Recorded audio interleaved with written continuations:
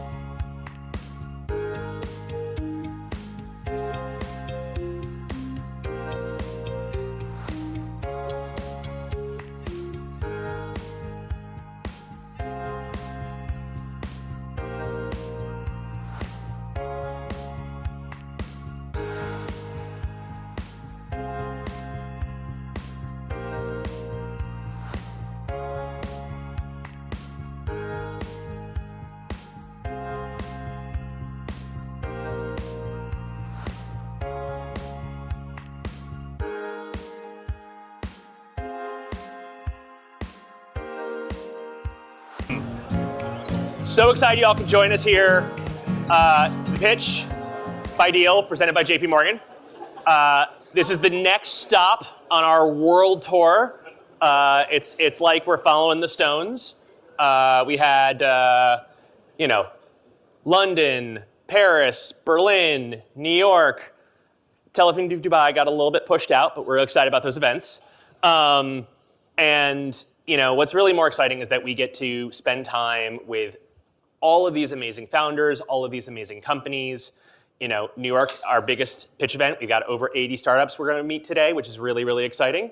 But it's also just a testament to where innovation happens. And the answer is everywhere, right? It's sort of core to Deel's mission that companies can go global earlier, that there's so much more opportunity across the planet, and it just doesn't happen to be within 50 miles of San Francisco or New York or even London, right? But obviously there's a ton of talent here. So I'm your host today, Aaron Goldsmid. I'm the SVP of Strategy here at Deel. Very excited to get to chat with you. I'm going to go find my little clicker thing. First, I want to start off by saying that it takes a village. I want to thank all of our sponsors for not just being here, but also for extending their support to the startups that are participating through a bunch of perks and incentives and the ability to kind of help accelerate their business grow faster. These are the companies that helped us grow as Deel, which is one of the fastest growing startups in history. And we are confident that they will help all of you all grow as well. And for our welcome remarks, I want to introduce Leona from JP Morgan. She's the Managing Director for the Industry Executive, and excited to meet you.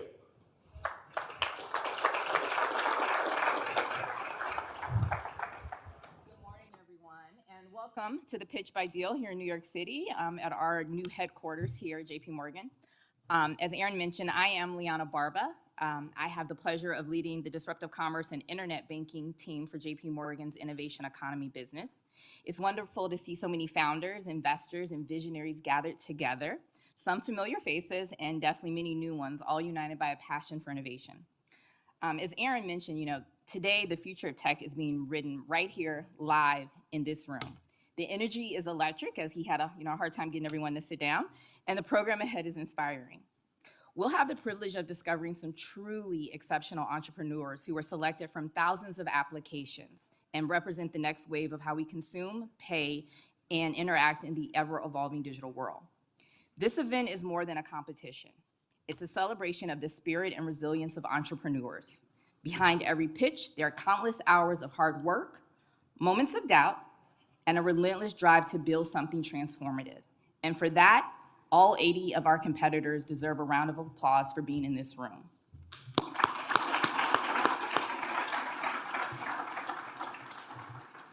As we've seen across the tech sector, optimism around AI and digital innovation is evolving on a daily basis, with nearly 2/3 of venture funding now going into AI and machine learning startups.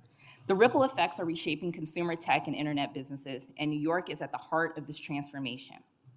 Before we begin today, I want to thank our partners at Deel, and a very special thank you to the JP Morgan events team and everyone who helped bring this event to life. Events like this don't come together without a village, a very strong village. Finally, I just want to say good luck to all of the companies pitching to win over $1.5 million in prize money today and for the opportunity to go on to the next level in the competition. At this time, please join me in welcoming Joe Kaufman, President and CFO of Deel.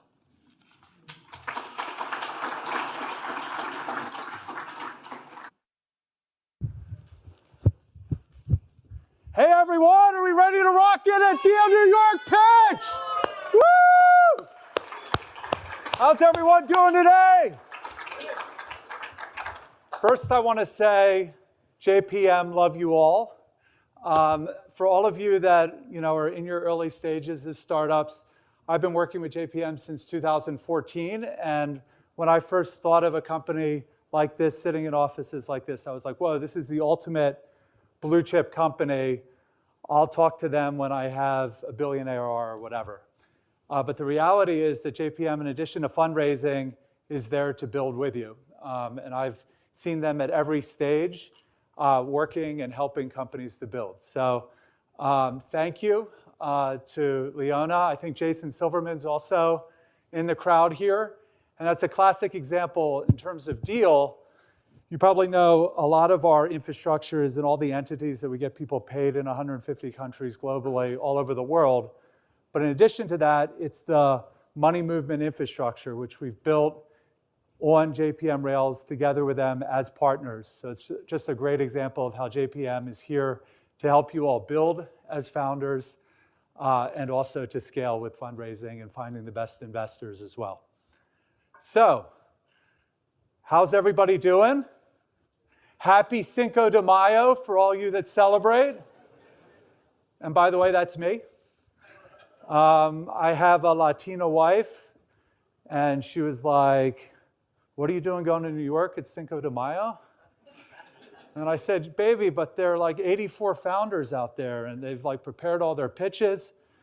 And then she broke into Spanish. And I learned Chinese from all this time in China, but I never learned Spanish as a defense mechanism because my wife speaks Spanish and I'd rather not know.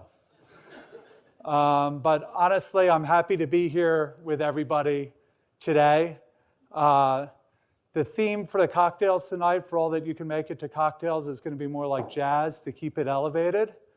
But we'll throw in some tequila shots to celebrate Cinco de Mayo as well.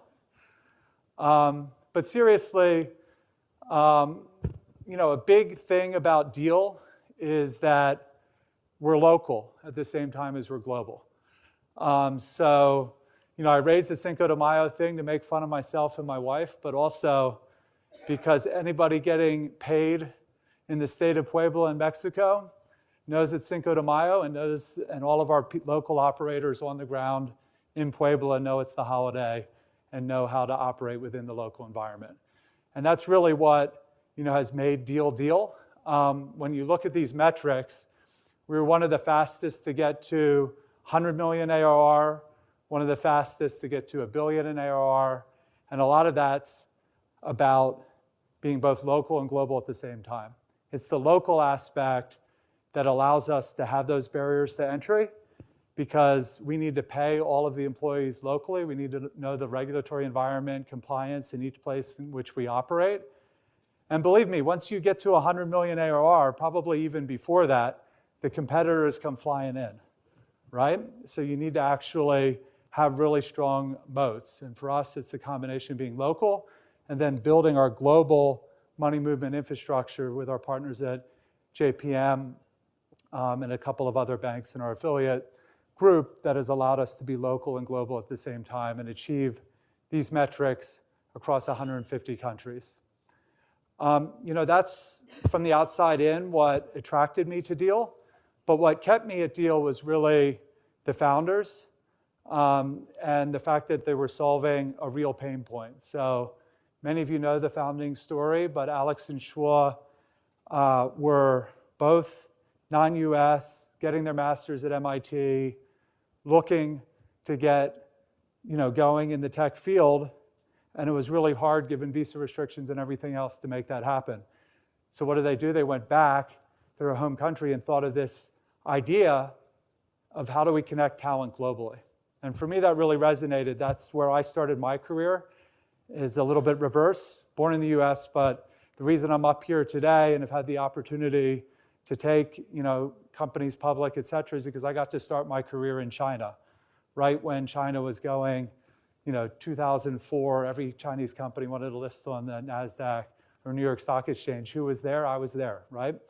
And I was there because of this opportunity to connect to what was happening globally.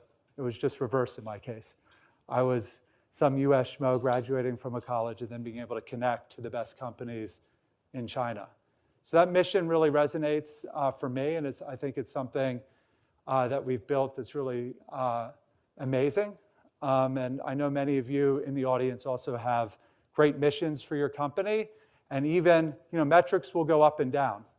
For those that have been at Deel longer than I have, God knows that it's been up and down, right? But the mission keeps you in it and keeps you fighting, to achieve what you want to do for your customers. Is Alana in the audience here? Not quite. Okay. The amazing thing also about starting with a great mission and starting with a good value proposition that has real barriers to entry is that you get access to capital. So Deel was YC 2019.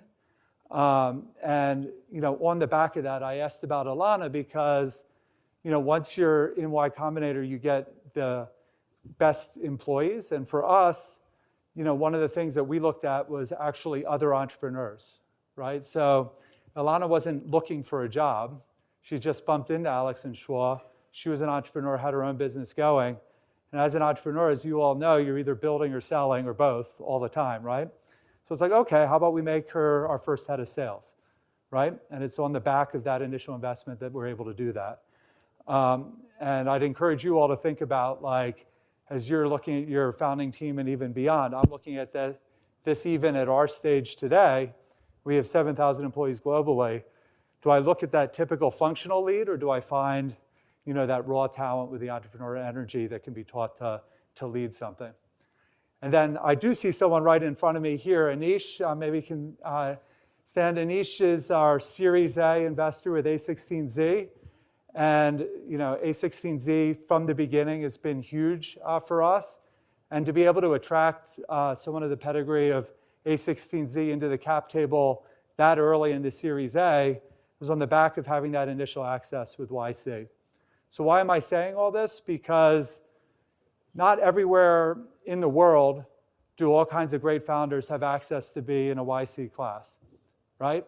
But part of what we want to do at Deel, as part of our mission of connecting the best people to the best opportunities globally, is to create access to capital everywhere.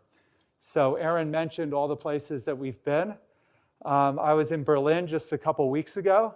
There are only 42 companies pitching there. We have about twice that here today, so that's good stuff.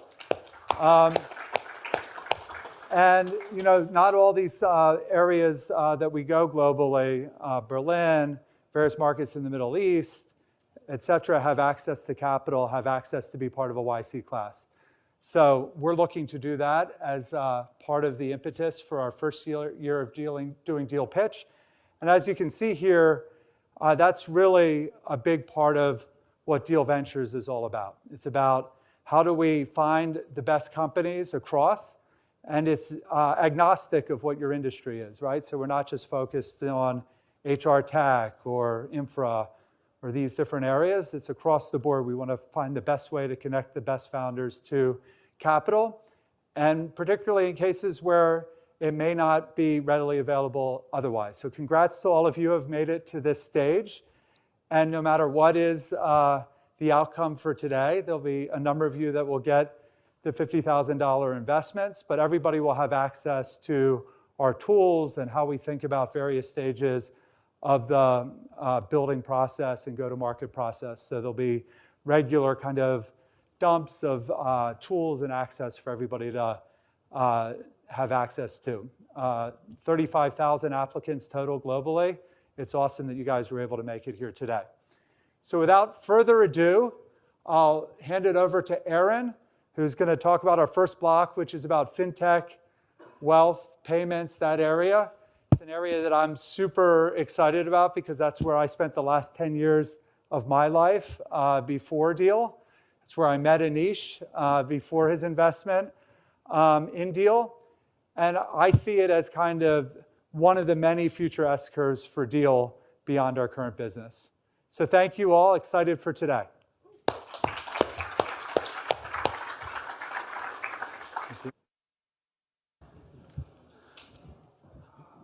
I am inspired by all of the startups in here, but there is a rock star bench of judges.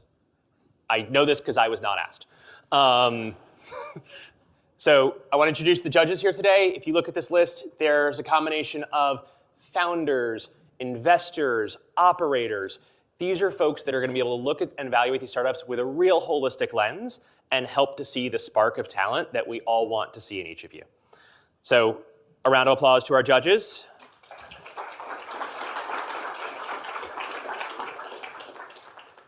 All right, and with that, we have one last judge, which is super important, and that's you. So please go scan the QR code, register on Product Hunt, and upvote the startups that you're most excited by, yourselves, whoever you came with, message your family, your friends, do the whole thing. But this is going to help us think about what this crowd thinks is the most important things. And with that, we're going to go into the first category, which is fintech, payments, and wealth. This is an area that, again, near and dear to ourselves. There's this kind of secret, hidden, massive fintech inside Deel that is very excited. Moving a lot of money across borders is a very exciting thing. And there's also a great amount of opportunity for communities that are not as fully served. And with that, let's get started.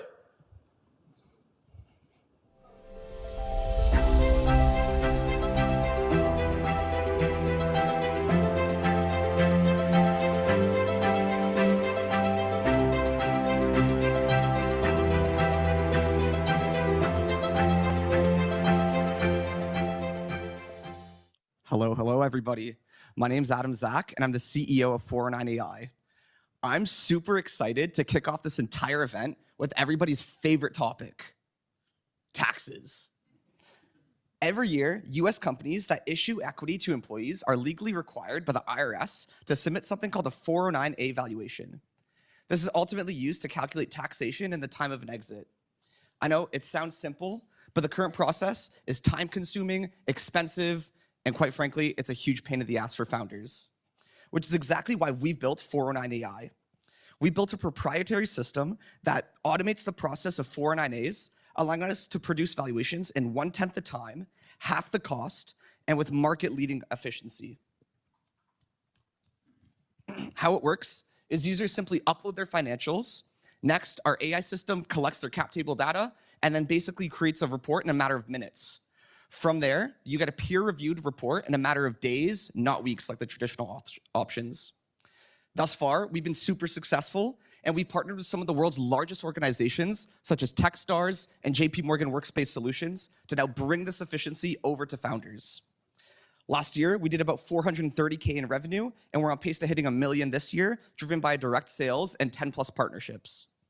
And what's more is our partners are asking us for additional valuation types, which is exactly why we're going to other markets, such as the $10 billion portfolio valuation industry.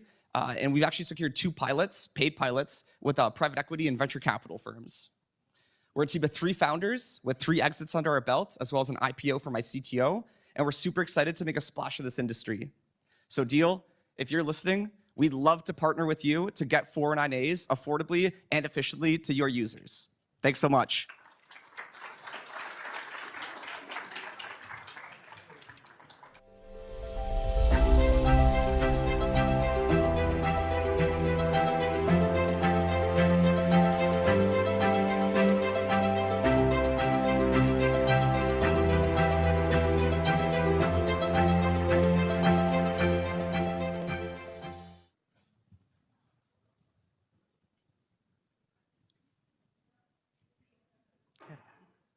Hello? Okay. Hi, I'm Anwar Malik. I'm the CEO of AllMind. AllMind is the research platform for institutional investors, and we have one goal: to allow them to connect the disconnected within financial markets. I want you to meet Jeff. He's the head of investment research at a $65 billion fund within Deutsche Bank. But he has a problem. Every single time a new investment idea comes to his desk, it takes him roughly 3 weeks to be able to analyze it. Now, that slow, inefficient research process is costing his fund roughly 200 basis points every single year. For him, that's about $1.3 billion annually. And Jeff's not alone. There's over 16,000 funds globally who have the same exact problem. This is why we built AllMind. We're the only solution that can automate investment research for institutional funds end to end. We do this by combining high-quality external data with internal firm data like Snowflake or Databricks into one solution that can then leverage this information with AI to help build outcomes. For example, if Jeff was analyzing the connection between Palantir, ontology platform, and the Iran war, rather than doing this analysis manually, he's able to task AllMind. AllMind analyzes millions of disconnected documents from different historical events, and then builds a complete 60-slide deck within Jeff's own Deutsche Bank format in under 30 minutes, which has over 60 slides. Today, in just 4 months of launching, we have over 30 institutional funds using us, including some of the largest buy-side, sell-side, and corporate advisory firms in the world. Our pipeline is over $4 million, including multiple Fortune 500 companies and even a Fortune 75. We built AllMind because we came from this world of asset management and quantitative finance, and we wanted to solve the problems that we had firsthand. We're different because we don't want to just help you save time, but truly help you out-execute the market. Thank you.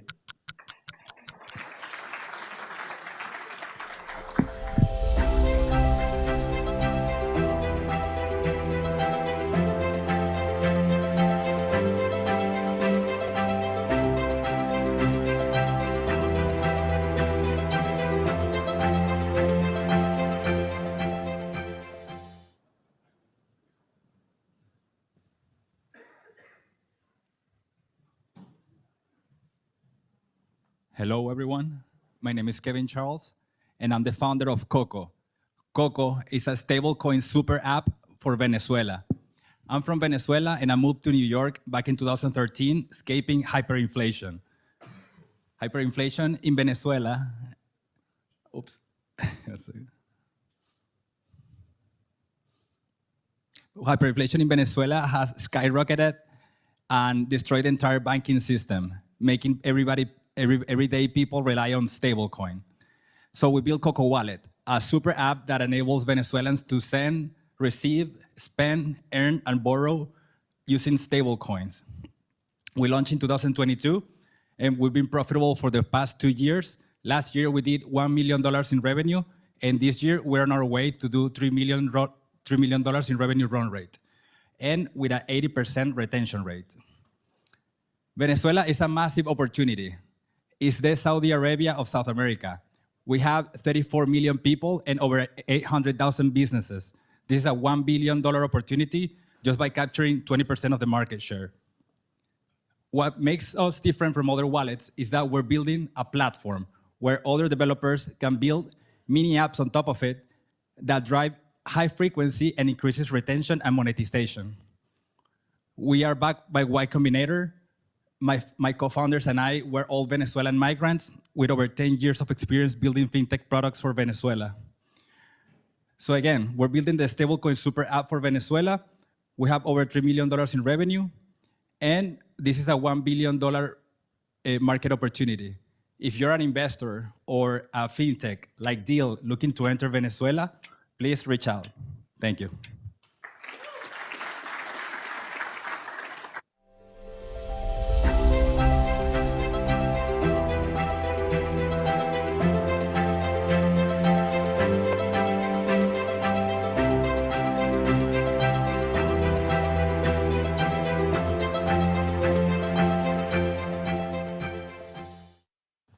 Hi, everyone.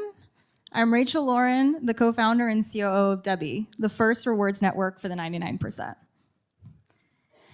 So we started Debbie because we realized there's a $15 billion a year wealth transfer from the mass market to the mass affluent through credit card rewards alone. At the same time, every year, people are in tons of credit card debt, people aren't saving, and meanwhile, the banks are struggling to acquire and retain deposits from the mass market consumer. So we said, let's change the incentive structure. Let's actually incentivize people to build savings, to pay off debt, to make on-time payments. And that's where we built Debbie, the first rewards network for the 99%, where our bank partners can acquire and retain consumers while aligning incentives with those consumers. So in terms of traction, we're at over 350,000 lifetime users today. We're growing about 20% month over month. Our users are coming in daily at this point, and we've seen massive financial outcomes from those consumers. In terms of actual financial traction, we're at 2.4 million in annual revenue run rate. We have, actually at this point this is outdated, we have 14 financial institution partners and are continuing to onboard new ones every single month. We started Debbie because my co-founder and I met in college. She graduated with $15,000 in credit card debt on top of all of her student loans. And it was not for lack of financial literacy. We both studied finance at NYU Stern School of Business. It was because the incentive structure was not set up for us to succeed. So we've built an incredible team to really grow this platform and expand it to the hundreds of millions of Americans that are stuck in this cycle of credit card debt and not saving. So if you'd like to download the app, test it out yourself, we'd love for you guys to join us. Thank you.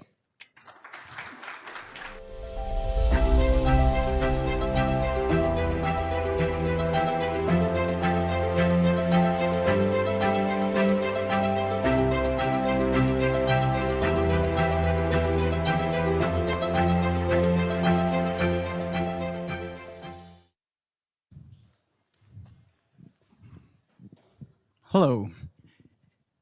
Every year, over $500 billion are lost to B2B fraud because bad companies are taking advantage of good companies that don't use the right tools yet. To verify their partners, they're still making manual calls, still chasing documents. An overwhelming process that takes, on average, 20 days. Oof. Right now, somebody from your team is probably chasing a document they already asked for, unless they use Effectiva. Because we believe that verifying who you do business with should be easy, so you get business done. That's why we built the Global Business Passport. You invite any supplier or customer, they register their legal and financial information once, and that's it. Our agents tap straight into the source. Banks, ERP systems, legal databases, dramatically reducing the chance of fraud. Then they build a full financial and legal report that they can share with any customer or supplier in any language and any currency. And when it's time to update, it's automatic. It's also conversational, so you can ask it questions about any customer or any supplier in your network and get answers about their status in real time. We've onboarded more than 10,000 companies for top customers. Leading distributors from brands like Caterpillar, International, Mobile already trust Effectiva today. And starting at $1,000 a month, it's 6 times less than what companies pay for a single analyst. Our team has 18 years of experience building tech in risk analysis, banking, and taking companies to public markets. Together, we're Effectiva. Join us into making B2B commerce as easy and safe as it should be globally. Thank you.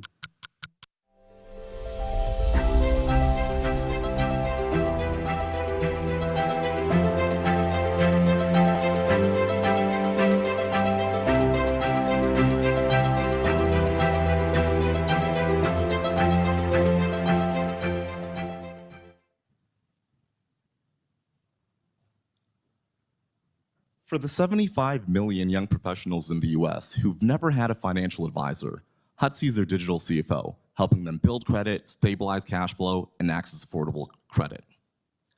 We launched in September with 0 users and 0 revenue, and within 8 months, we've grown to 15,000 paying subscribers, hitting 1.8 million in ARR, and we were the fastest growing company in the most recent TechStars New York City Accelerator. I'm Tafari, founder at Hutsy. Prior to this, I was a banker at TD, working with thousands of new grads and young professionals. Working with them every day, I realized people weren't bad with money, they just didn't know what was coming next. And that uncertainty costs young professionals over $20 billion a year in overdraft fees and late payment charges. That's why we built Hutsy, to eliminate that. Hutsy securely connects to your credit and bank accounts and delivers a daily financial briefing with what's coming and what to do next. For example, Hutsy may recommend putting $200 towards your credit card and explain that doing so will drop your credit utilization by 20%, which will likely improve your credit score by 35 points. Cash App owns sending money, Robinhood owns investing, and Chime owns banking. Nobody owns the daily financial habit, and that's exactly what we're building at Hutsy. We monetize through a $10 monthly subscription, and we also earn up to 20% on funded loans through our lender network. Our total addressable market is $200 billion. We're profitable, growing fast, and building the only daily financial habit product on the market. If you are as excited as I am about building the daily financial operating system for an entire generation, let's have a conversation. Thank you.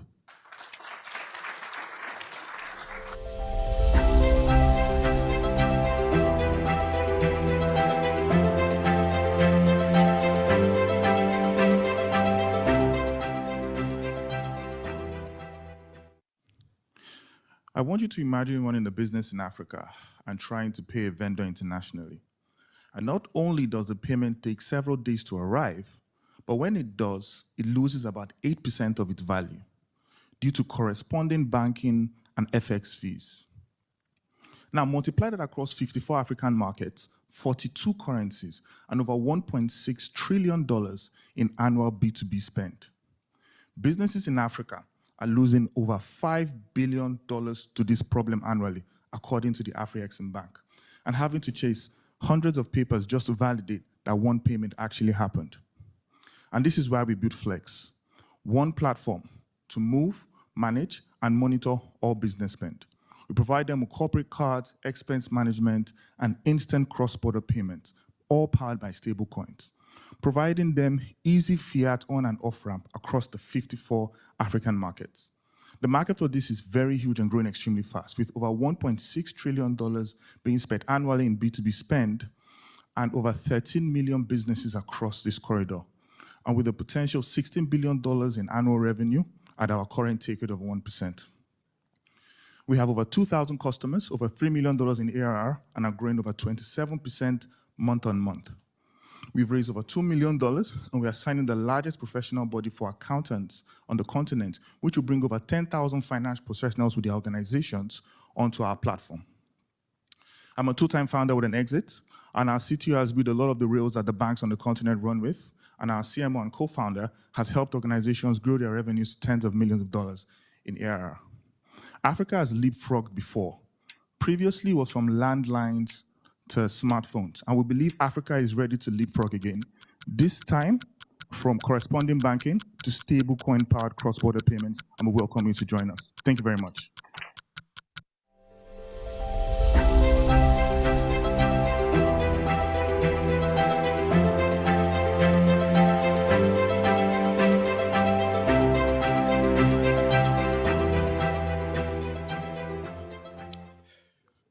Good morning. I have a friend who is a construction GC, and he recently went out of business into bankruptcy, and I asked him what happened, and he said, I calculated the risk, but I'm not very good at math. And that is the problem that we are trying to solve here at Parakeet Risk, is helping contractors, oil and gas companies, and energy utility companies to manage their risks, and especially third-party risks. There are a pernicious amount of issues with third-party risk in these industries, where they rely heavily on contractors and suppliers in order to furnish their products. And there is lots of issues with injury and other workplace fatalities that we are tackling. The way that we are tackling this is with AI agents. So we're using AI agents that are deeply embedded into these companies' ERP systems, their HRIS systems, in order to make better models and to reduce the risk overall in this space. So far, we've done this to the tune of $2 million in annual recurring revenue. We've also done this across 30 enterprises, including some that you may know, like Crown. And we are continuing to penetrate this market through third-party compliance and risk management, and then we want to do this as well elsewhere. Our vision is to not only reduce these types of risks, but to bring us to a world of abundance, where we are no longer really restrained by trying to manage risks, but we can build the things that we would like to, build those space data centers and do the things that we can as a species to usher in this next era. And thank you, and I hope you all have a good day.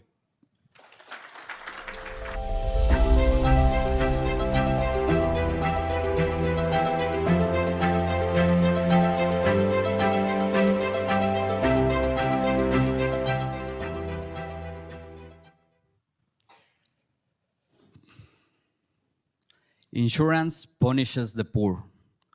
It was built for predictable income, but most people don't live like that. In Mexico, that reality runs on motorcycles, the fastest growing vehicle category. For millions in emerging markets, losing a $1,000 motorcycle means losing everything. No motorcycle, no mobility, no income. In Mexico alone, over 10 million people depend on a motorcycle to make a living. And yet, 90% of the people are uninsured. Why? Not because they don't care, because the product doesn't fit their lives. This market lives day by day. Traditional insurance can cost up to 30% of the vehicle's value. Can you believe that? And legacy distribution isn't built to reach them. So we rebuilt insurance around behavior using technology to make this economically viable. At Mi Compa, you can buy in seconds in WhatsApp, simple products like Chido, Medio, Perron, just a few options, and flexible payments. This is insurance made for the Compass. And that's why over 10,000 people reach us every single week. And when we show up where the customers already are, conversion reach our highest, and in some cases, more than 40% say yes. Same product, same behavior, embedded to scale. Mi Compa, protection that finally works. Thank you very much.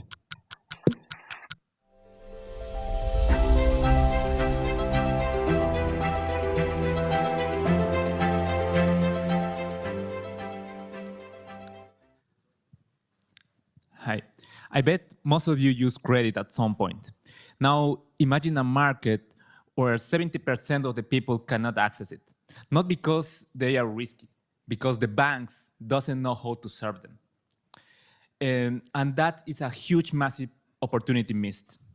I'm Johnny Ventiades, CTO and co-founder of Somos. Somos is helping the banks to block this market.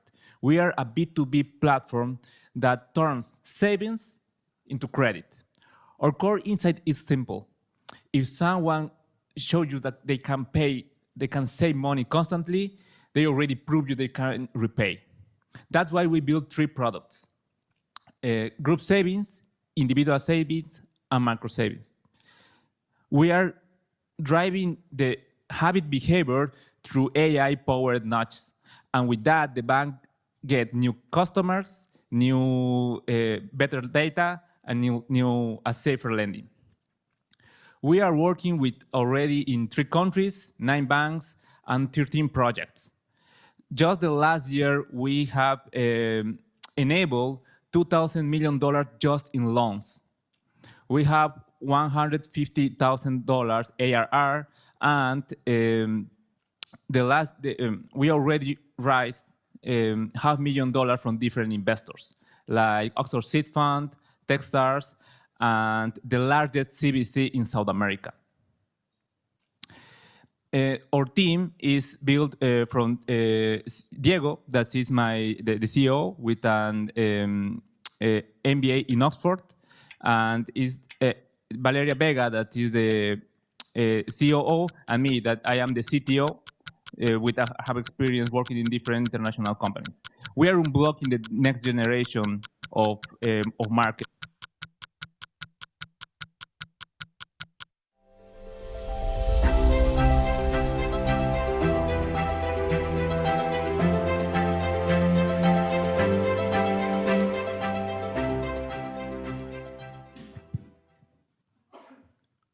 We'll just wait for our slides to get up there.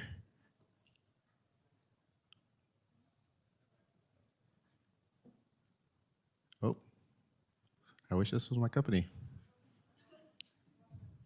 There's Diego again. Awesome. Well, hey, everyone. My name is Anderson, one of the co-founders of Quanto. Quanto is the AI workforce for accounting firms to help scale revenue and margins.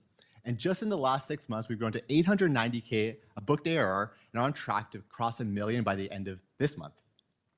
So 75% of accountants are expected to retire in the next 5 years, making capacity the #1 pain point preventing them from scaling.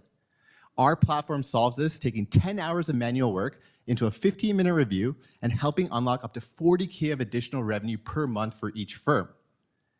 I faced this pain point firsthand, building my own accounting firm from scratch to 7 figures in revenue, and also working at the largest institutions like KPMG and CPP Investments.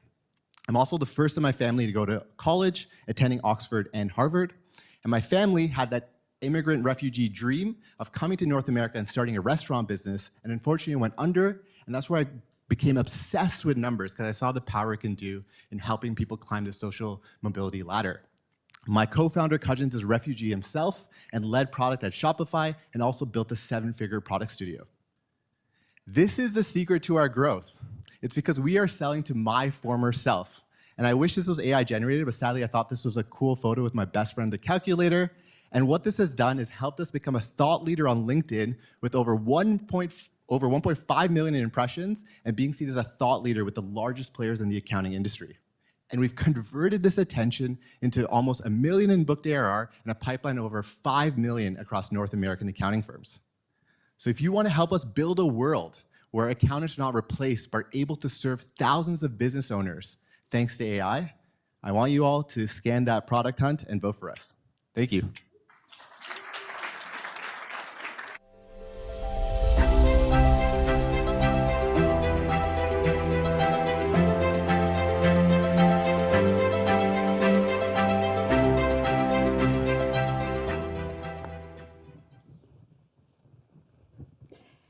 Chances are that if you've ever had business expenses, you have to save all your receipts just like me and fill out countless of expense reports so that your company can deduct them from their taxes. Now, imagine that on top of that, you have to get a government stamp invoice. That means filling out forms and reaching out to merchants through email, WhatsApp, and even calling. That is happening in more than 60 countries globally today. And the truth is, there you go. And the truth is that the companies are losing more than 780 hours and more than 20% of their revenue on financial processes just like this one. But fear not, because this is where Summa comes in. We're building the infrastructure that powers the future of autonomous finance, starting with AI agents that automate financial processes, starting with expense management and invoice automation, and connecting with the tools that companies already use, like WhatsApp and their ERPs. So far, we've reached more than 500 customers, including those of the likes of McDonald's, Valero, and Boston Scientific. We've saved our customers more than 33,000 hours and more than $7 million in tax savings. And corporate cards and banks in Mexico are already using our infrastructure. We are a team of financiers and engineers that have built fintech and AI products in the past. My name is Marinella, and let me finish with this. In the last 2 minutes that I have been speaking, 40,189 invoices have been processed in Mexico alone. With Summa, that work doesn't have to be manual. Welcome to the future of autonomous finance. Thank you.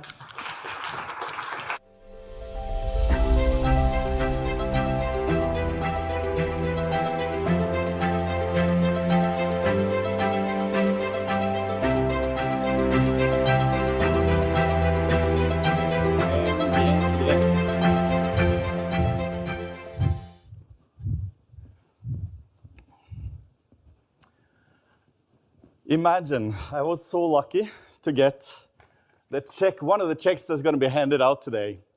And for me, it's incredible. A piece of paper could be worth $50,000. Well, of course, this is not worth anything. I did it in 20 seconds. And that's how fraud is right now. Imagine that any document that gets into your company couldn't be manipulated by fraud. KYC, know your customer, knows who, but doesn't know what files are, whether they're real or not. So this is Paul. He runs a lending company in 12 states. He received 400 documents in one day, and he thought it was 125 customers. No, it was one fraud ring. One identity, reused, modified, and scaled. Now, how did we catch them? Well, we have expert models on each type of documents. We have a memory that connects them across companies and across customers. One API, risk evidence, and a score that explains everything in seconds.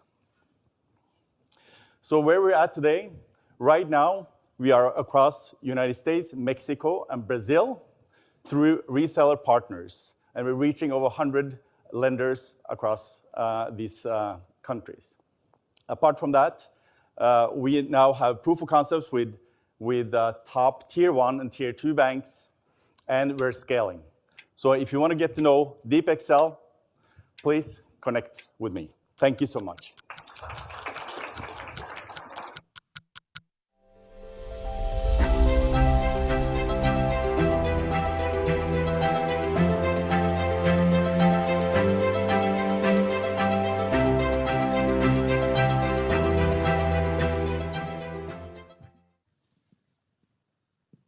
All right.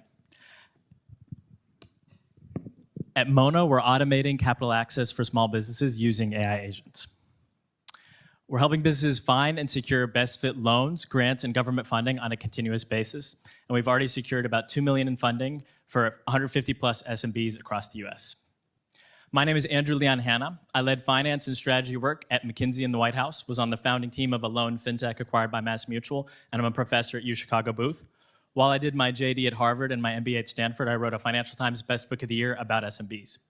Our Chief Product Officer, Annie, led AI products at Headspace, Microsoft, and Gusto that scaled to tens of millions of SMBs. And our CTO, Amrita, led predictive ML teams at Uber, Amazon, and GoFundMe. There's $1.6 trillion in funding available for SMBs each year, but it is painstakingly difficult to access. Entrepreneurs spend 5+ hours a week searching and applying for funding across fragmented sources in an extremely manual process today. I'll give you an example of one of our subscribers, Tanya. She runs a coffee shop in the Bay. She has spent over 1,000 hours on 100+ applications in just 4 years. With Mona, that basically collapses into no time.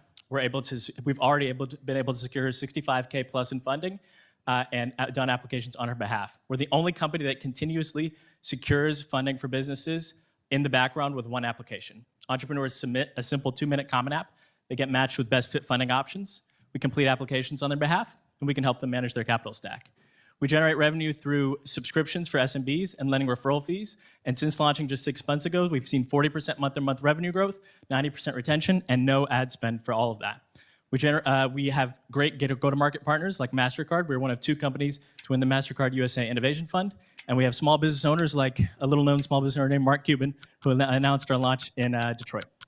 Excited to be raising our seed round and would love to have you join us if you're interested. Thank you.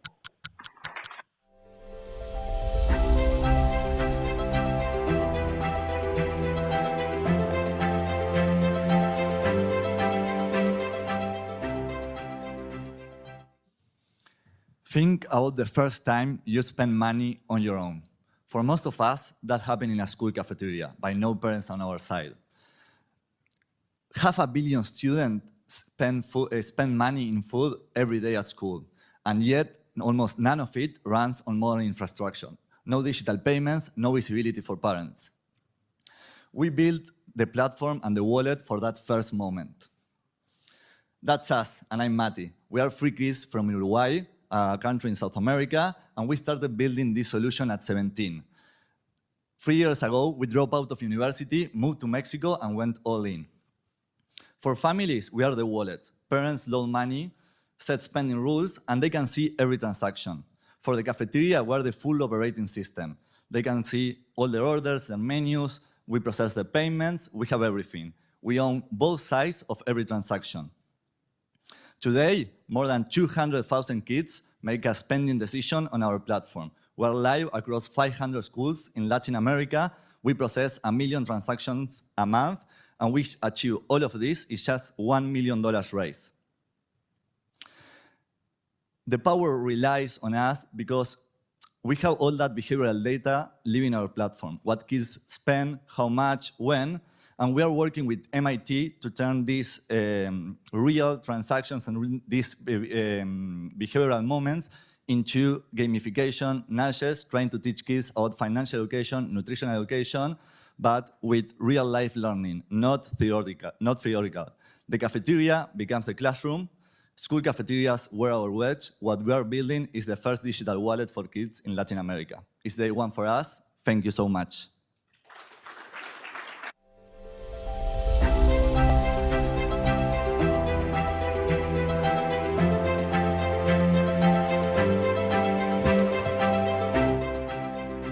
All right, that concludes our FinTech section. Maybe a quick round of applause for all of the amazing founding teams.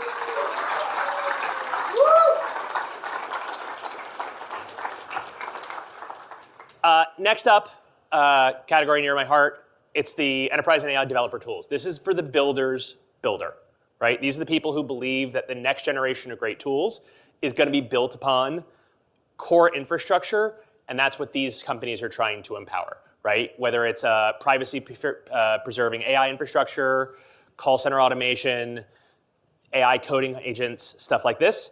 This is where you're going to see these great things. So with that, I'll get that started.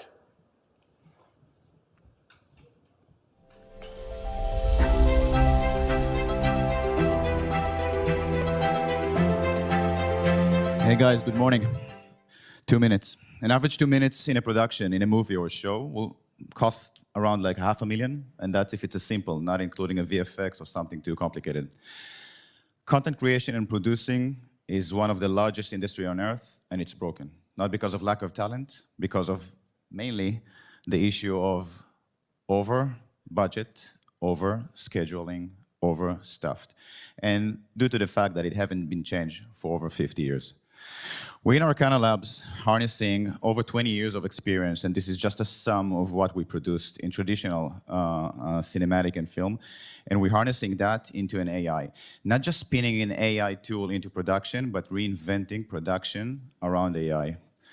What we actually did is harness over 30 different engines. What we're doing inside Arcana is fine-tune the models, making sure they're in the workflow, adding agentic to help with the production process, and above all, securing the system.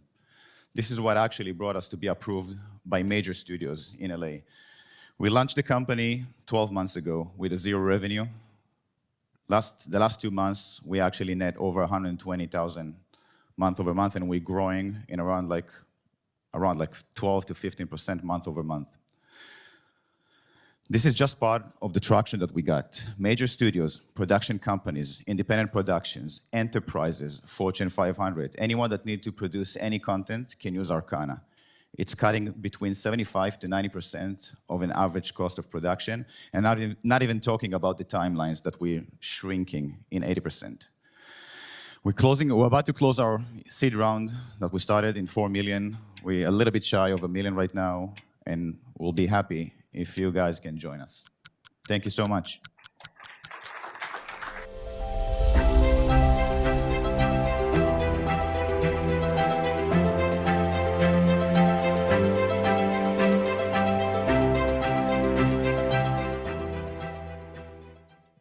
I have a question for the leaders in this room.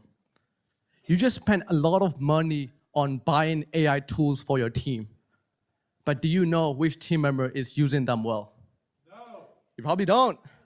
88% of employees are using AI tools, but only 5% is using them well. This is a huge problem. It's because the current training system sucks. You have courses that becomes irrelevant in a week, consultants that take months to understand your business. No wonder your team is left figuring out from random YouTube videos. See, the best team winning in AI, they have a tight learning loop. This is what Talent Awards brings to companies. We learn your team, your tools, and your strategy. Every week, every employee gets a personalized AI project based on their actual work.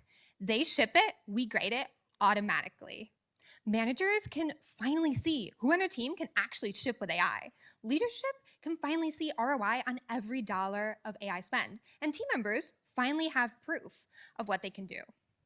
My co-founder, James, has reached over 2 million people teaching AI, and I've advised over 600 companies on workforce strategy. 4 months in, we have over 15,000 users on our platform, 4 enterprise pilots live, 60K ARR, and we're growing 80% month over month. And all those users are training our algorithms on what the best AI work looks like. No other L&D vendor has that data. There is a $5.5 trillion opportunities in AI skill gap, and Talent OS is the team that's closing it. Scan the QR code and let's talk. Woo. Thank you.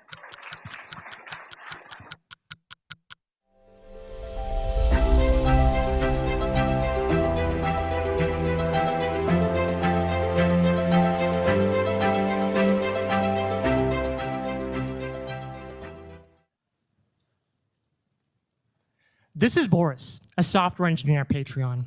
You see, Boris is trying to get promoted, and he just got his hands on the most important project his team will ship all quarter. So he works tirelessly and finally gets that pull request up for review. Oh, but what's this? A comment from his manager. I mean, makes sense. $1 billion company like Patreon, they've got to have some pretty strict testing guidelines. No problem, Boris thinks he'll just use one of those scripting frameworks, Playwright, Selenium, Cypress. There's a bunch of them. One of them's got to work. So he opens up his laptop, writes some tests, and puts the pull request up for review again, and no. Looks like the tests failed. No worries, these are flaky all the time. He just has to maybe update some selectors, some test IDs. He'll do that real quick, put the pull request up for review again, and no. Looks like it failed again. That project shipped 2 weeks late, and Boris spent 50% of his time just testing. We're shipping code faster than ever, but testing tools are still stuck 10 years in the past. That is, until now. Let me introduce Docket. Docket is a vision-first test automation platform that lets companies write and maintain end-to-end tests across web, mobile, and desktop applications. Writing a test is as simple as describing what you want in plain English. Then our vision models turn that prompt into a comprehensive test of the outlined functionality. No selectors, no Brill scripts. This ease of use is exactly why Series B companies like Viscom, realty giants like eXp Realty, and Fortune 500 companies, currently under NDA, trust Docket to power their test automation. We're well past 6 figures in ARR. And you remember Boris from earlier? Well, he's actually my co-founder.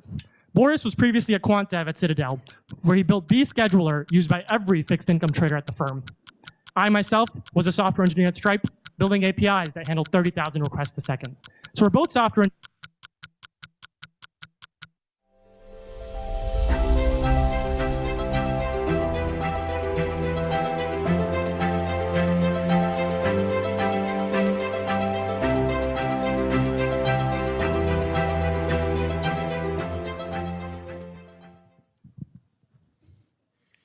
Hi, my name is Abhi. I'm the founder of Fluix. At Fluix, we turn data centers into grid assets by controlling infrastructure using AI. I previously ran data centers for the Department of Defense, and my co-founder is a published AI researcher in physical AI. We joined forces because data centers are power constrained and they do not have enough energy for the compute that's coming online. So this is what we do.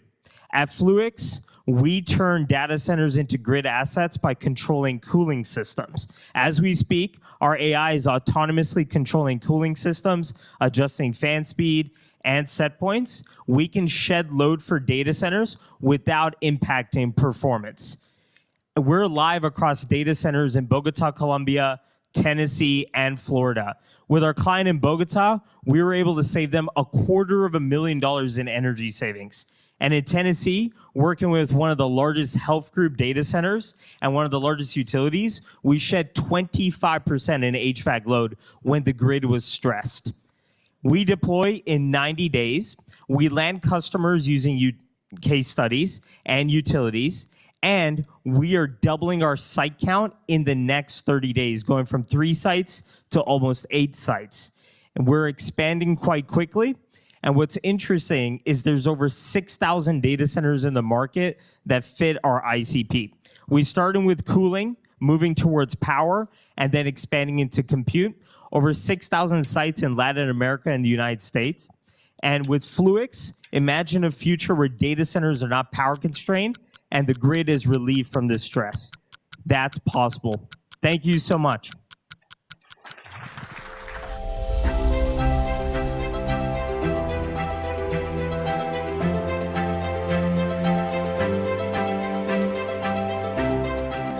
Okay, we're going to start with the video, if it works. There we go. All right. Hi, my name is Justin Fredericks. I'm the co-founder and CEO of ArtHouse. So what you're seeing here is an interactive pop-up shop in the sky that replaces the standard billboard. This is not AI. This is the actual screen recording of the customer journey from point of experience to point of sale. So we're ushering in this new experiential technology that makes any space or surface interactive without any app. And it's category-defining technology that's powered by our augmented intelligence engine. AR forms the body or the visual of every scene, and AI informs the mind or spatial intelligence of every scene. And it's backed by some pretty great early data. The bottom line of stats show the experiential enhancements to the top line stale status quo stats. The last column is really impressive. We have 42x dwell time in our experiences compared to digital ads.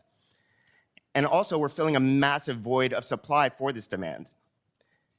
I met my genius co-founder and CTO through a referral in the LA tech ecosystem. We also assembled a great group of strategic advisors from key leaders at key companies that are now partners like Meta and Apple. And we've piloted the technology with some key agencies and brands with some early signs of success that includes a 1.4 million ARR. And to show you how we can really scale, I'm giving you a sneak preview of a new partner of ours, Hoag Hospital, where they're using our technology for experiential healthcare. 3D holograms at home to help new moms that just checked out of their maternity division to walk them through various stages of this new life stage for them. So from media to medicine, we're basically building the operating system for the new spatial computing. Placing a pillow behind your lower back and resting your feet on a stool can help relieve pressure on your back and hips. Using a nursing pillow or a rolled up blanket can help lift your baby to breast level and ease the strain on your arms.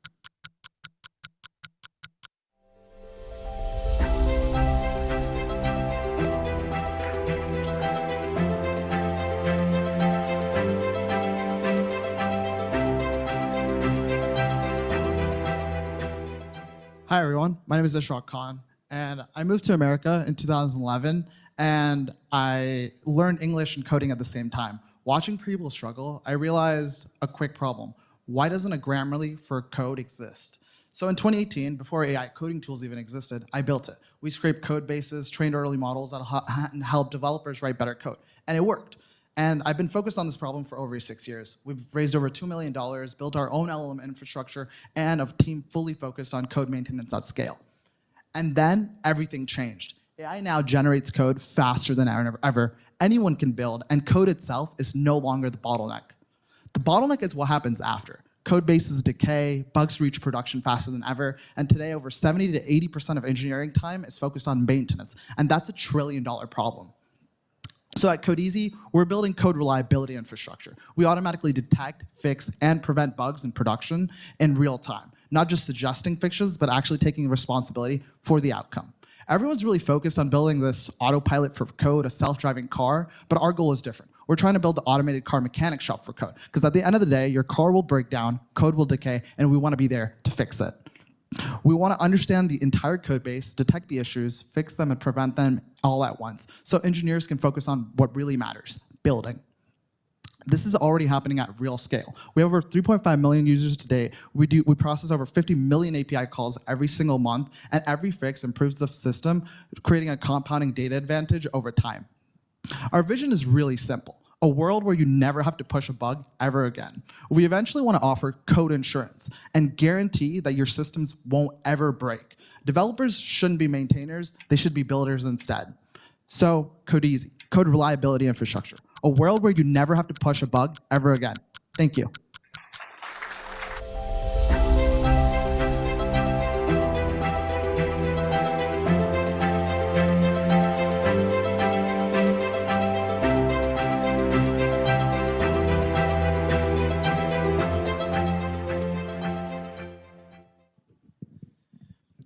Organizations spend millions on identity governance software to automate their identity processes and only achieve really about 20% integration with those millions of dollars.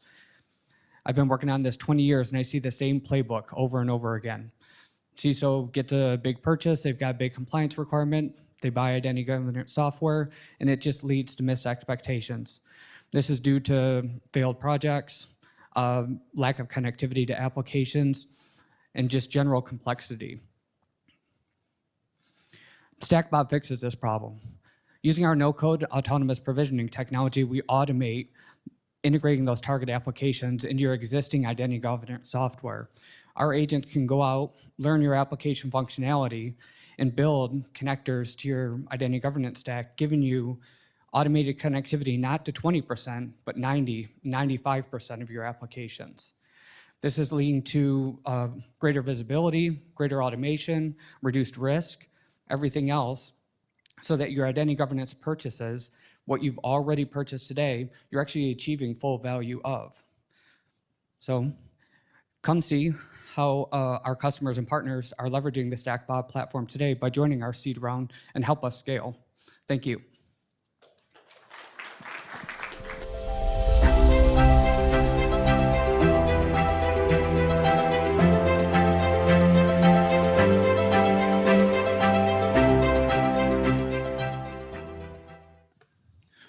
Hi, I'm Tanny. We're a Vibranium, like Black Panther.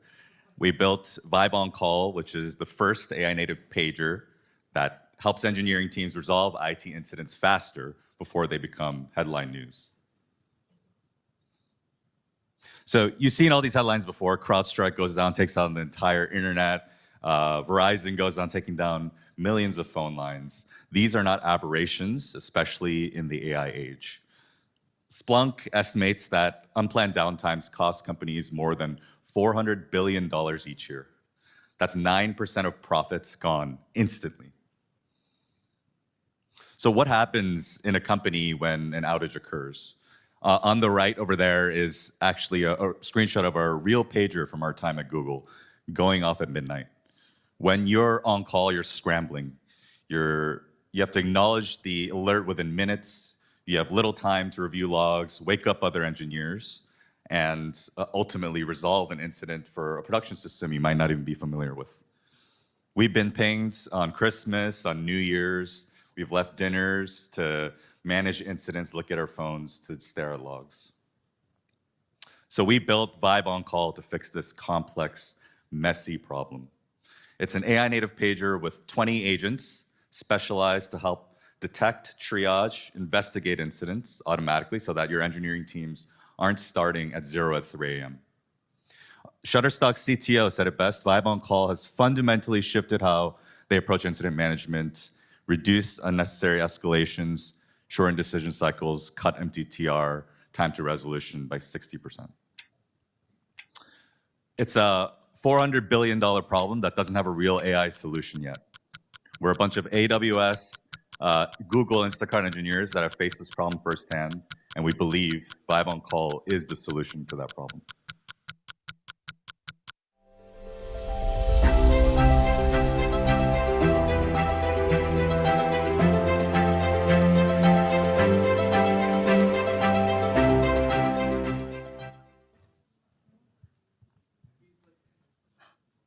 Hi, my name is Adolphus. I'm the co-founder of Vocadian. Today, workforce impairment remains one of the greatest pain points of the industry. It costs our society $140 billion and millions of lives every year. Tomorrow, this problem will only become bigger. With automations, humans in the loop are making more important and more cognitively loaded decisions. However, we are not prepared. Existing systems, sensors, self-reports, they only identify risks when they already take form. We are changing that with predictive speech AI.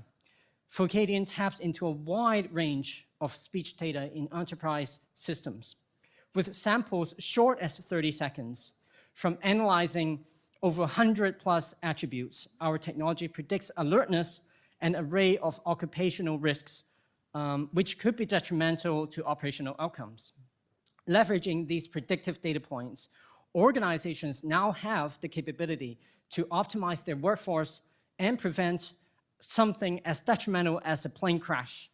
Vocadian is the first line of defense for impairment risks.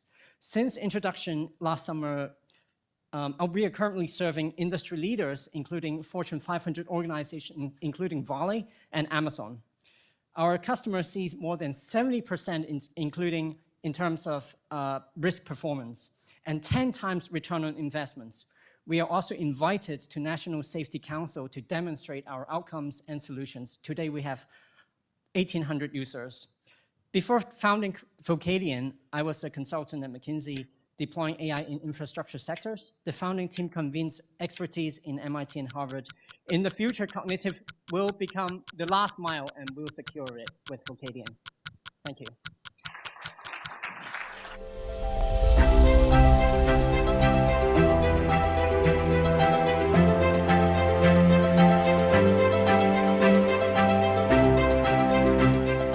Hey everyone, Ajay Bams, CEO and co-founder of Varro. So quick question for the audience. How many of you have watched videos before you make a purchase? Okay. So keep your hands up if you have been able to search inside the video and find what you're looking for. Okay, most hands are down. So that's the gap. So essentially, the video has now become the door to shopping, but the door is broken. Why? Because customers are very keen on watching videos to make their purchase decisions, but brands are having a very difficult time with scaling and monetizing video content. So 86% of shoppers are influenced by video. Hence, brands are spending about $75 billion on video marketing, and only 20% of that content is utilized, and video ROI is very poor. And the problem is that 95% of all video experiences today are broken. They're broken because video data is unstructured, not personalized, not searchable, not SEO'd, and it's not distributed across all channels. So brands are missing out today on 10 to 40% additional revenue and engagement with customers. So introducing Varro, essentially we are an AI infrastructure platform for video monetization for commerce. Our superpower is video search and video content moderation. And we index video in 20 dimensions, and we're deploying agents to make video content searchable, personable, shoppable, and able to distribute video to in-store, online, and search. And so we launched in January. We're at about 300K ARR, 157 customers on the platform. Our customers see up to 28% increase in conversions, up to 15% increase in average order value. And most importantly, we just landed a partnership with TikTok Shop with 30 million to syndicate video reviews. And last slide, we're raising a $3 million round.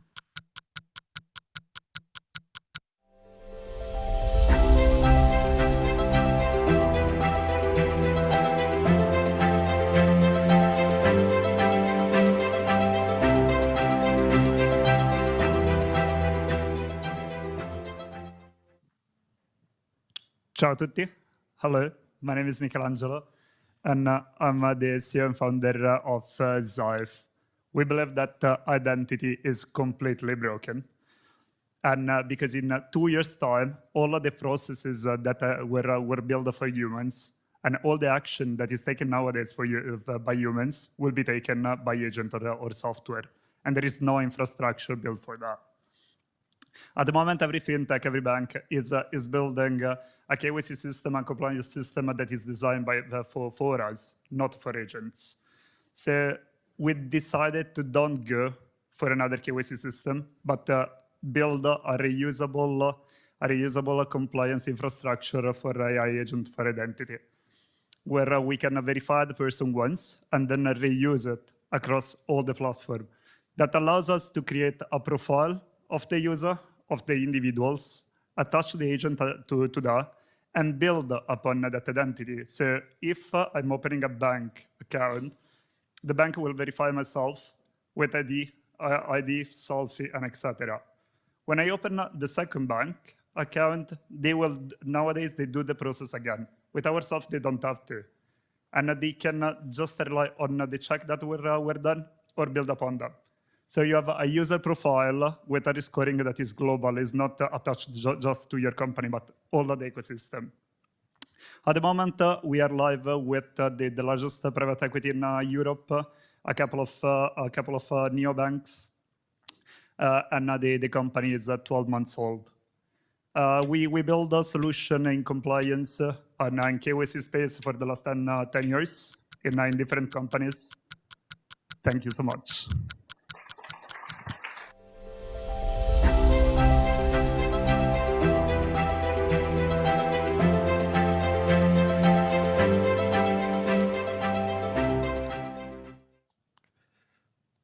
Hi, everyone. At the Grid.ai, we're building a spot market for AI inference. We believe that there's a new economy forming around machine labor. AI is doing actual work. It's doing legal work, coding, closing a customer support ticket, and it's no longer a piece of software or an extra tool given to humans to augment their labor, but the output itself is labor. And this compression at the end of the stack is happening for the first time, where the GPUs and the models that we all know of are actually downstream inputs for this output. So because of this, inference demand is exploding, but buyers have no market and there's no price discovery. If you look at the new DeepSeek model that was just released, the pricing variance is actually quite extreme. And this will continue to happen as long as there is no market for any type of reaction to real-time supply and demand. But there is a fragmented order book out there on the market already. Inference can also be treated like a physical spot commodity, meaning you can buy and sell LLM tokens on an order book and actually physically deliver it and meter it through API and routing infrastructure, just like electricity. So because the output layer is the laborer of the task, the markets will form around them as well, each with different contract specs. These 3 markets are live on the grid. Eventually, you'll see labor markets form as tradable markets for machines and humans on the exchange.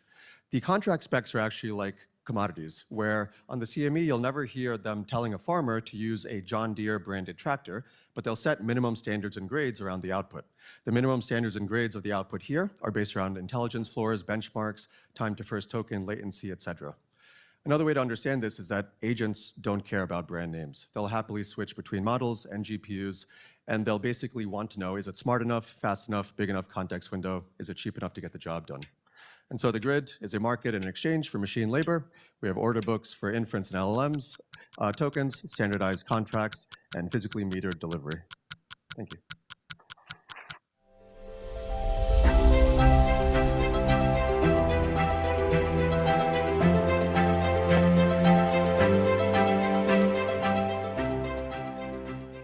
Hi. Engineering organizations are spending millions of dollars on AI agents, but no one can prove they are working. I'm Alex, I'm leading WadeDev, and we can prove they are working. Every CFO in this room is spending millions of dollars on AI agents, and they don't know anything. At WadeDev, we created 4 pillars. AI adoption, to see if AI is actually working. AI impact, to see exactly how much of the code is going to production. AI ROI, to see how much tokens you are spending per initiative, per tool, per group of teams, as well per developer and per PR created. On top of that, we have our own WadeDev agent that is responding in seconds to any question you have. We are feeding all these learnings back to you through our NCP in order to do reinforcement learning, to decrease the cost and to improve the accuracy. Our category was already validated by the acquisition of DX by Atlassian with $1 billion. And today, Gartner launched our category, and we are part of their quadrant. We are already working with the Fortune 500 companies, and we are signing 6-figure deals. AI engineering cost is still the highest cost in those companies, but AI is redefining it, and we are here to prove it.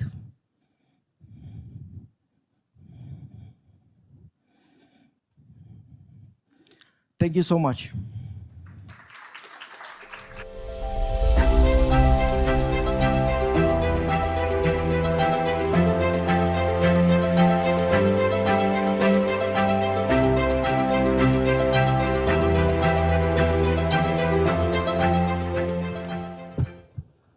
All right, that was an amazing group of builders. I want to thank everybody. Give a quick round of applause for them.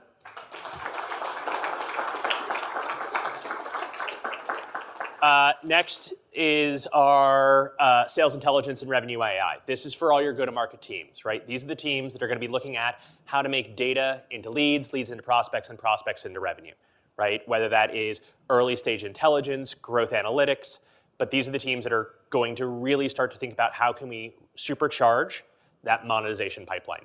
And with that, let's get going.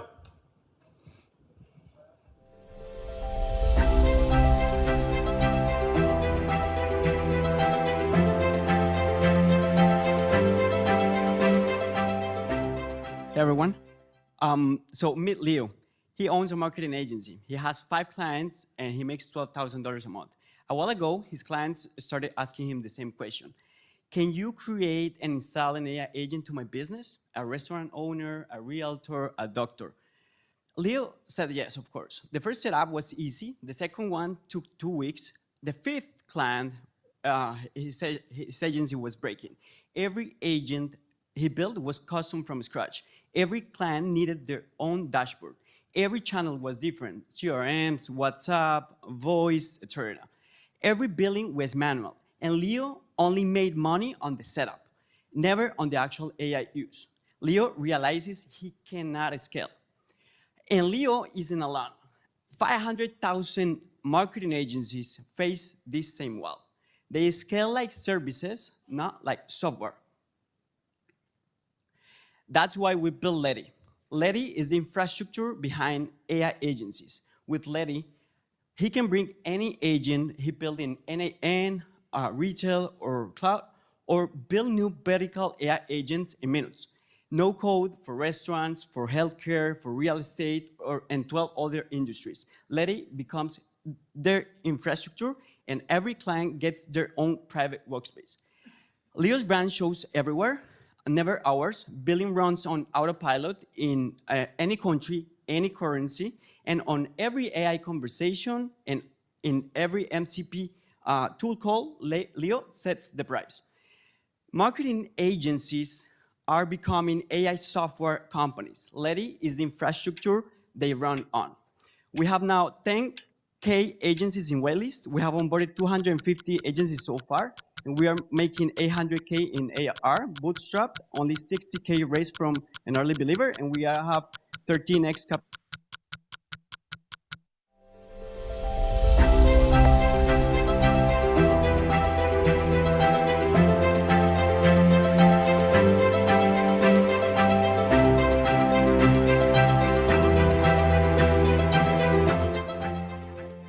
Hello, everyone.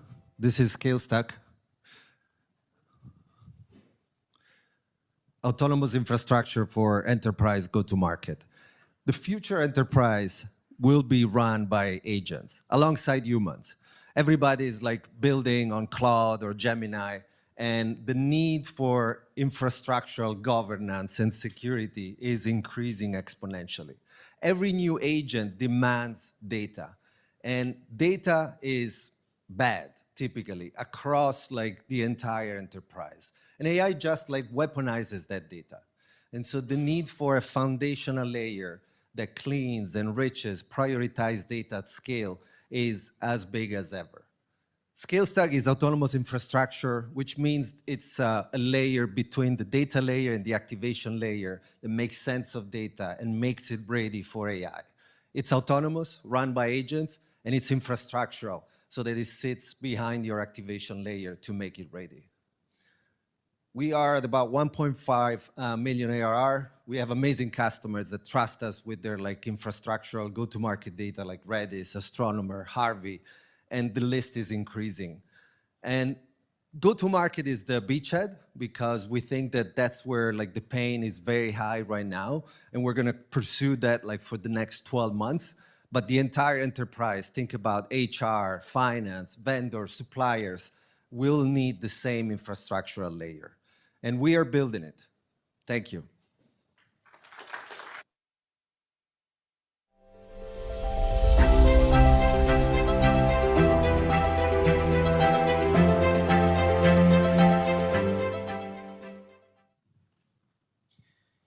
What do all of these brands have in common?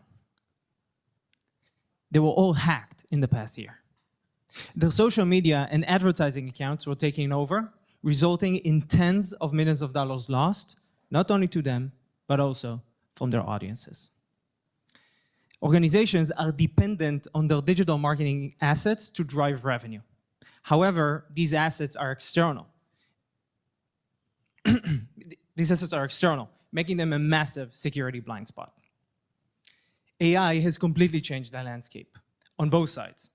One side, the attacker, have hyper-personalized tools that are faster and cheaper, while the other side, the organization, are granting access to AI agents with no oversight, making the risk exponentially bigger. Today, both marketing and security teams are completely helpless. One side has no visibility or security at all, while the other does basically whatever it wants.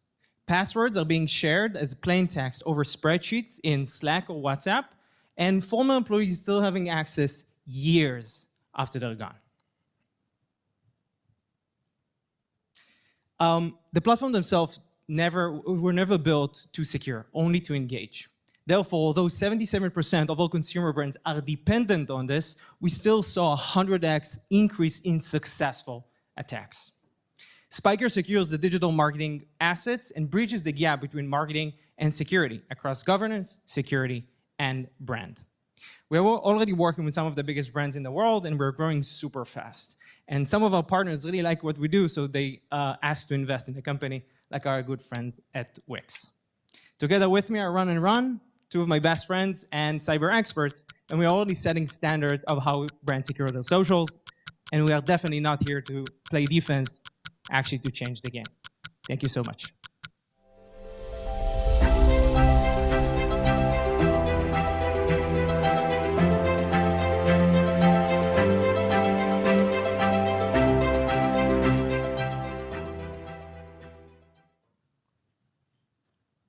Hello, everyone.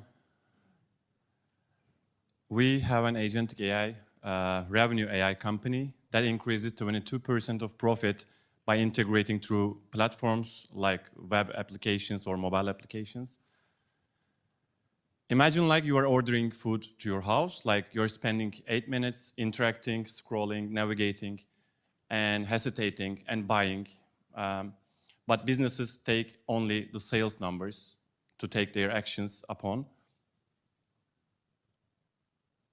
So we have educated our own model. It took 4 years, and we are tracking every scroll, every click that you are making in platforms, and combining it with the sales numbers, and mapping the ideal customer profile for that platform. And then we are segmenting their customer base with our own data mode that is collected through 60 million unique users.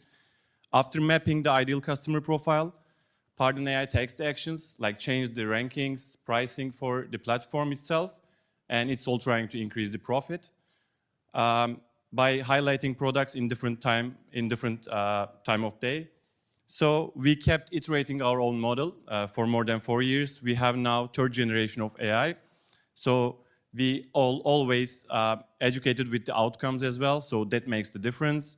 And it is ready to plug into any commerce or websites, platforms.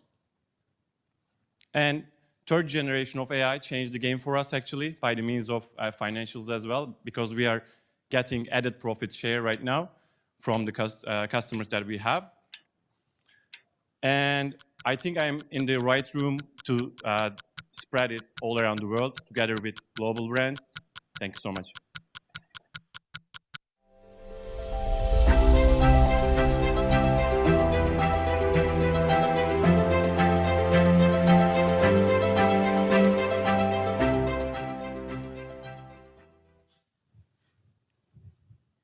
Hi, everyone. I'm Marina. I'm co-founder and CEO at Tally AI. We deliver pipeline from AI search. When we started Tally, we thought our best customers would be Silicon Valley tech startups who trying to get clients from AI search. But on a demo call, we saw healthcare, manufacturing, compliance companies who has like high customer acquisition costs. They spend from $100K to $4 million on inbound, and they do not believe in customer acquisition channels that doesn't bring you pipeline. They don't want to babysit agencies or AI visibility tools. So we built Tally as a fully autonomous AI agent that drives your revenue from AI search. Tally knows what to do to get you cited in AI search. It captures visitors and start conversations and qualify leads and delivered qualified leads directly to your CRM. So to deliver results, we built 100 million intent to pipeline signals. So as a result, we can train vertical small language models, and increase revenue from Tally. So in healthcare, we jump from 1 to 52 customers, and time to value drops from months to weeks. We use Tally for ourselves, and we reached 1 million ARR using our own product with 146 clients. And what's more important, Tally delivers great results and millions in pipeline for our customers. So now we are ready to scale. I have really great team to do this. We built companies before, we sold marketing agency, and now we are going to increase our revenue up to 20 million in next 18 months. Thank you.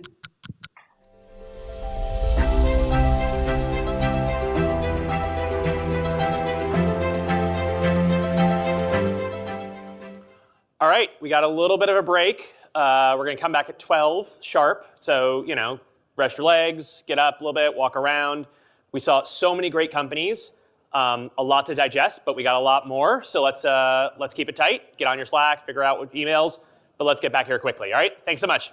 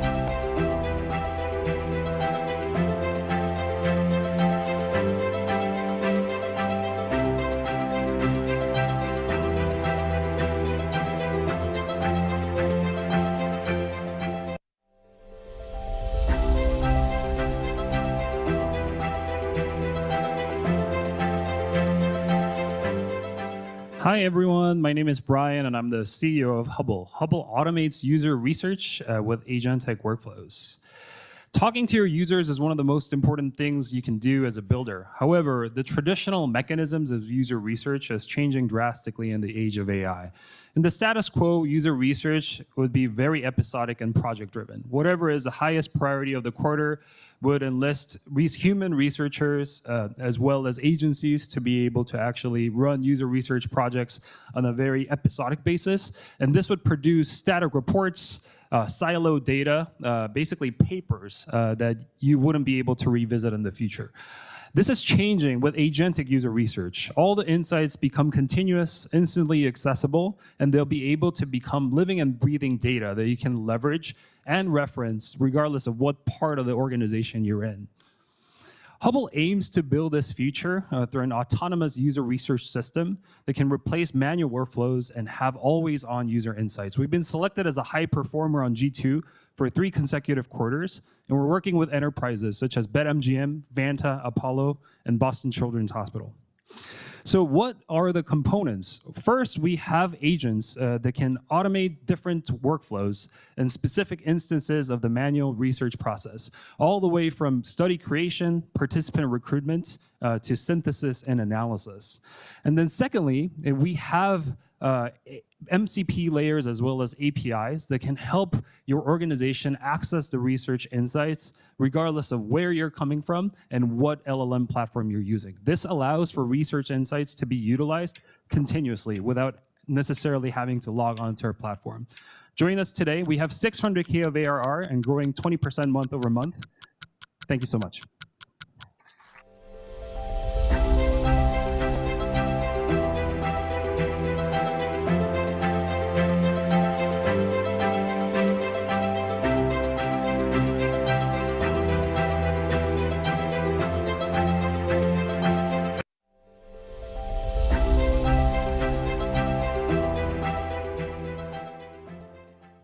Hi, my name's Imran Syed. I sold my last company, Instapage. I wish I had Hatchproof then. Picture this. You're the Oakland A's. You've lost your 3 best players. You've got 1/3 the budget that the New York Yankees have, and you want to produce a winning team. What do? For the last 100 years, baseball measured the wrong metrics. The Oakland A's won because they started measuring something different, what actually predicted wins. Baseball had Moneyball. Companies get Hatchproof. Right now, key executives are making multi-million-dollar people decisions using backward signals that they find in annual reviews. We're measuring the wrong things. Performance doesn't live in reviews, it lives in the work itself. At Hatchproof, we take the digital exhaust of work, think Slack, email, one-on-ones, to produce performance intelligence. We tell you 3 things other systems can't: how people are performing, who's about to leave, and who's ready to take on more. We're a Techstars New York company. We launched in Q4. We did $140,000 in revenue in our first 90 days. In Q4, we learned that the pain was acute. In Q1, we saw that the motion could expand quite easily. We saw 35% growth in less than 30 days across our customers. And in Q1, we saw a repeatable motion start to emerge, where brands like Vice, Vanguard, and Heineken that we're selling to. This is the Moneyball moment. Billy Beane didn't hire better scouts. He used better data. You don't need better managers. You need insights that they can't see. Baseball had Moneyball. Businesses have Hatchproof. Thanks so much.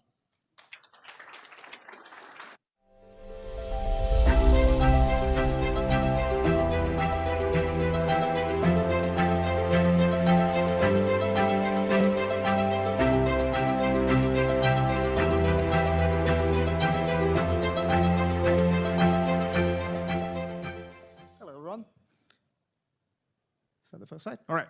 So we have spent centuries trying to build certainty into things that matter, because probably is not an answer.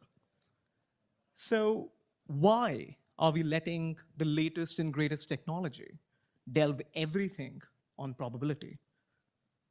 Something has to change, right? We can't just live this way wherein an answer could be right. Well, That moment is now. It's changing as we speak. Introducing Perf. Perf is the layer that corrects AI output before your users see it.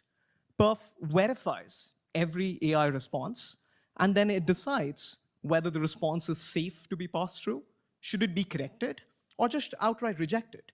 Because sometimes, I don't know, is actually a very good answer. It does this all through a patent-pending repair engine. So the first step there is essentially ingesting all the company data, understanding the structural and unstructural nuances. Post that, Perf, when it's hitting some sort of an ambiguity, it asks your employees through all sorts of communication media. And we also have an expert pool of network where it also resolves ambiguity.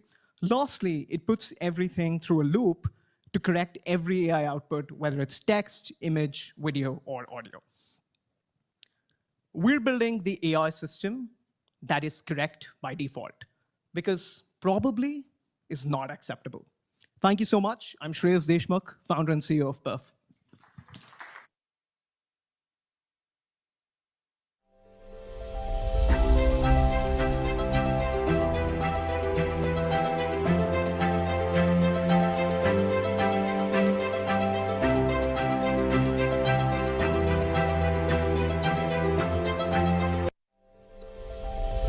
Everybody. I'm Jesse, co-founder and CEO of Hammock, the HSA FSA platform that saves you money. Before Hammock, I co-founded Berry Street, a digital health company. I grew to 50 million ARR in 2.5 years. My co-founder, Will, ran the billion-dollar subscription business at Weight Watchers.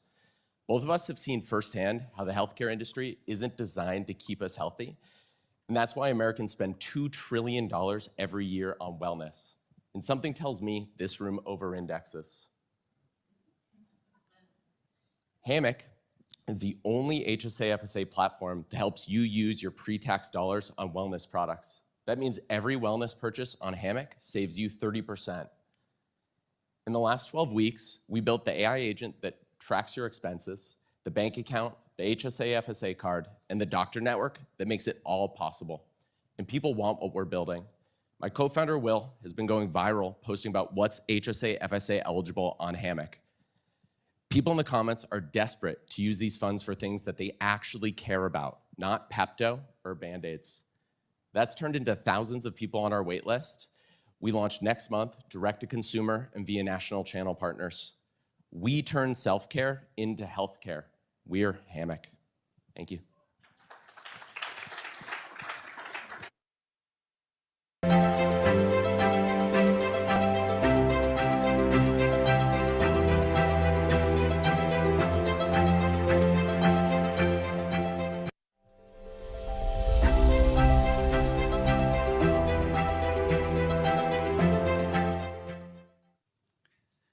Hi.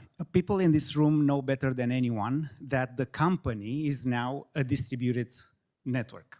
The problem, however, is that the office is still one building. Teams are being hired remote, they meet on Zoom, so today just 1 out of every 5 employees feels connected at work. And AI is multiplying every individual, however, it's real in-person connection that becomes the unfair advantage.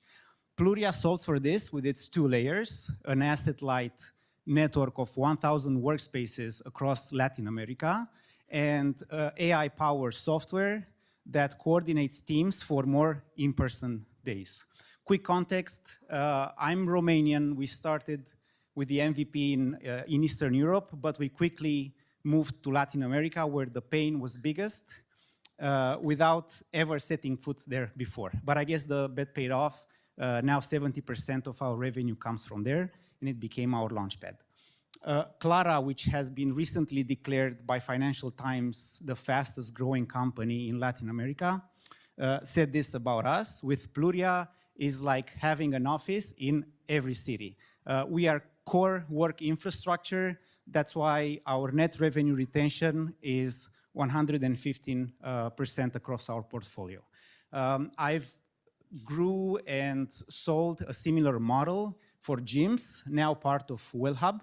This time we're doing it again for workspaces and with a global opportunity ahead.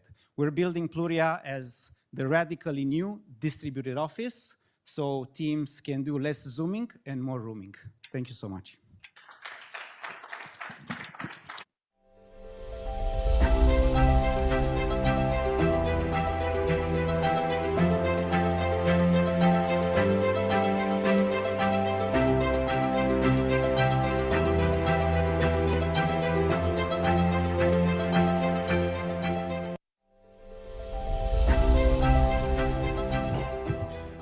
Well, it's a lot of exciting companies that we're really exciting to welcome into the HR tech arena. We're really excited to see what you guys build.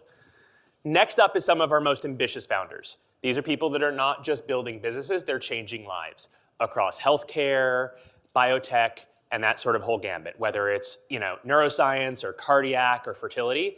This is some of the greatest things that we're looking to press, especially in the new age of AI. All right, with that, let's keep going.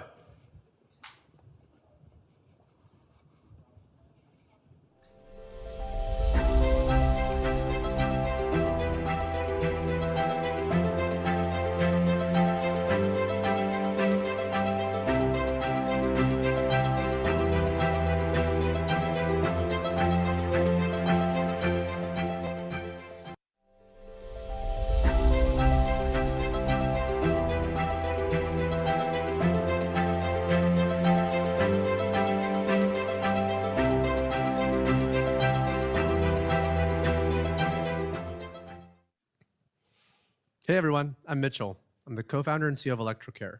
I'm an exited founder, an ex-Palantir engineer, and an ex-pro soccer player. This is my wife and I. October of 2024, we're 19 years old, waiting for our first son, Leo, to be born. And you hear the 3 words you never want to hear from a doctor. I don't know. That same year, my wife had issues during pregnancy, my grandfather passed away from cancer, and I had a lot of other health issues. Those 3 things made me realize right away that the thing that's most important to us all is broken. The entire health system today runs on snapshot data. Over 70% of medical decisions run on blood tests. But a blood test is episodic and invasive and happens every week, every month, every year. Blood tests, scans, physicals, they're all snapshots. But our bodies are fundamentally dynamic. They change every minute, every hour, and so forth. Between those tests is where lives are lost, diseases progress or go undiagnosed, and the reason we're going to spend $6 trillion in the US in healthcare alone. So we're building Electrocare, continuous biological intelligence. We build human physiology foundation models from existing signals to, by definition, move care from reactive to preventative, and allowing for precision medicine. Let me give you an example. We use something called the ECG. Over 70 million Americans have an ECG, whether it's on their wrist or in hospitals. We take that signal, we run it through our foundation proprietary models, and the output is a continuous and non-invasive blood lab, telling you exactly what's happening inside your body for, again, preventative and precision medicine. Our goal at Electrocare is to use artificial intelligence to decode the human body and prevent all preventable deaths. And it's working. We've gone from 0 to 1.6 million in ARR in 10 months, growing 81% month over month in high performance categories, from SpaceX astronauts to Australia tennis players to military, growing 81% month over month. But now, as we go to our initial market in the kidney care space, we already have $26 million in LOIs and contracts as we begin to deploy. Join us in our mission to prevent all preventable deaths. Thank you.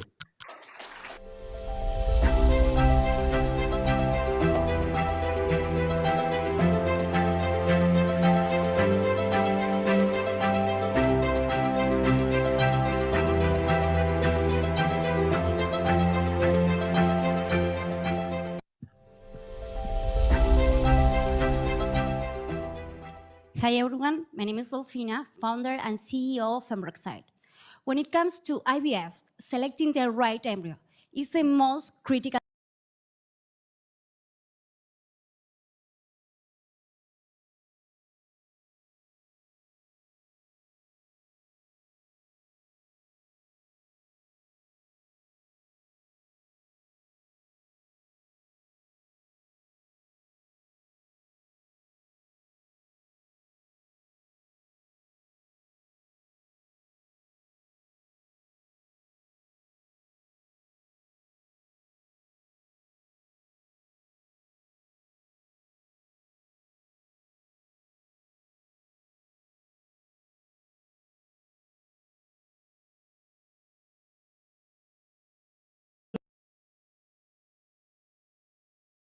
into actionable predictive data.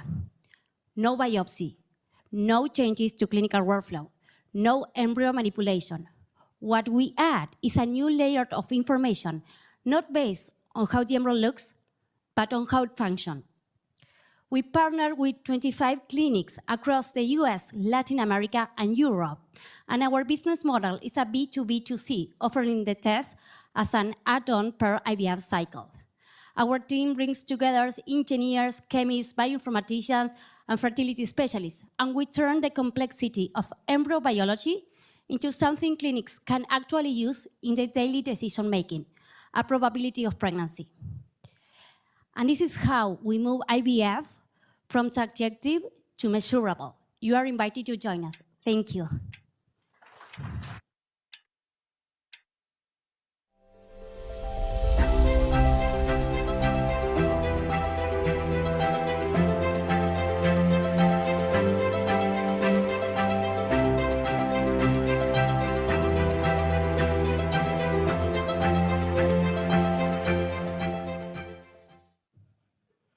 Hello, my name is Margot Jordan, founder of Enrichly, and we are solving the pediatric mental health crisis.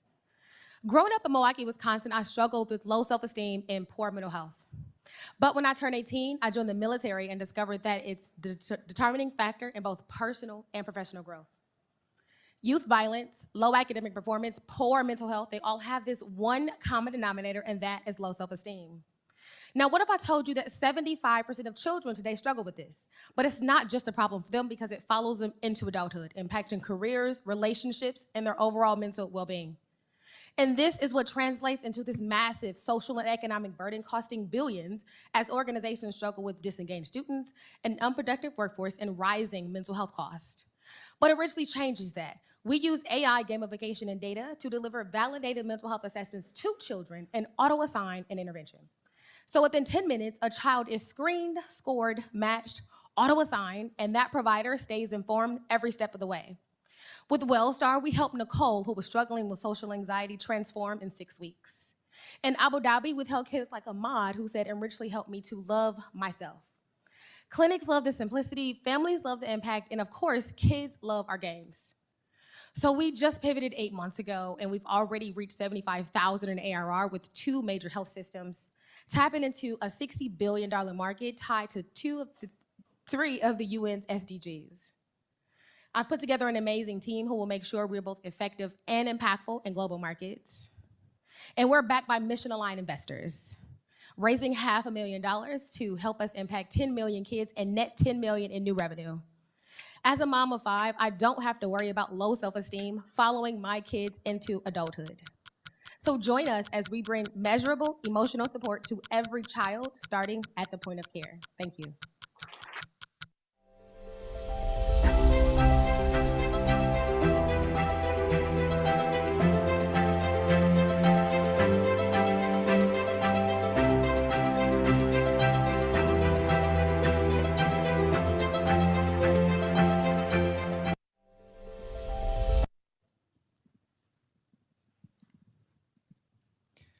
Hi, we're iCardio AI. We're an AI startup based in Los Angeles, automating echocardiography, which is this image you see here on the screen. We see 3 domains of AI. There's the LLMs, autonomous vehicles, and robotics, but the last frontier is medical imaging.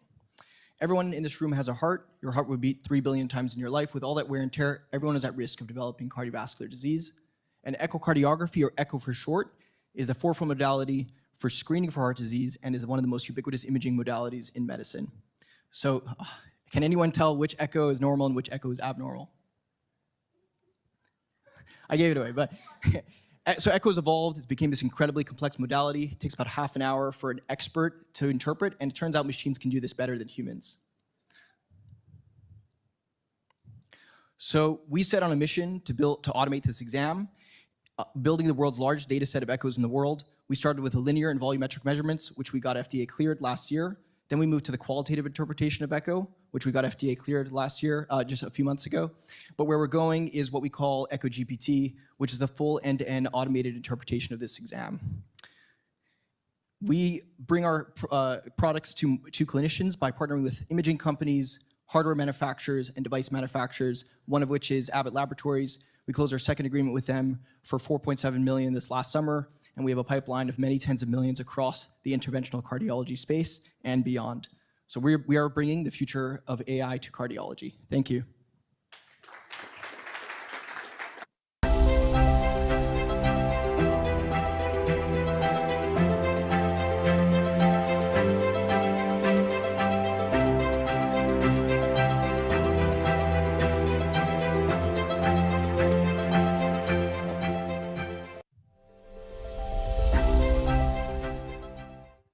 Omniscope has built the foundation model of the human immune system. And we've started that by saving the life of a child. Her body was overcome with tumors at birth. We did this by understanding and decoding the language of the immune system. Those cells detect and treat disease, and they've been perfected by 500 million years to protect you. And our competitive advantage lies in a full stack, the ability to discover that curative cell, cross-reference it with the largest database in the world, and power immune intelligence and models to design therapies in months, not years. This is compounded by decoding the immune system of centenarians and athletes to give you the blueprint for health. And our proprietary technology makes our own data moat, billions and billions of data points representing the immune system of humanity. This foundational model allows us to de-risk and accelerate drug development, license therapeutics to pharma, and audit your immune system for a longer, healthier life as a consumer. The best part is we are paid to learn. From GlaxoSmithKline, AstraZeneca, Football Club Barcelona, and now the NBA and Daytona. We are scaling, and every interaction makes our database more complete, our models more powerful, and it becomes cheaper and easier, meaning that we sell at 10 times the premium to pharma. It is this team, which has multiple IPOs, global investment experience, and scale, as well as scientific excellence, that is now raising $10 billion to decode the immune system. This is the best deal.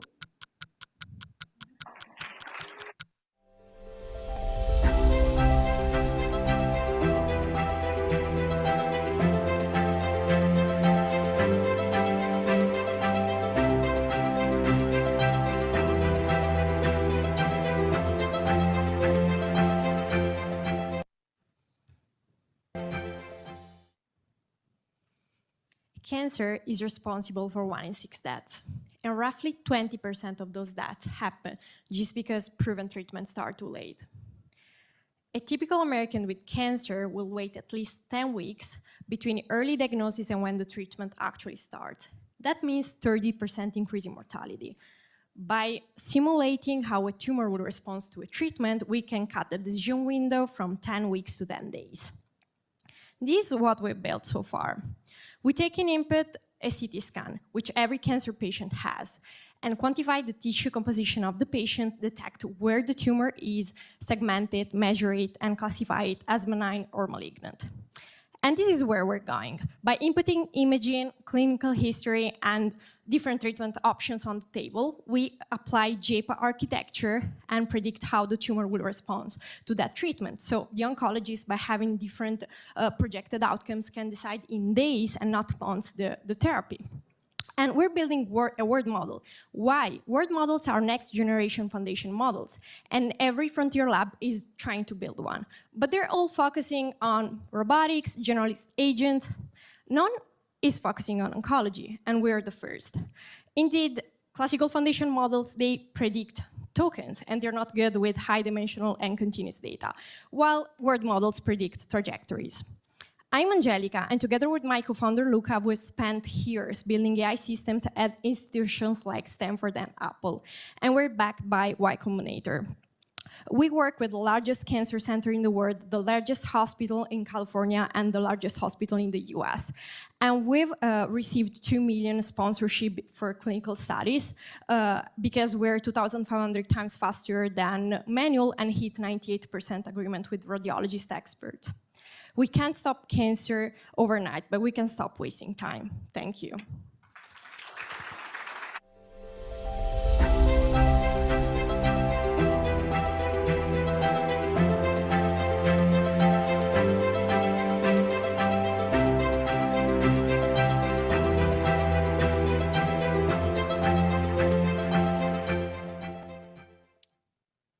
Hello, we're NextCure, and we're building AI for cancer patients. So in January 2026, I got diagnosed with cancer, which eventually go on to spread to my lungs and to my lymph nodes. I went into an emergency surgery where doctors had removed my tumor. Shortly after that, Keanu and I had been building NextCure, where I used it to find a clinical trial that would eventually catch my relapse and save my life. I got reached stage 3 cancer and started chemotherapy a week after that. But many cancer patients aren't as lucky as me. Less than 5% of cancer patients will go on to find a clinical trial. And of these trials, more than 80% of them fail to enroll. And so really we have two main products. The first is a physician tool that uses AI to scan patients' charts and instantly find clinical trials at a 95% accuracy in less than 15 seconds. The next is our mobile app, the very same one I use to save my life, which has clinical trials and allows patients to take control of their own journey, but also engage in preventative cancer screening. Our revenue model has two streams. The first targets hospitals with an annual subscription of up to $150,000 to allow access to our physician matching platform. Our second revenue stream leverages our mobile app user base such that pharma companies can pay for sponsored enrollments to their life-changing clinical trials, which will unlock $1 billion of total addressable market for us at NextCure. What sets us apart from the competition is a full-stack electronic health record integration paired with AI comprehension and a focus on cancer unlike any other company in this space today. We have a very fantastic background. I did my undergrad over at Harvard, MD, PhD over at Yale, and I published over 38 papers in oncology. Similarly, Keanu did his undergrad at MIT, where he studied CS and molecular biology, and was in the Nobel Prize-winning lab of Phil Sharp. Over the past several months that we've been around, we've been able to accomplish fantastic things. We've reached a 95% model accuracy, which is amongst the highest in the medical literature. We've also been backed by Y Combinator and Antler, and have reached over 100,000 patients, and collaborated with major hospitals like Johns Hopkins, and the first to do so. Thank you for your time and attention. It has been a pleasure to pitch for Deel today.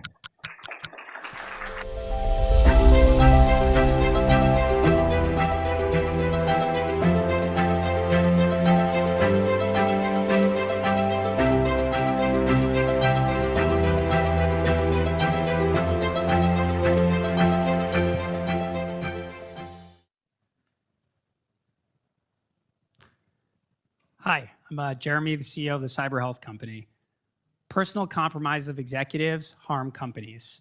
Number one, like lateral attacks, where at Cisco, the personal Google account of an executive was compromised, leading to an identity-based attack on Cisco's network. Or two, reputation, like at Jefferies, where CEO Rich Handler's personal Instagram account was compromised, leading to an intraday stock fall for Jefferies. Or three, lawsuits, like at Disney, where the personal PC of a Disney employee was compromised, Disney had their Slack ripped open, and HR data was exfiltrated, leading to a class action lawsuit.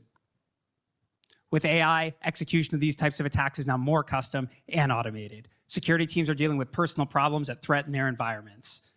Our go-to-market is company-sponsored cyber health. Security teams pay us to work with their executives to reduce personal cyber risk. In order to reduce risk, you have to measure it, and that's why we invented the Cyber Health Score. It's the first continuous personal cyber risk score that takes into account all different types of cyber attacks. In order to improve your score, we give executives access to a personal cyber cockpit. It gives them personalized care plan recommendations to decrease their cyber risk. On the open internet, we deploy AI OSINT agents. These are things that are looking for new exposures to executives. Things like social media posts, data breaches, data brokers, all feed attacker pipelines. We monitor those and issue alerts for net new information that put executives at risk. Here are some key metrics to show you that we're building something that people really love. And thank you to our amazing public companies that work with us and trust us to support their executive teams. I'm Jeremy Bannon, CEO of the Cyber Health Company. Thank you.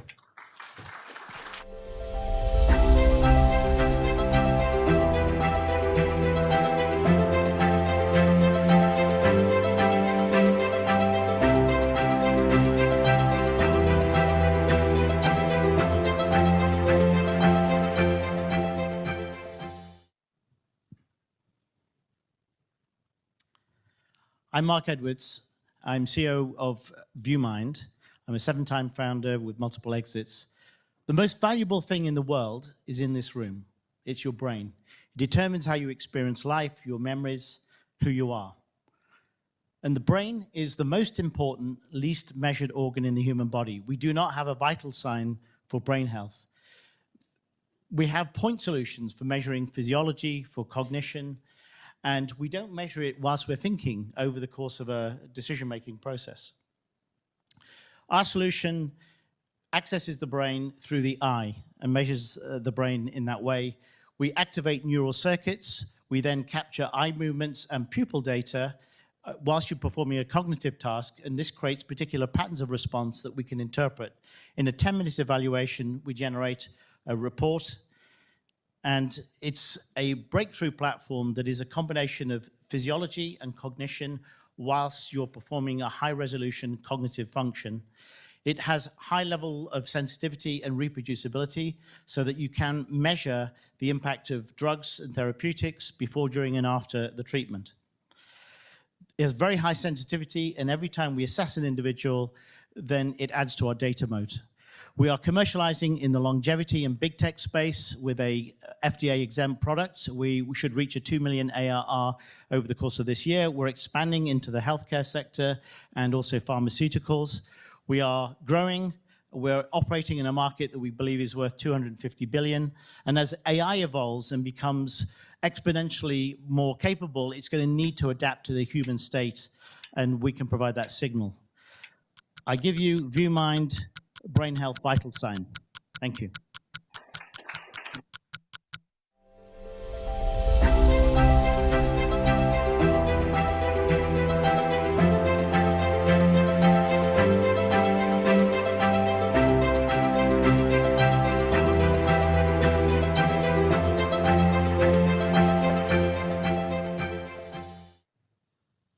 Hi, I'm Linda, the CEO and co-founder of Vitract, and we are building a clinical intelligence layer for every modern healthcare clinic.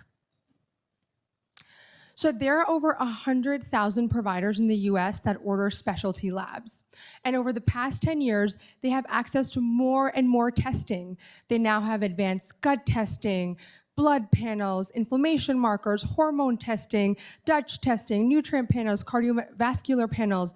If you're feeling overwhelmed, this is exactly how clinicians feel. So they do what the rest of us do. They turn to ChatGPT. Over 66% of clinicians in the US are using AI in their clinical practice. But the scary thing is the output of that model is only right 56% of the time. So half of the time it's wrong. And they're using that information to deliver healthcare. Now, this makes sense. There's no lack of patient history, there's no clinical framework, there's no through line between their testing, and that's really what we're solving for here. So at Vitract, we actually entered the market in a very unique way. We built advanced gut microbiome testing. We released it to some of the biggest longevity medicine practices in the US, concierge medicine. We became the backbone of those clinics, generated over $1.4 million last year, growing 35% month over month. But most importantly, we understood very intimately how clinicians think, and we sold 10,000 tests, and we have data from all of those tests that help us power this clinical intelligence platform. So if you want to help join us in building the next clinical intelligence tool for healthcare, every modern healthcare clinic, please reach out.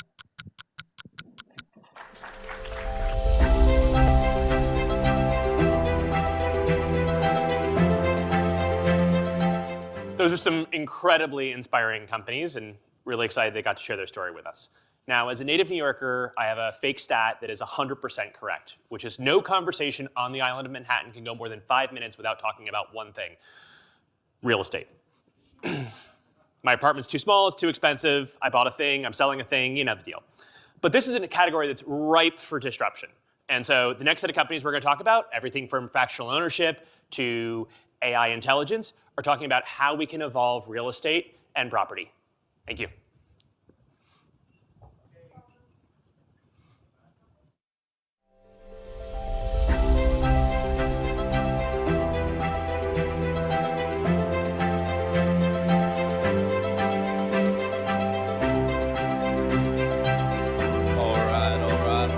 G'day everyone, my name's Ben and I'm one of the founders at Gecko.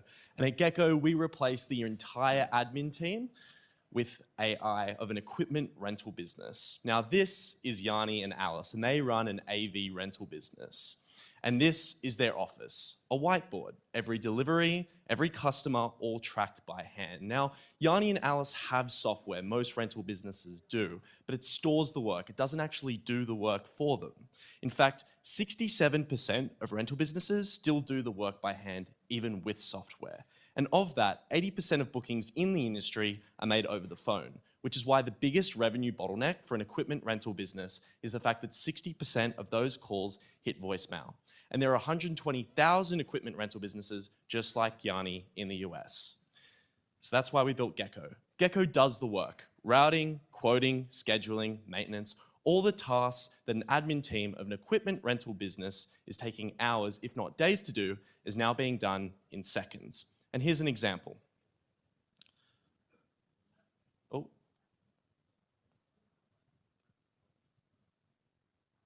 Here's an example. A customer calls, Gecko answers. It sends out a quote with live inventory, and without a single employee, it's able to go in and take payment. We're growing 24% month on month, and we have over $385,000 in revenue with over $800,000 in contracted revenue. One of our customers, Micro Rentals, grew from 2.6 million to 3.4 million, and our revenue with them grew 31%. Now, I've been in the rental industry since I was 13 years old, and Cody and I bootstrapped a marketplace to over $850,000 in GMV in Australia within the rental industry. Now, Yanni and Alice have grown 26% since implementing Gecko, and they've saved 20 hours per week by using us, which gets us close to our goal of replacing the admin team at every rental business in the world.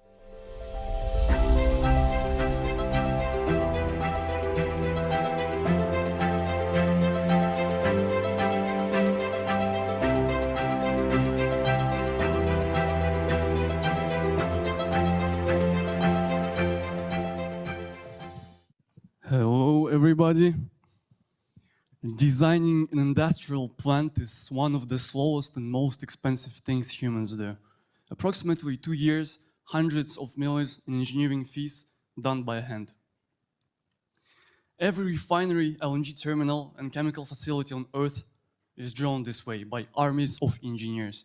200 billion services industry runs on documentation trapped in legacy formats. I'm Tamerlan, CEO at Armeta. My co-founder is actually my father.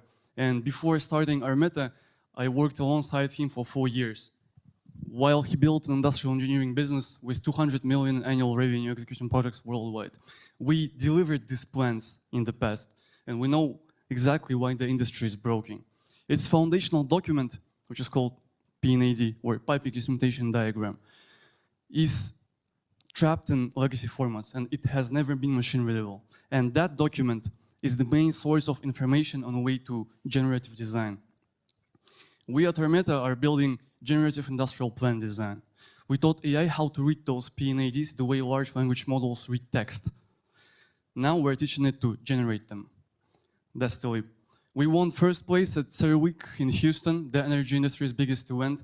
And 3 months since launching, oil and gas operators, EPC contractors, engineering companies in the US are already using our product, doing their work 20 times faster and saving thousands of man-hours. And we're doing it with a team that combines domain expertise and frontier AI engineering. Our team consists of people who spent decades as executives at international engineering companies, alongside 23 engineers, featuring SAPC and IMO world finalists. The world will build more than in the next 20 years than in the last 100 years. And Armeta will make sure it happens. Thank you.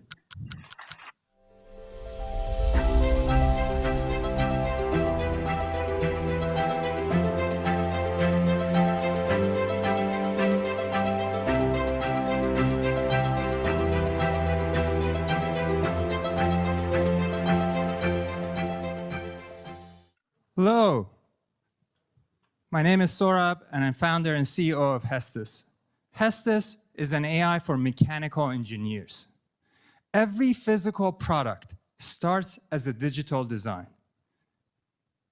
Today, mechanical engineers still design in the software that is from the 90s. But what's crazy is that the software does not understand the one thing that it exists for: manufacturing. And because of that, every hardware program pays the price in iterations, delays, and budget overruns. We are building a foundation model trained on millions of real-world designs with manufacturing constraints to build what we call mechanical intelligence. It provides in real time design intuition that senior engineers spent over 20 years mastering. Today, Hestis is being used by over 4,000 engineers, growing 25% month over month. And what's crazy is that every 9 seconds, our users approve a Hestis recommendation. My co-founder, Kevin, and I were among the first 10 employees at Cruise Automation. Kevin architected AI for autonomous driving. I later founded SpaceRide, a rocket company, and built a $170 million launch pipeline. I watched rockets explode just because today's design software doesn't understand anything about manufacturing. And it's impossible, even for best engineers, to catch every error when their tools is letting them down. Hestis is what we needed and never had. Over 4 million mechanical engineers spend $10,000 on the tool that is letting them down, making this a $40 billion market.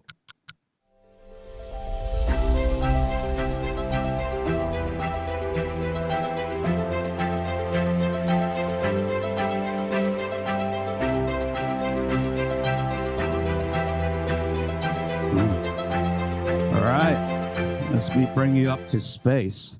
I'm Bosco, co-founder and CEO of Little Place Labs. And today, satellite captures terabytes and petabytes of data every single day.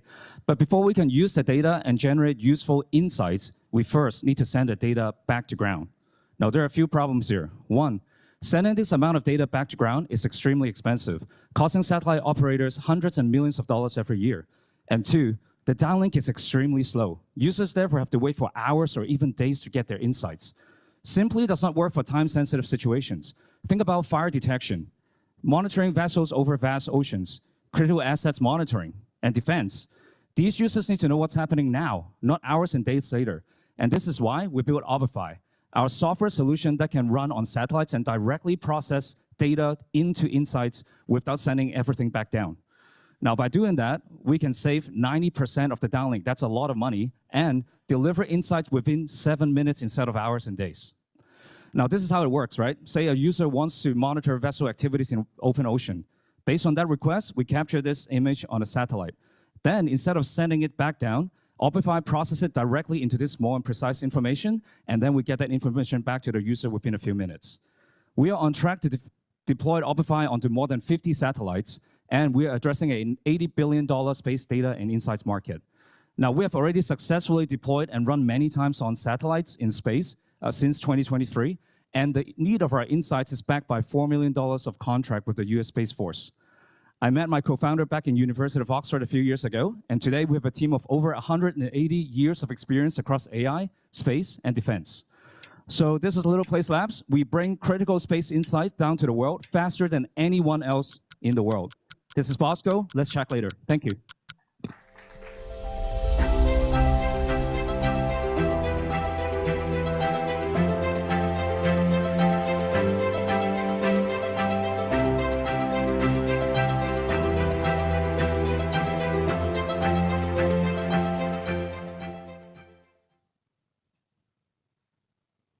Quick show of hands, who here has bought a home?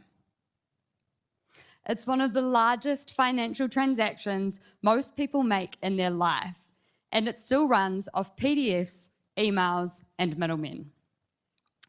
Real estate transactions break at the intersection of finance and law, creating costly inefficiencies for agents, brokers, attorneys, and other partners in the value chain.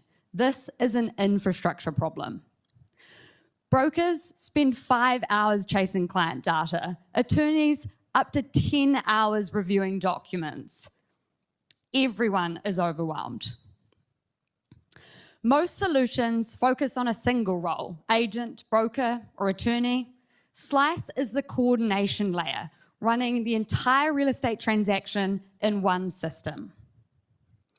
I have played the role of banker, attorney, and property buyer. I know the space firsthand. And our founding engineers were early employees at Xero, Drone Shield, and Lightspeed.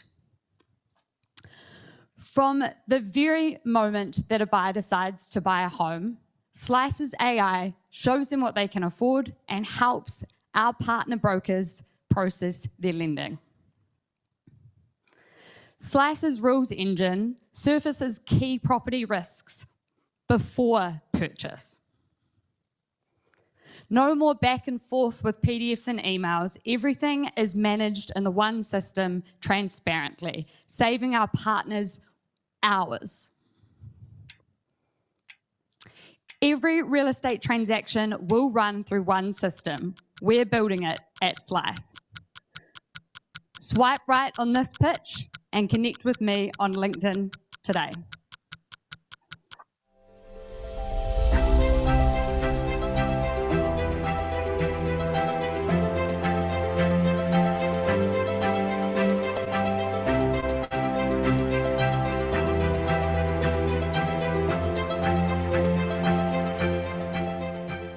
Hello, I am Evan Shelley, co-founder and CEO of Truck Parking Club, and we are solving the biggest problem you've definitely seen but never heard of, the truck parking shortage. So have you ever wondered why you see trucks parked on the on-ramps, off-ramps, and shoulders of interstates and highways? That's because there's a massive truck parking shortage in the US that no one talks about. It results in tens of thousands of collisions per year and hundreds of fatalities. And it's not only dangerous for the motoring public, it also costs consumers hundreds of billions of dollars a year. And that's because it makes drivers less efficient. That passes along to the carrier, which then passes along to shippers and retailers, ultimately costing the consumer because of higher prices. So what is the solution? It's the truck parking marketplace that we've built, which leverages existing assets instead of going and building more. Think Uber and Airbnb. We have over 5,000 locations, 80,000 truck parking spaces, and we've safely parked hundreds of thousands of drivers to date, doing all of this through the marketplace. And we've built a business around it. We have 10 million ARR, 24% take rate, 82% margins. We grow 230% year over year with a 2.2-month payback on supply. Join us in solving the truck parking shortage. Thank you.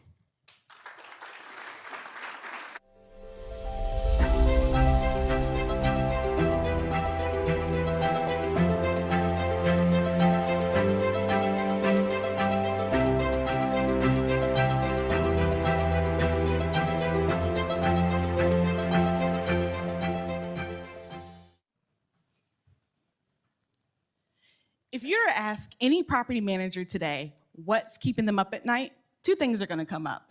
One, packages. Residents are receiving 3 times more packages than they did before COVID as buying habits have changed, and package rooms and package lockers are just not able to keep up. And as a result, theft is rampant, with apartment residents being 3.5 times more likely to get their package stolen than a traditional home. And beyond that, occupancy.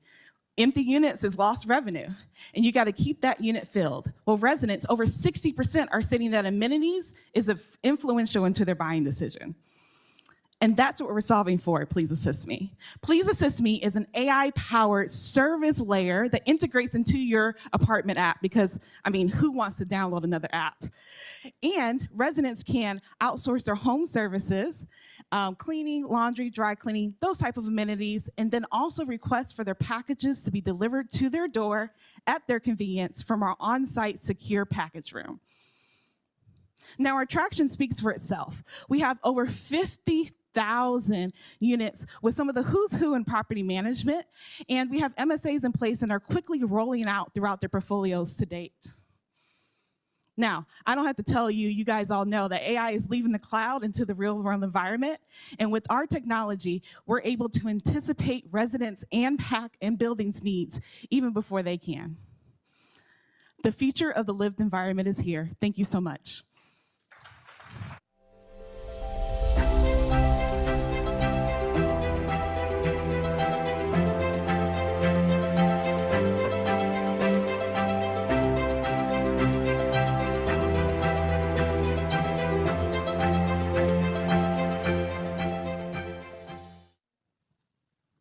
Hi, everyone. My name is Ignacio Macias, and I'm a third-generation hospitality family that has been innovating in Peru for the past 50 years. Flexible living is the fastest growing segment in real estate, but the one with the lowest customer satisfaction ratings. And that's why we created Wynwood House 6 years ago. And today, we're the leading premium property platform, rental platform, in Latin America and expanding across Europe and soon the US. At Wynwood, we target two segments within the same platform. On one side, we have the tenants and the final customers, and we offer them flexibility. They can book from one night to a year in our platform, and the most important part is they get the same level of quality wherever they go. Only the best locations and the same design and amenities wherever they go, be Milan, Madrid, Lima, Mexico, etc. And on the other hand, we have the property owners, which we're helping them buy the property, furnish and equip the apartment, and we even finance the investment for them. And then we do the end-to-end operation and are paying them 25% higher rents than the market. We're not pitching a vision, we're pitching a proven business model. Right now, with less than $5 million in equity capital raised, we're at 36 million in revenue. We're operating in 6 countries, in 10 cities, and we have a last 12 months EBITDA of 2.2 million. What's next? We're raising a 10 million round of equity, 5 in equity and 5 in debt. And the equity portion, we have 90% of it closed, and we have 400K left. Where is this going to take us? To do a 5x in revenue and 10x in EBITDA in the next 2.5 years by opening new markets and opening new business segments. So I hope you join us in that journey. Thank you very much.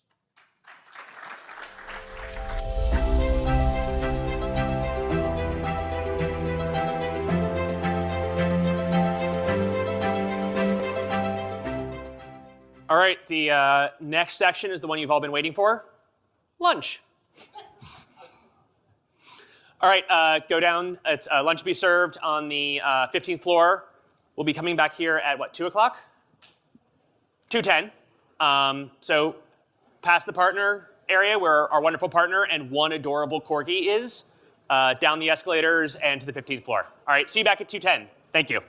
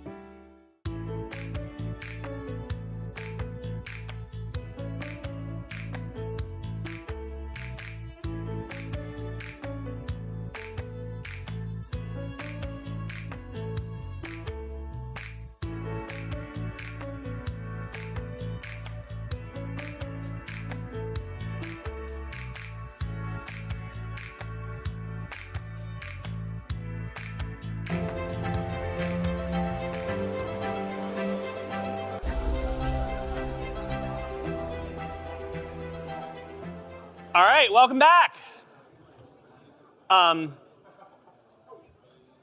We obviously can never get enough of HR tech, so we have one more HR tech company. I'll introduce them, and we'll get on to the next category.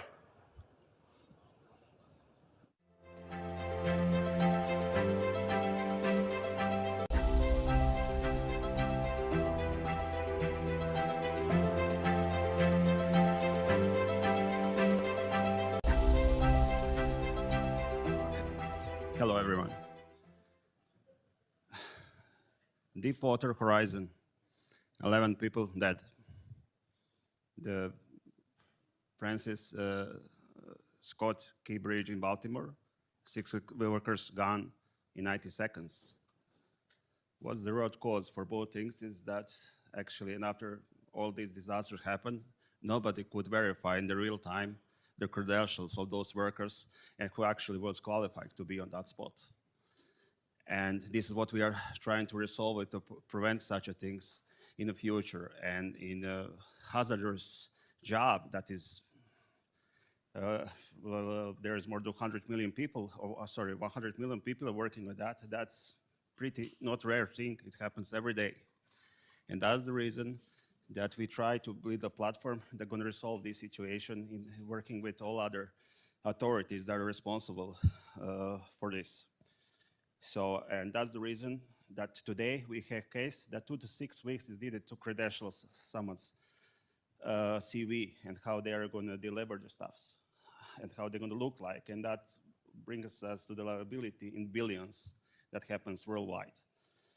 And that's the reason we build a platform that actually verified credentials infrastructure for more than 200 critical professions in this world, like it comes for the seafarers, marine electricians, seafarers, welders, drilling operators, and so on. And that's the case that we are platform that actually having for leading companies from the oil and gas industry that are actually working with us worldwide in the last 2 years on this. And now we are alive recently, and we have monthly growth rate of 10%. And of course, Devin is our beachhead. We unlock many other things. Sorry for.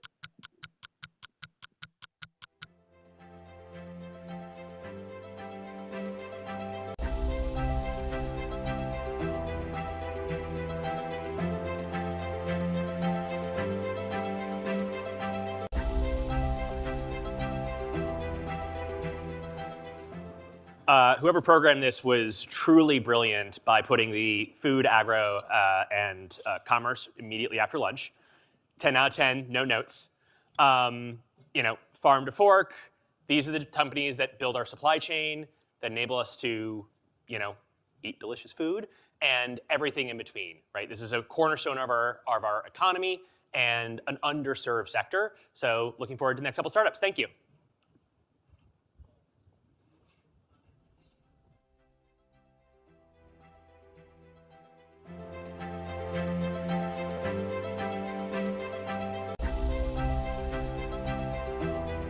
Can you hear me? Oh, good afternoon. My name is Carlos Flaquer. I'm co-founder of Fly. I do apologize. My team had a different idea of the pitch. When I figured it out, it was too late to change the slides, so I'll just run with it. Basically, in Latin America, the logistics is a tax on growth. And we have large and medium enterprises that want to scale the distribution, but they keep hitting a wall and they're paying twice for it. On one side, you have these niche SaaS tools for GPS, route optimization, final delivery. But at the end of the day, these teams, they have to have 15 different spreadsheets just to stitch together the different tools. On the other side, you have these enterprise software like Oracle, SAP, with their logistics functionalities, but you end up paying for 100 functionalities and only working with 5. And at the end of the day, in those 2 cases, it's still your team having to manage everything that goes in the physical world and trying to translate that into the system.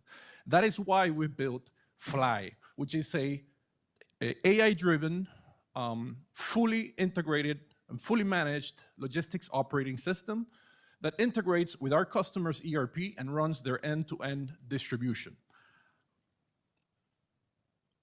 Right now, we have 45 contracted customers. We have a $15 million run rate. Last year was 10 million. The first year was 2.8. It was built by 8 developers, and we currently have, out of those 45 customers, they're calling us to go into Central America with them, which is a $60 billion market opportunity with facing the same issues that we are facing in the Dominican Republic today. We are raising $2.5 million currently for us to be able to reach them at those destinations. And we're eager to keep writing the logistics story in Latin America together with you. Thank you very much.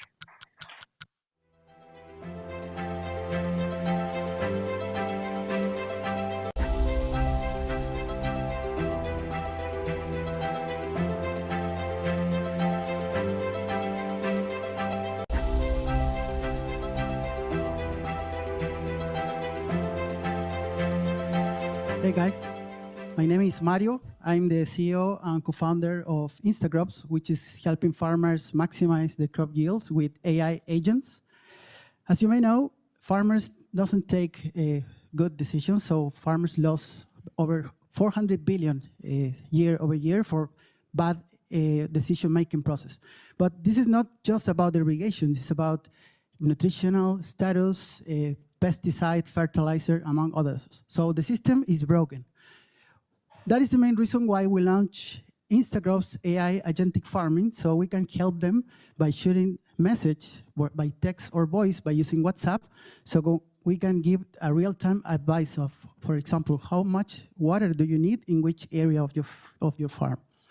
This is like kind of specialized AI agronomist working 24/7 for every farm, reducing up to 90% of human labor costs because we train each agent with real data.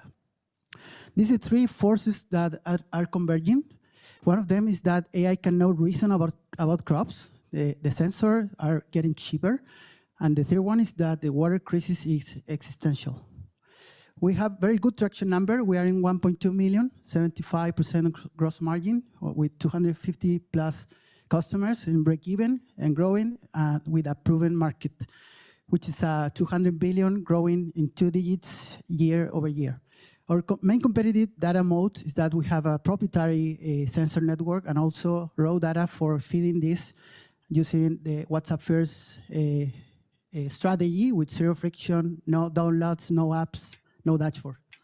We are raising money to scale globally, and we want to hit the 5 million ARR in the next season. Thank you.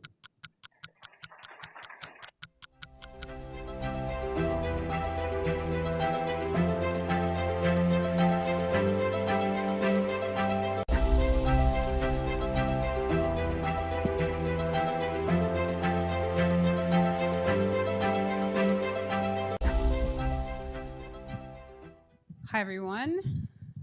Every day, billions of consumers are eating, drinking, applying, and consuming products that are failing us through guesswork, through broken supply chains, and through human error. And those packaged products, we believe, have the undergirding of a $20 trillion operating system. I'm Rihanna Lynn, founder and scientist of Journey AI. Our team is building the operating system of that $20 trillion CPG economy. Meet our agents. These operations scientists are helping teams save time and money on building not only the supplier agencies of the future, but also going after nutrition analysis, because consumers believe that we are failing them on meeting their health needs, also as well as compliance and regulatory alerts. And they're sending out a WhatsApp army to meet them as well. We have a data moat that's underneath this of 1.2 million products, 2.7 thousand suppliers networked around the world in over 122 countries. We are right at just under 5 million in ARR with just under 6 million raised to date. Great companies that are supporting us as well. Our $90 billion data layer of ingredient and supplier data points has met not only a strong reformulation, but we're saving time and money here, and that's why Deel is investing in companies like us, because we're moving as fast as a changing workforce. And as we look to leave human error behind so that humans can consume better every single day. We're passing beyond food and beverage into the rest of the supply chain so that we can meet suppliers in these markets around the world, and we need you to join us. Let's build that together. Thank you.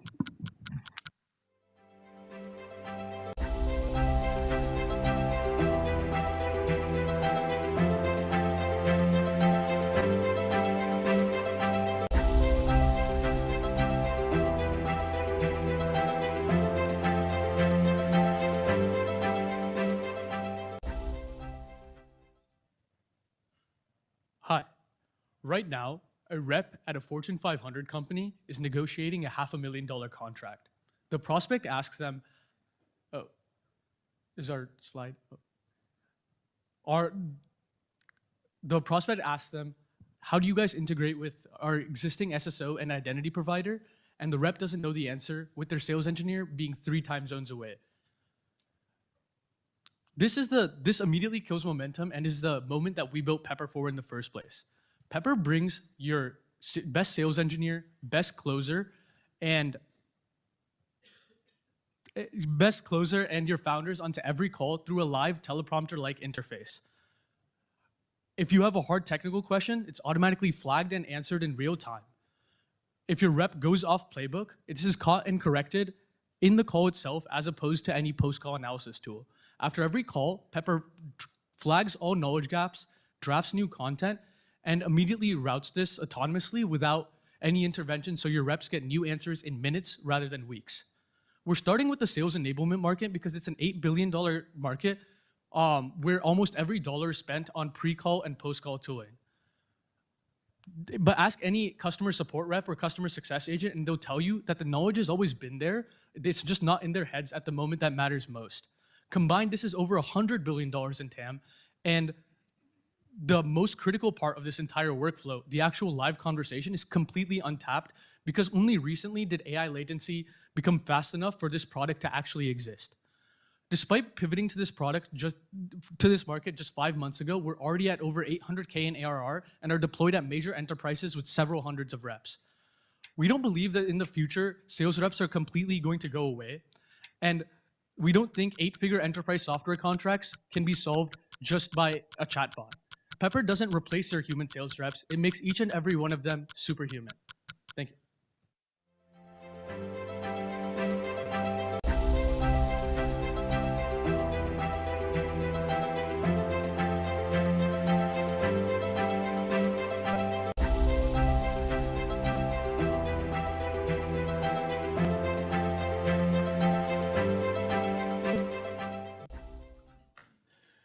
From $100,000 in annual GMV up to $1 million. And today, I'm happy to share that we already reached $2 million in annual GMV with a conversion rate from quote to sell up to 20%. This is 10 times the benchmark. So let me tell you how I got here. 12 years ago, I built my first company, a honey and candy factory that only serves hospitality industry in Cancun, where I was born and also my co-founder and CTO. So we deeply understand the procurement in hospitality industry. And what we found is that the 80% of hotel purchases are low ticket, and procurement teams struggle to find vendors that can fit on payment terms, quality, price, and delivery time. So that's why we built Supply Mango, a procurement platform for large hospitality companies in emerging markets. Now, thanks to us, procurement is over 5,000 times faster. And it is working because we now have more than 6 consecutive months with positive EBITDA, plus onboarding amazing brands like Hyatt, Fairmont, Marriott, and so on. But we saw something bigger, because with a less than 100 hotels, we impact more than 1,000 SMEs. This is a network we can monetize. So we decided to add the next layer of procurement, an agentic procurement commerce inside Supply Mango, called Mango's AI, of course. And since we launched 3 weeks ago, we already increased our MRR by 10%, putting us in the correct path to reach our first $1 million in ARR by the end of this year. So we see Mexico plus 18 countries as our starting point. And if you want to know more, let's talk before my seed round opens and I show you how am I taking this Mango rocket up to the moon. Thank you.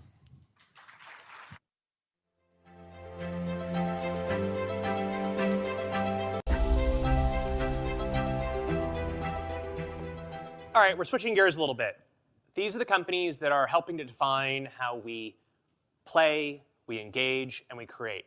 They're powering a community of creators that are redefining sort of what the next level of entertainment is, whether it's indie gaming, professional sports, and across the sort of short-form media content. With that, let's go.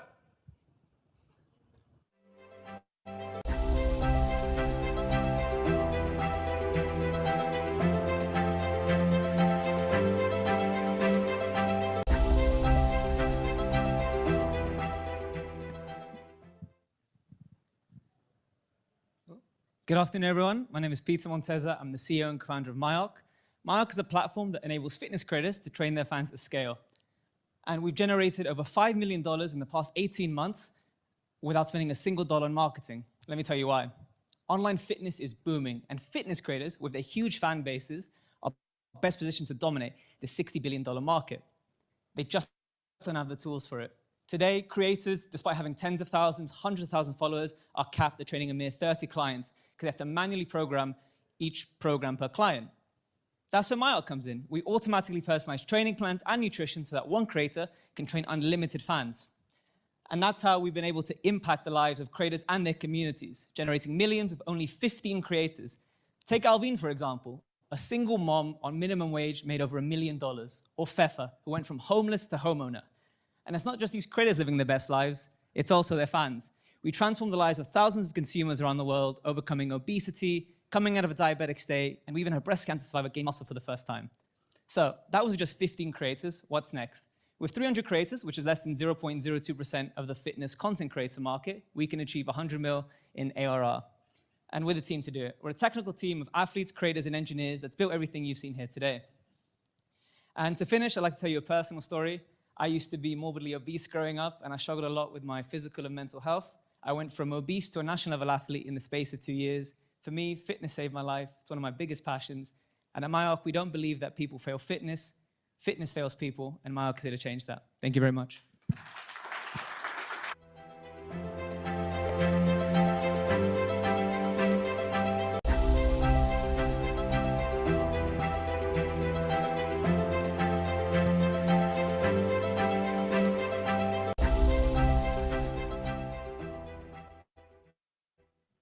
Hello, everyone. My name is Roman. I'm founder and CEO of Atomic. I matched with my co-founder Stacy on Tinder 10 years ago, and today we match designers for a job. Please meet Atomic. 5 million ARR, profitable, 4,000 customers, and 500 of them are Y Combinator startups. We even work with enterprises like PandaDoc, Cerebras, and others. So today, I wanted to present you world first AI full stack design company. You may ask me, what does it mean? So let me explain. We focus on a post-training models, multi-model design agents, and next year we're even planning to create our own foundational model. By the way, I created a Claude design on an Anthropic hackathon 2 months before then they shipped their own. We also have customers who paid us 20 million in GMV. We have data, 30,000 completed design projects, and we have 100+ vetted talent who are ready to integrate our AI for enterprises. Here's, you may see interface of Atomic Studio. In native English or any other language, you can describe any design you need, like landing pages, presentation, any type of design assets, and AI would create in 10 minutes high-quality, enterprise-ready designs. And when your AI hallucinates, we know it happens. We have a human who joins in a click into your creative loop and polish the end result. So we are not pre-revenue AI company. We are AI native full stack company that have customers, that have a distribution, that have a data, and our own AI. I am AI engineer who've been working in design field for the last 7 years, and it's a great time to build great things. Thank you. I'm Roman from Atomic. Please scan my QR code if you want.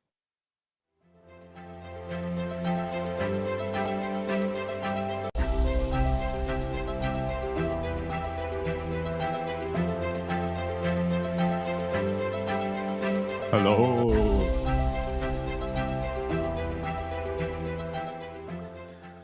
All right. I'm Ethan, the CEO and co-founder of Boxtree.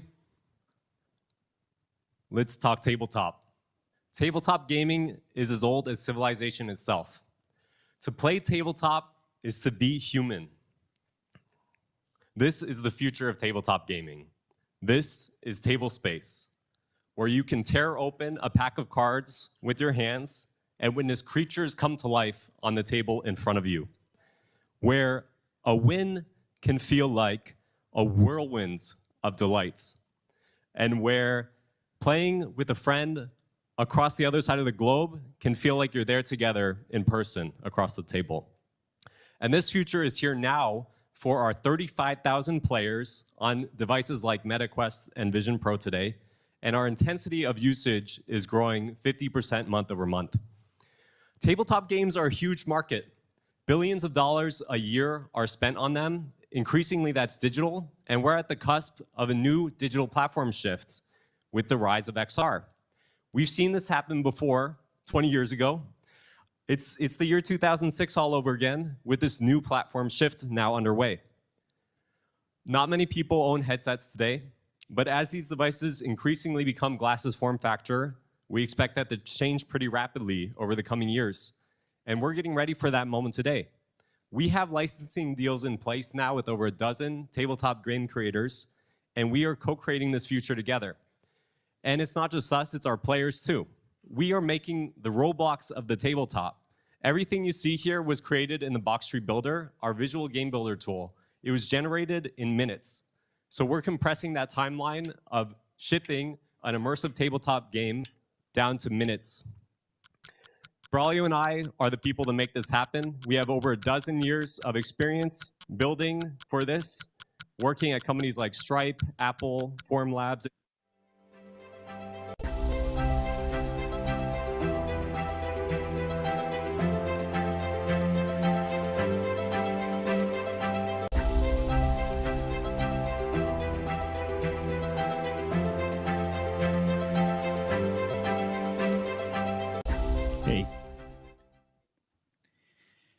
Hey everyone, we're Creator Studios, and we're building the real native gaming platform of the future.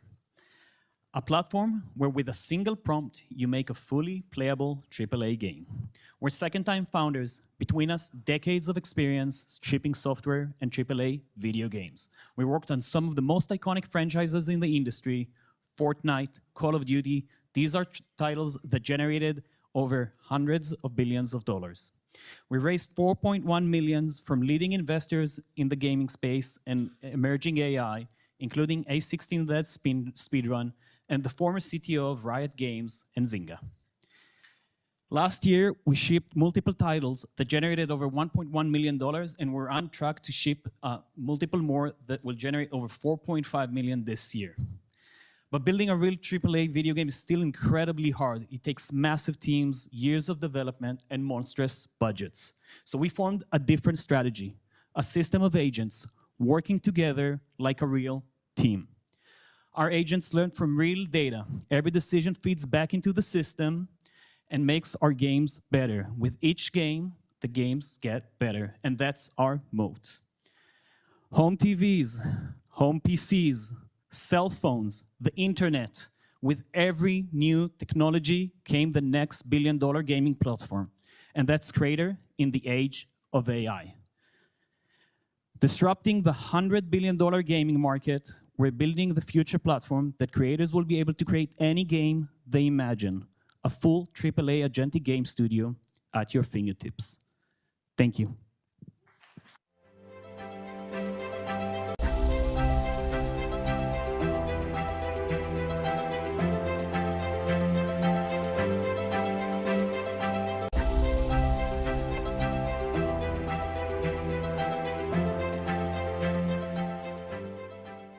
Over the last century, we have revolutionized how we fly. We have reinvented how we communicate, but one thing hasn't changed: how we test our eyes.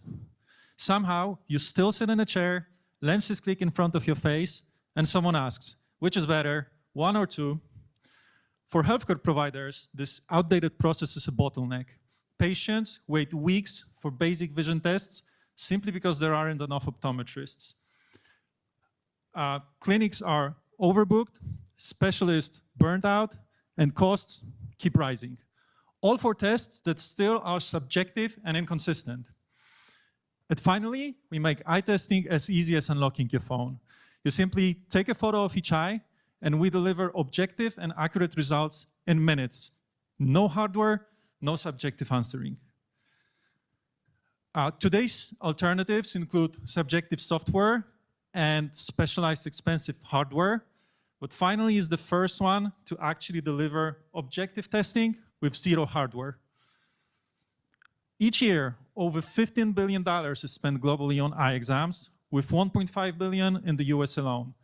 And we are reaching this market through partnerships with healthcare providers and eyewear manufacturers. We built and exited one of the most popular eyewear brands in Poland, and today we are backed by AI and clinical experts to further explore this area. We are backed by Techstars, and we're actually brought here to the US by Kaiser Permanente, with whom we are piloting in DC next month. One last thing, our patent is finally granted here. And my name is Peter, and I'm happy to talk to you further about how we make basic eye care accessible to everyone, anywhere. Thank you.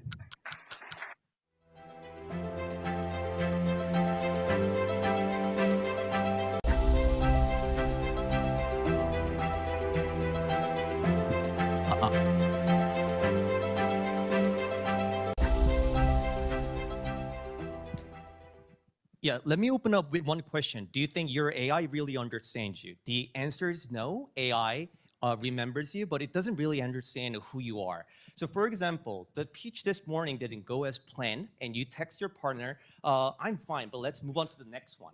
If the AI really understands you, it should not take that at the face value. It should understand your disappointment. This is where AI breaks today. And hi, my name is SJ. I'm co-founder Pickle, and we are building the memory layer for consumer AI. So there is no AI on this planet yet that actually understands a human being. Current solutions are purpose-built to understand agent, business, task, but understanding a person is very different from understanding a task. That's why we think we need a different memory architecture. And then every app is building its own silo, one app, one slice of you, but we have a different belief. One person just needs one memory system. A human memory system does not decide what is important when the event happens. But many AI products today pre-commit what is important quite upfront and organize everything around it. But Pickle has a very different architecture. So we first vertically compress the raw data of your personal life, and then we delay the commitments. And then when the question arrives, and then we commit and reconstruct a true meaning across all the compression layers. We own the full stack, not only the memory system, but also the action layer and the context capturing layer. So Pickle understands you, and it pushes the context to where you already are.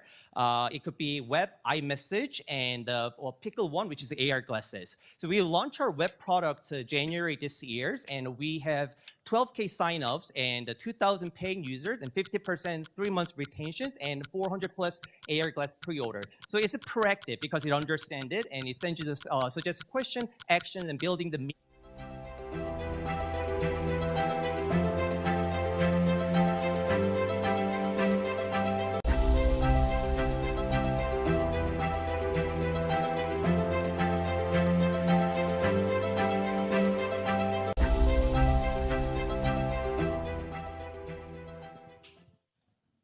Hey everyone.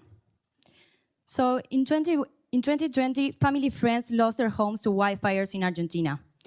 I learned that organizations responsible for protecting the land only found out because people called 911 in remote areas, and that's why it got catastrophic. So we built an AI-powered platform that analyzes data from 10 different satellites, and with proprietary AI models, detects fires hours faster than NASA, send alerts to response systems immediately, and predicts how the fire will spread. Today, we operate in 21 countries with 100 retention rate across 33 paying customers. Last year, we supported over 600 wildfires, which is personally what motivates me the most. We are also the main partners of Aon, the world's largest insurer. Every competitor is hardware-based. They rely on their own cameras, sensors, and satellites. But this is expensive, very hard to scale, and it's slow. So we created the first software-based platform that enhances each technology with proprietary AI, enabling us to detect fires faster than companies launching their own satellites, and while scaling globally with very low operational costs. Today, we are a 26-person team with experts from NASA, European Space Agency, Oxford, and leaders of national landmarks.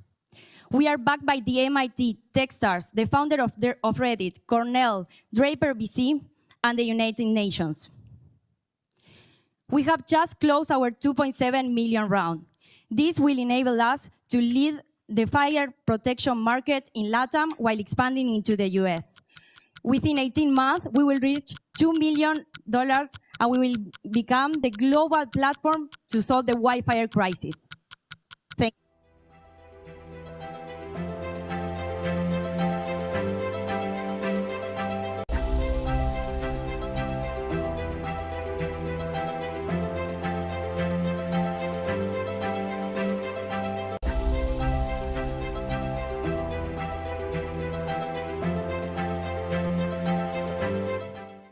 My name is Antonio DePina. I'm the CEO and founder of Scouts, and we are automating and transforming sports recruiting. So a little bit about me. I was once a college basketball player and a professional athlete. I know, guys, I gained a little weight. It happens, okay? But just like most athletes, I too had zero idea how to start my recruiting process or where to begin. I got my first college scholarship from sending hundreds of cold emails just like this. And I got my first professional contract by sending this message to a coach in Portugal. And 10 years later, athletes are still doing the same exact thing.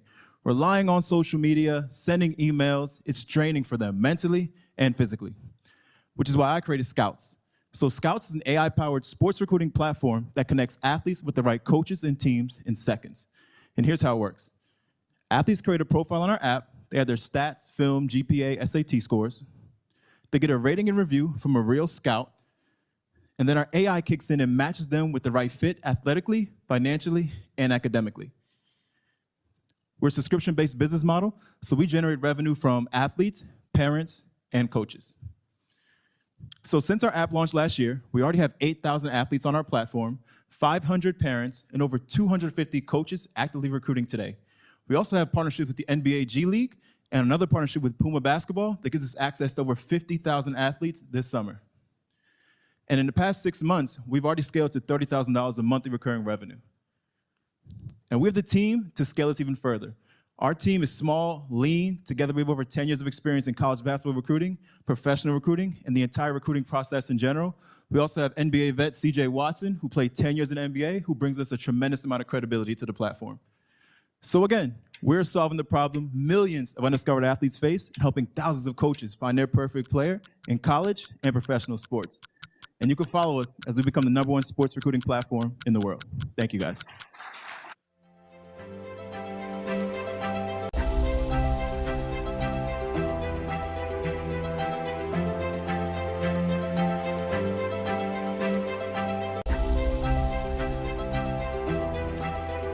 Hello, everyone. Every parent actually has had the feeling the kid comes home, they ask them, how are you? A kid says, I'm fine, but the parent knows the kid is not fine. They're overwhelmed, they're struggling with friendships, with anxiety, and the parent wants to help, but doesn't know how to help. And so the problem is that the system that was built is not made for early intervention. And so the system, what happens is that we wait until crisis hits, until things become clinical, until parents get overwhelmed and start searching for support, for therapy, for medical help, for emergency help. And so that's where we come in. TapOuts has reconfigured the way we teach social-emotional learning to kids. We do it in groups. They join once a week for 30 minutes, and we change their lives by teaching them social-emotional learning skills. These are skills, emotional skills, and we can change their life with that. We've achieved 6.1 million in ARR. We are at growth rate of 174%. have a really high NPS score of 72, Trustpilot of 4.5, with gross margin very high and a payback of 5 weeks. A team is of operators that have been in the business for many years and that can execute on this. Thank you.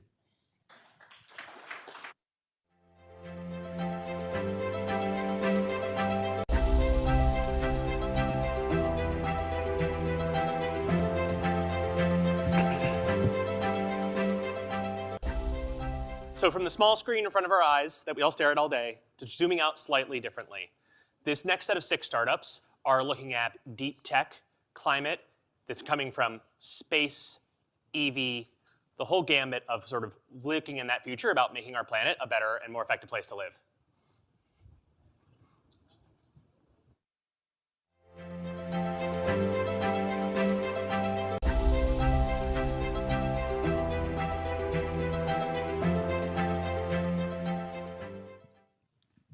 $65 million packages being delivered today, and 3 million trucking companies moving these packages across the United States. It takes 4 different layers, 4 different industries to come together to make this happen. And it takes about 60 million operational conversations to move this package from point A to point B. This is the exact problem we're trying to solve today. Mentium is a voice AI that can call, text, and email and make sure that you get the package on time. This supply chain logistics is a massive industry. It's a $2 trillion industry in the US alone, and we are going after $400 billion revenue opportunity. Why did we start this company? I spent last 10 years in supply chain logistics. First 6 years, I was part of Boston Consulting Group. Later on, I was operator myself. I founded, I scaled, and I sold my transportation company. And then I went to MIT and we started Mentium. We are growing really fast. We launched the product 3 months ago. As of today, we have 500,000 booked revenue, and we are growing 30% months over months. Join us to make this happen. Join us to deliver this package on time. Thank you. Thank you.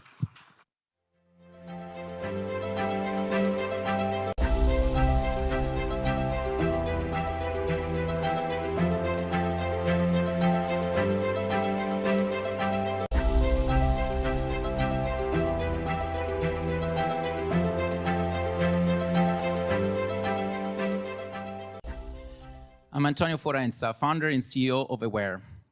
A couple of years back, I was stressed out and overweight. I said, enough is enough. I got myself an Apple Watch, tracked my calorie burn, and lost 40 pounds in 12 months. I got fit, but I was still stressed. So I asked myself, how do I lose 40 pounds of stress? How do I even measure it? Wearables today track your fitness, sleep, and nutrition in a $140 billion market. But I cannot track your mental wellness. That's why we built Aware. Now, like me, 3 out of 4 people in this room experience sustained stress that affects our health. Mental wellness is widely recognized as one of the core pillars of longevity, but we don't have the tools today to measure and act on it. So Aware provides a solution to this. It's a smart ear EEG device that tracks your brainwaves continuously, unlike other neurotech devices. Brainwaves are tiny electrical signals naturally generated by millions of neurons firing in your brain at the same time as you experience emotions. Our patent-pending AI algorithms convert those signals into insights and practical coaching through the mobile app to help you live a healthier, happier, and longer life for real. We're a team of engineers and neuroscientists who are obsessed with this mission and are convinced that we can build this product because we already did it. Aware Beta is available today on our website. You can use the discount code here. We are growing very rapidly since we launched our beta a couple of months ago. 600 plus customers, growing 60% month over month. We also have paid pilot with Stanford Medicine, UCSF, and other longevity groups. Aware is the wearable to master your mind, and we're going to be raising a seed round in the next couple of weeks. If you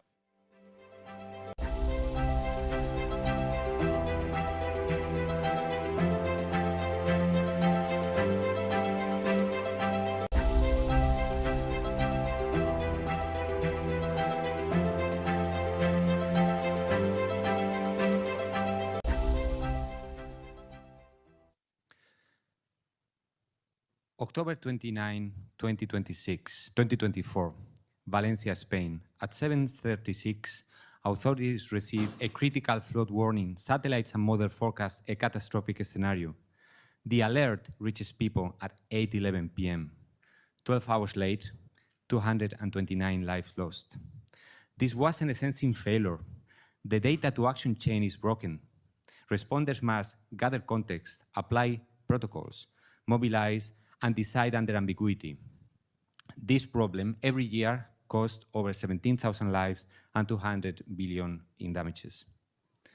If we look up, satellites mirror this problem. They have fixed schedules, commands are uploaded hours in advance, and the data is downlinked in batches. They have no agency, no adaptability, and no brain. Collimate is the AI layer that fixes that. We turn real-time decision-making into infrastructure for every satellite and ground system operator. We enable satellites to process data, decide, and act on it at the speed of code, in orbit, at the edge, and across ground segments. We are positioned to solve this because we've done it before. I'm Guillermo, co-founder and CEO and former Airbus executive. The team brings experience from SpaceX, Planet Labs, Google Meta, and the US Space Force. In 18 months, we've developed and deployed our software with the United States Space Force and is trained with hundreds of millions of operational data sets. We have $210,000 in paid subscriptions with the Space Force, and we are planning our flight demo late this summer with the European Space Agency. We have LOIs and agreements value $100 million in potential value. We are Collimate Space. Join us.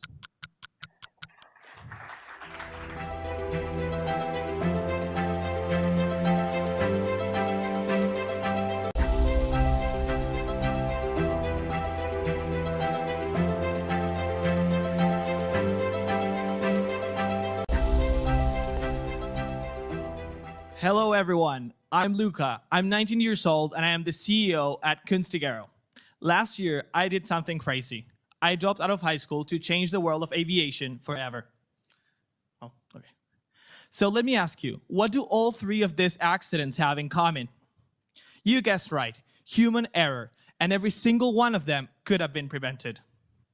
In the US alone, there is one runway close call every 5 hours, a 3,000 air traffic controller shortage, and over $4.8 billion are lost annually in airline delays caused by ATC staffing.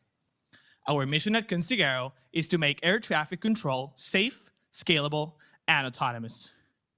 The solution is simple, an autonomous air traffic controller that never gets tired or distracted. And I am so proud to announce that yesterday we made history. Ladies and gentlemen, you are watching the world's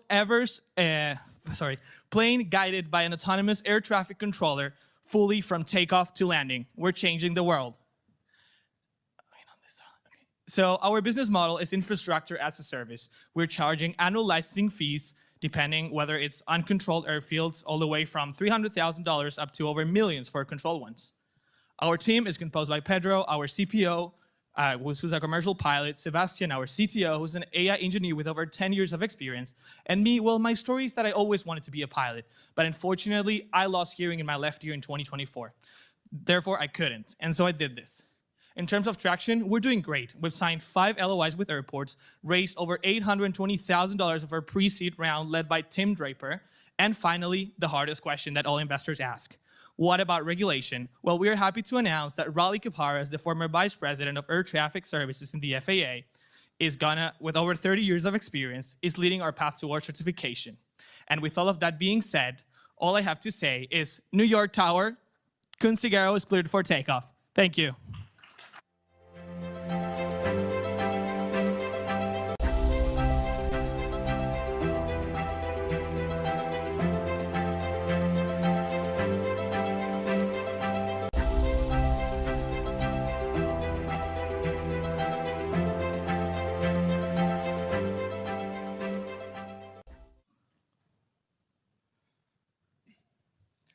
Motorcycles are the backbone of Latin America's economy.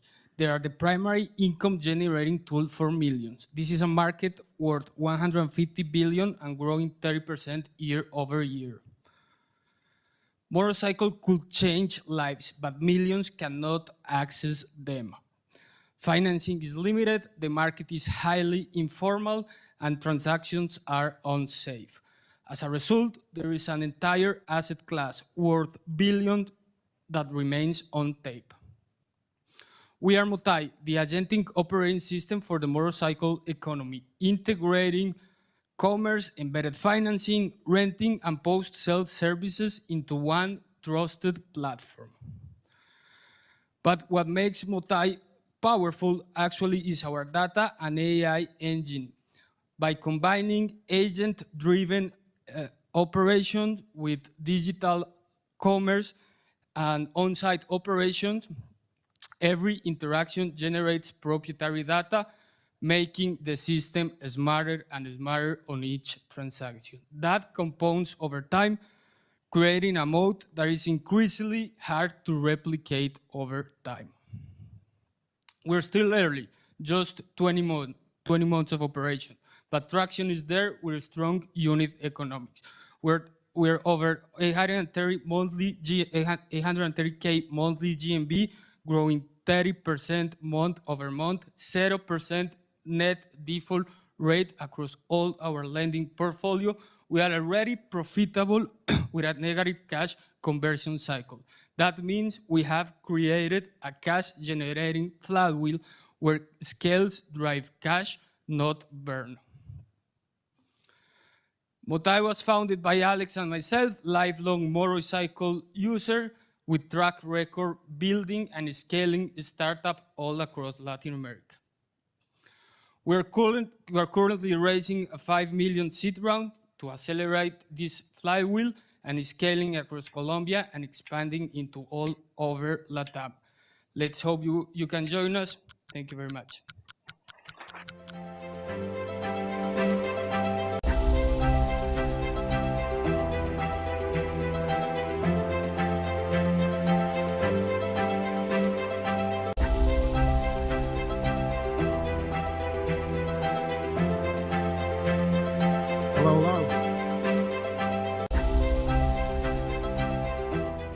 Hello, everyone. Abby Dubusan here from Split EV. Split EV is just that, the Airbnb for electric vehicle charging. Our platform connects to all makes and models of electric vehicles, but we are doing something very special. We're completely decentralizing what it means to own electricity, to have your own property.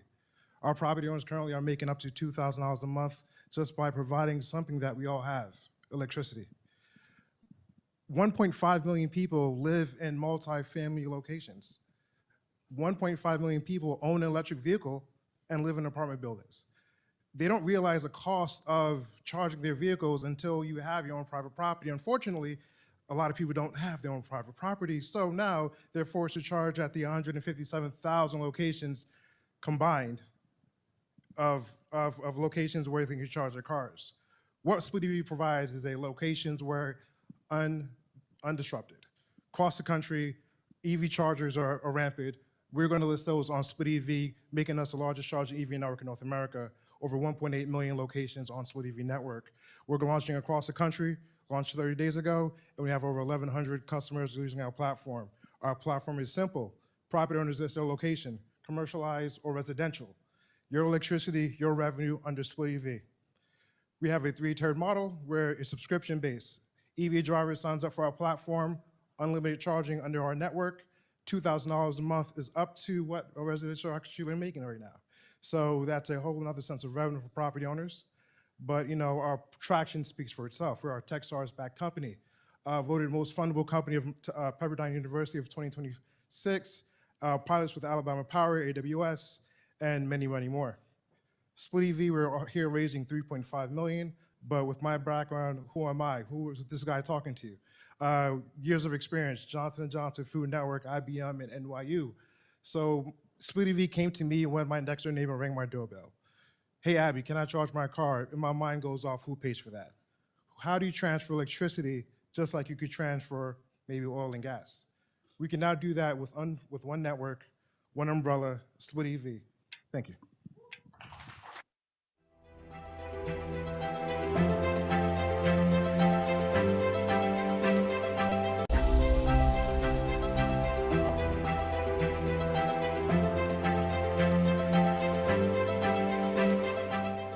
All right, we got one last group to close out an incredible day of pitches in the Pitch New York. So kind of a little bit of potpourri of different companies. So across edtech, legal, productivity, these companies are all leaning into AI to make complex things super simple and easy. And with that, let's get started.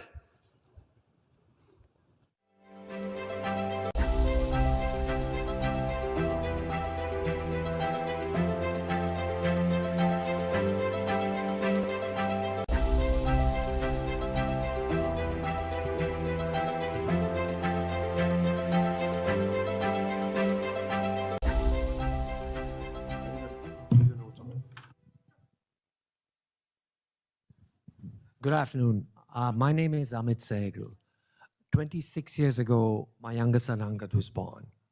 So from the very early days, the world told us and him what he could not do. But we refused to believe that. But belief alone is not enough. We never had the tools or the systems. And neither do 70 million Americans who navigate this world every day, or 63 million unpaid caregivers who are holding everything together with nothing to support them. Yes, the systems are not built for us. Hi, I'm Angad. I'm 26 years old. For a long time, people made decisions for me. What I could do, where I could go, how I could spend my money. They thought we are helping, but I do not need someone to decide for me. I need support to decide for myself. Everyone deserves it. So my dad and I built Let Me Do It. Angad has Down syndrome, but that's never held him back. What's held him back is the system.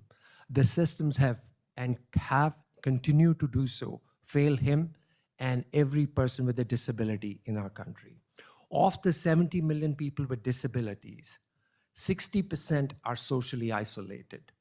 Roughly 50% don't even have a job or are underemployed. And then we have a lot of folks who complain on why are people with disabilities on benefits. Roughly 45% don't even have a simple bank account. They're financially excluded.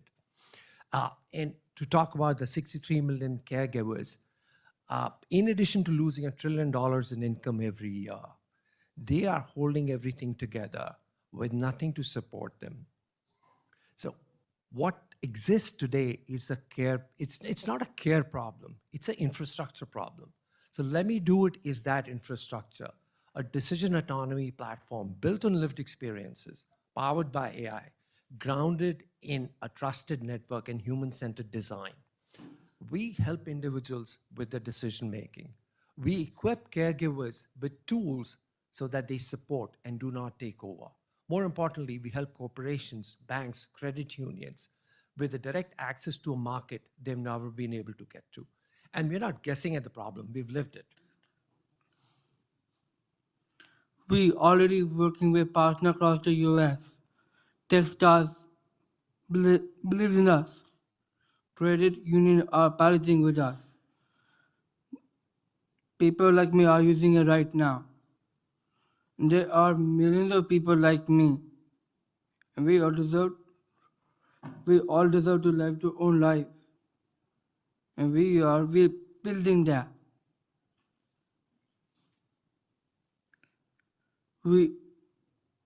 Because independence will be for everyone. Imagine if you were socially integrated, financially secure, economically engaged, what would happen? Better health outcomes, a more fulfilling life. So what you and I take for granted, I think that chance should be there for everyone. Thank you. Thank you.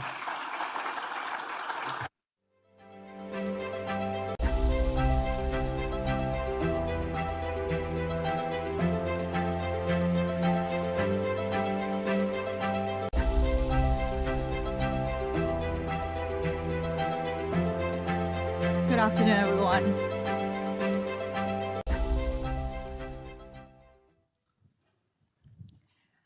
I'm going to start my pitch with the saying that many of you might heard millions of times. Universities has promised that they will deliver personalized education for more than a decade, but none of them actually have delivered. So last year, Around 2 million global users, students, including myself, a current Penn-grad student, determined that we shouldn't be waiting anymore. So that's the reason why they found SIA, a personalized AI study layer for students to ace their course. I am Celine, the co-founder of Ask SIA. So right now you might be wondering, why don't students just randomly go to ChatGPT and throw all of the course materials and get explanation? But explanation is not the same as learning. Learning means that you need to know where you are standing right now, what you're missing, and what your next step is. That's the reason why there is a 32 billion global AI education market widely opening. I know the answer layer, it is pretty crowded, but the outcome layer, it is not. So that is where Ask SIA is actually built. Imagine that you open SIA, that you set a goal, you said, I want to get an A for the final. And then SIA is able to sit in with every courses with you, transcribing, translating at the same time, capturing everything. And then, most importantly, she understands and learns from all of the interaction that you have with her. It understands where you're struggling with and what's your pain point, what's the best way to explain a concept to you better so that you can comprehend. And after that, all of your interactions, your quizzes, your practices, the feedback that we'll be getting will be based on the learning profile built just for you. And students have already shown that this is something that they truly, truly needed. Only within a year, Ask SIA has already served more than 2 million global users coming from 120 countries. And right now, 500,000 of them have registered with a verified school account. Most importantly, most of our traffic is organic. 93% of traffic is organic. Right now, we are at 2.5 million ARR, and we are having 17,000 paying subscribers. With our users coming from more than 7 big markets across the globe, we are aiming to reach 10 million ARR by the end of this year. We believe that the future of AI is personalized, interactive, and built towards outcome. So that's the reason why we believe SIA will be the final study layer for each and every single student in the world. Thank you.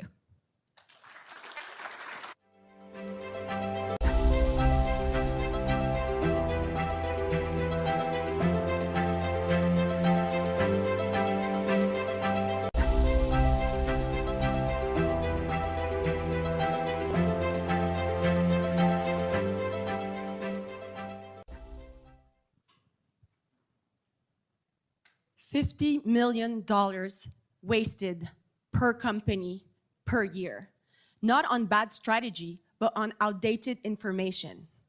Every company with more than 10,000 employees is using outdated information. Their AI agents or their employees are relying on outdated pricing sheets, sales deck, or product guides, leading to errors, delays, and lost deals.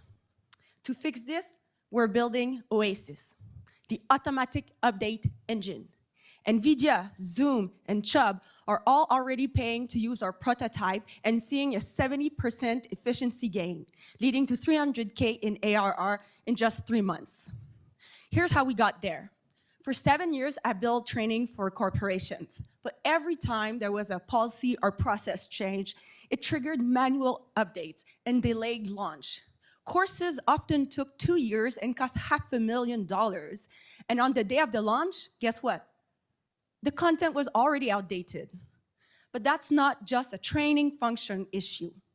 In big companies, one change and hundreds of documents get outdated overnight across functions. Updates in tools like Confluence and SharePoint are still done manually. With Oasis, you never have to worry about using the wrong data again. Let's say there's a new pricing or a new product feature. You simply tag Oasis in your communication channels like Slack. Oasis shows you the impact radius, drafts updates for all impacted assets, and just like that, all your documents are updated in real time. We're the right team for this. My CTO has 2 AI patents and is a third-time founder. I have domain expertise and go-to-market relationship with Fortune 500s. We're raising $3 million to finish and launch our MVP and go to market so that we can grow horizontally in companies. With AI, company data is going to get outdated faster than ever because of constant change. Join Oasis, and let's prevent that. Thank you.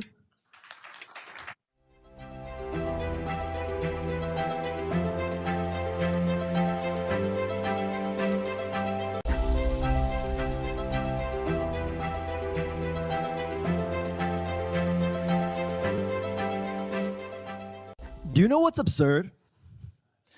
It was easier for me to create a crypto company than it was for me to get a bank account. And when we looked around, thousands of companies have the same issue.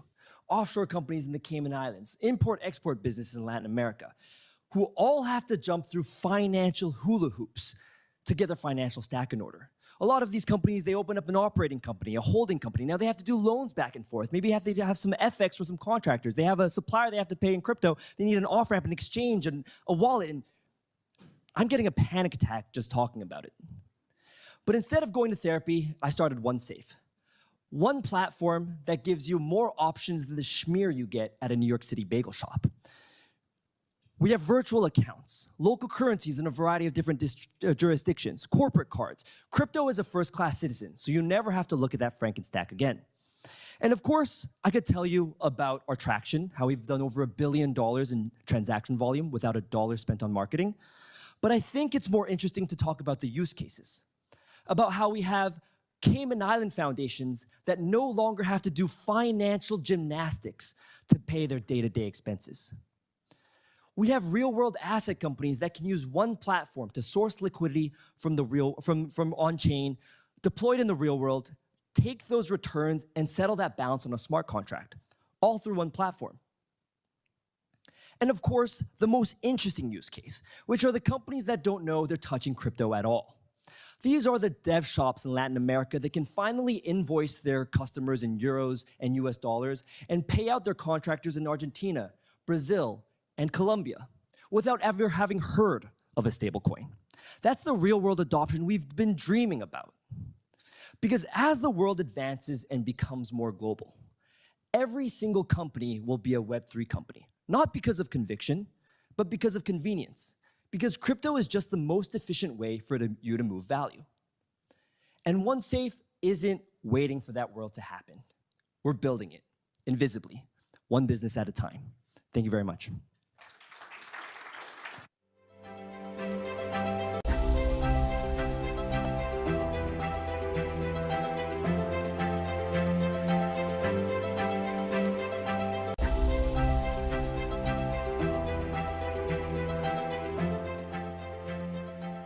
Hi, everyone. Hello, I'm the last one pitching today. I'm Yuri, co-founder of Orion, the AI search that watches videos on social media. So right now, if you go on Cloud and ask him to build your content strategy on Instagram or TikTok, it's going to make a web search, read some blog, read some articles about great hooks, but actually it's barely hallucinating, like it doesn't know what it's doing, because it doesn't have access to those platforms and the data that is there. So this is the paradigm. AIs don't have access to the video internet. They're able to search the semantic web, where no one spends time anymore, but they're absolutely not connected to those social platforms where people spend on average 4 hours per day. So this 4 hours a day, every brand, every agency, every creator is fighting very fiercely to get a share of it. This is the war for attention. It's a $250 billion market. So we built Orion. It's all the intelligence you need about videos out there. It's a search that watches the videos, and it's made to connect to other tools. So this is how it works. You can go on Orion, in AI Vision, say I want to see videos where there's a Louis Vuitton unboxing going, and it's going to find those videos where it's visually in there, based on what the video shows. And then I can download in one click those 6,000 videos that were published in the last months, put it in my AI tool, and now it has the proper data to tell me everything I should know to build my content strategy, work with the right influencers, have feedback about my product and my unboxing experience in that specific case. So we cracked the cost of inference problem, going from $60K to ingest 100K videos to $60 now, a 1,000x cost reduction. We launched 30 days ago. We were at 71K last Thursday. Now we're at 91. We are packed with a lot of companies here for yearly contracts. We did POCs with them prior to launch. So the 91 ARR, 91K ARR is only self-serve right now. We're going to add another pipeline with enterprises. Our next steps, 1 million ARR by end of year, raising Series A, deliver our API and MCP in the next 6 to 8 weeks, and our vision is to watch videos from everywhere for everyone. Thank you.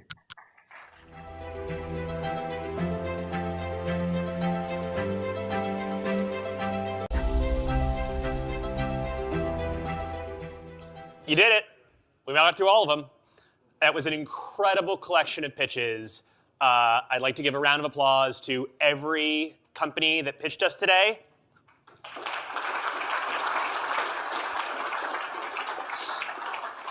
So many impressive businesses, so much impressive technology. And also, I want to acknowledge our awesome panel of judges. Let's give them a round of applause.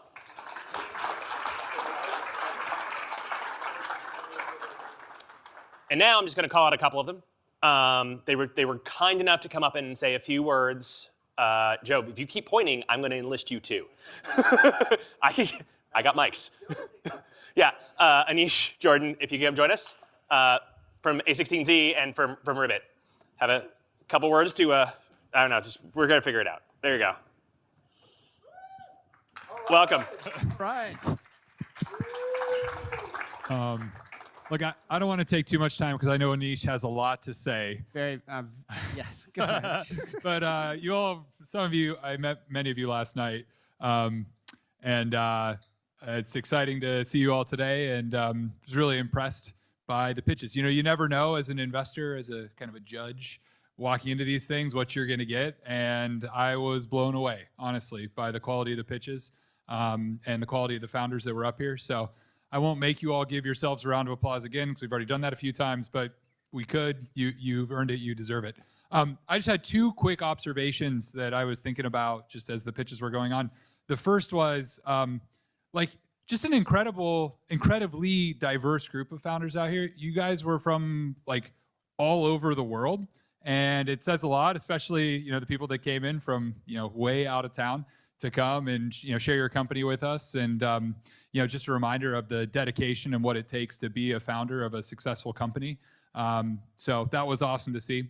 The second thing was, maybe this is I don't know, a pretty tropey insight, but seeing you all pitch your companies was such a great reminder of this platform shift that we're going through right now to AI is really the operating system that underpins software development today.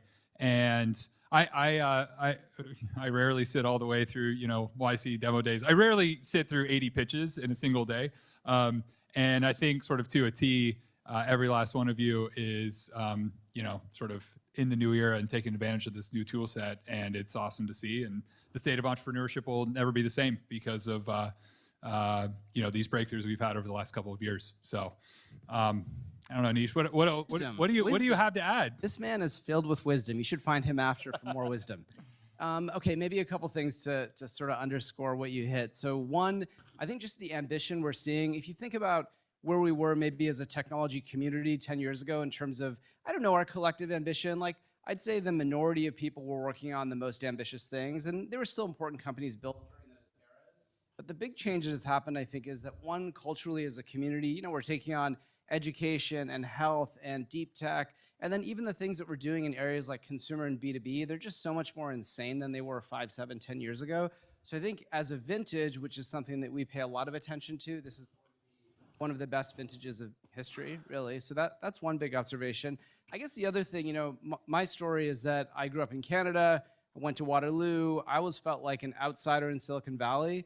We applied to YC 4 times. I was telling Joe earlier, we got rejected all 4 times. So the real story of why I started my first startup was I just wanted to prove to Paul Graham that I deserved to be here. And I think the magic of our Silicon Valley community, I mean that broadly, not in Silicon Valley specifically, is that it sort of turns outsiders into insiders.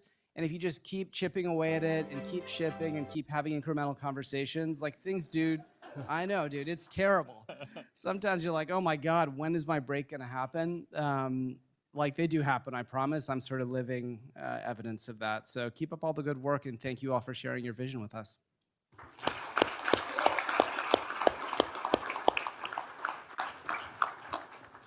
You want to drop them off? Yeah. All right. With that, we're going to have a little bit of a break. We're going to sequester the judges into a skiff with silence, highly secure, so we can tally all of the scores. And then we're going to come back in a little bit when we're sort of ready. We're going to do the fireside chat and announce the winners. So kind of enjoy, catch up on Slack, get a drink, talk to your other founders. Thanks.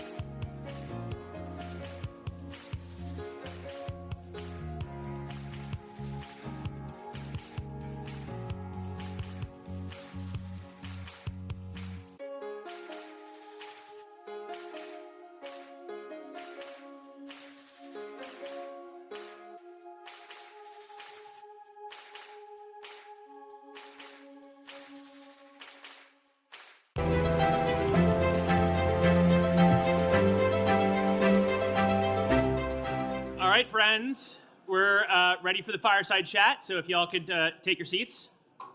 We have a really exciting conversation ahead of us.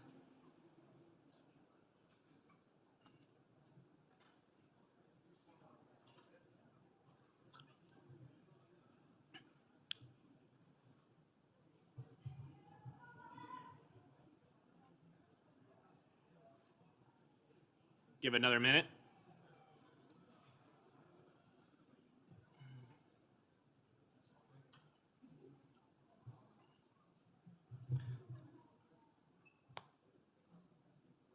All right, we had an amazing day of pitches. The judge are sort of rounding up their deliberations. I saw it was pretty heated. There were some chairs being thrown. It's going to be fine. But in the meantime, we're going to have a fireside chat, some really, really interesting speakers on HR tech and the future of work. And so I'd like to introduce Leona Barba, the Managing Director for Industry Executive of JP Morgan, John Shirky, the CEO and founder of Content Square, and our own Joe Kaufman, President and CFO of Deel. Please welcome us on stage.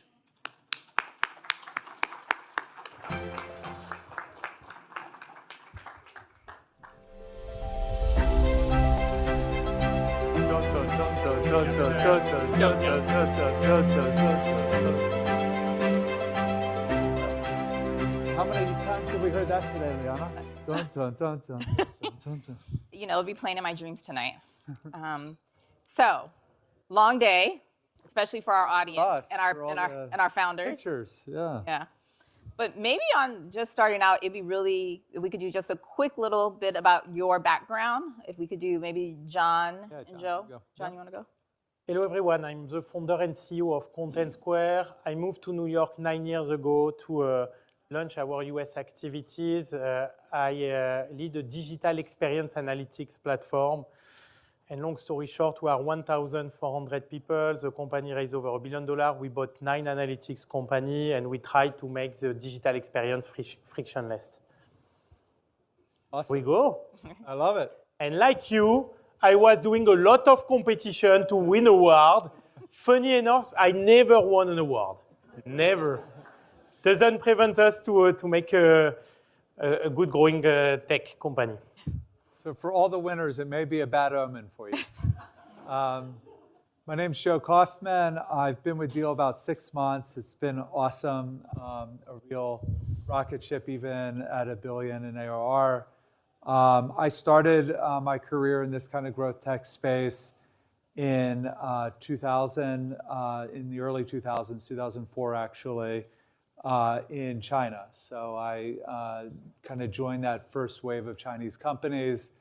I think the Sinas, Sohus, Baidus of this world that we're looking to list here in the US, New York Stock Exchange, NASDAQ, et cetera, and help those companies grow to 50 billion market cap. So what I joke with Deel is typically my multiple from when we go public to peak valuation is 50x, and Deel's already at 17 billion, so it's going to make it harder for me as CFO, but I hope it'll be good. Prior to this, I was at Credit Karma, so I enjoyed a bunch of the ones in the fintech space in particular.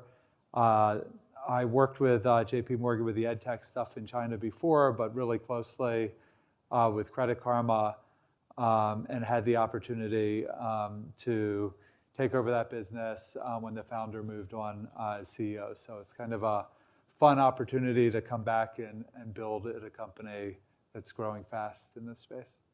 Awesome. My dear Joe, I don't have your curriculum vitae because I only work at Content Square all my life. It's better. Fully like a lot of startups, we will see you grow your business in the near future. Awesome. That's right. All in. Awesome. All in. Well, let's get into the Q&A. Given we just came off of pitching, Joe, I'll start with you. You just watched a room full of founders pitch in 2 minutes, right? So don't name names, but what separates a pitch that you lean into from one that makes you check your phone? And you've seen multiple across the world. To be clear, just so everybody knows, and it must have been kind of disconcerting when you're up on the audience, but or up here, seeing people on their phones. But the judging app was actually on our phones. So at least I can speak for myself. I was looking at like the criteria in the app, and there are a number of different lenses we were asked to look at. For me, I look at kind of the differentiated play of the idea itself, like what's the open space in the market, how big of a pain point is it? In many cases, when I look at the founders, I'm also looking at kind of what's the actual pain point that they've felt viscerally, because we're investing at this stage to have people stay with it for a really long time. So I'm looking for that as well. For some of these, it's like a distribution question. The idea is good, but how are you going to ultimately, achieve distribution? And then maybe, one thing that I saw in some of these that I was wary of is like, will this just, end up being a feature of a larger company? And that could be fine if the companies get acquired after Deel Ventures puts money in. But if it becomes a feature of a larger company even before they have an opportunity to scale to a big enough size to be acquired, that's one of the things I look at. Awesome. And I want to hear from you actually, because you're the founder. Look, when I look at a startup or company, usually I look at two criteria. Number one is to understand if the execution can be better than the other. If you take the example of Facebook, of MySpace, Facebook or Meta didn't come with something very special, but they execute perfectly. Similarly, Google and Yahoo, number one approach. And what will make this company a rocket ship in terms of execution? Number two is more about the disruption. Yeah. Do we see some things that we have never seen before? The example of Netflix, iPhone. Do we picture something that will be the next market opportunity, the next big thing that could happen? In particular, in the context of AI, where you can turn faster your idea to reality. That really comes to my mind. Of course, you need to have a fantastic ambition. You need to be surrounded by great people. But that are really the two things that I'm focusing on. Uber Lyft is another good example on the execution front. Correct. John, let's just dig in there a little bit, right? Because you also do a lot of selling to enterprises, right? You've raised from investors, right? Sometimes we find that founders make a mistake in terms of they confuse explaining a product with telling the story. And given like all the behavioral data you see, right, in terms of the analytics that you're looking at from clicks and everything, like how do founders get out of the mindset of explaining the product to telling a story? So of course, the way you explain, you pitch your product really matters. But to me, I will insist on also two important elements that are focus and timing. When I created Content Square about 10 years ago, the market was focused on traffic acquisition. Make people come to the website. So you have Google with a search or Salesforce with CRM. And I was asking myself, what's the next big things? Even if the website has a lot of traffic, if the experience is poor, people will leave. So at this time, I was really trying to understand why people leave the website. And so more than my pitch was really to solve something that has not been solved at this time. Where I was lucky, or sometimes it's something you provoke, is the timing. You work on something, maybe it's not mature today, but at a certain time the market is maturing and you need to have a product that is ready to scale globally. When I started Content Square, the first 4 years, we developed a lot of features, as you mentioned. And we try to pitch these features. When I understand that the value will be on one thing, I decided to delete 90% of the product we have developed to focus on one thing that was analyzing mouse movement or user interaction on mobile to understand why people leave. And when I capture this value that can have a global impact, that's when the company started to grow. And so it's easier to pitch than pitching a lot of value and features. So the focus and the timing, I think, is key on your way to pitch how much value you will bring to a market. And from my lens, I mean, just thinking about it, like as a CFO might think about it, I like, John, what you said before about kind of execution and then this like larger disruption story. To me, that's like how it actually becomes a story, because you're able to show kind of the short-term traction, and we saw many of you show that today, whether it's in user metrics or financial metrics, but then being able to tie it into something that's like a larger dislocation, that's where it becomes more than, you know, just a feature or something in the moment now in a larger story. All right, let's shift gears to fundraising and growth. A lot of the companies that presented today noted that they were in the midst of raising their next round. Yep. Right, looking back, and you've obviously worked in a bunch of different startups, right? Looking back, what's the one thing that companies have over-invested in early, whether it's team, product, go-to-market, that you cut, and the one thing you doubled down on early? That's for both of you. Go ahead, Anjo. Yeah, I mean, I'm a little bit biased here, but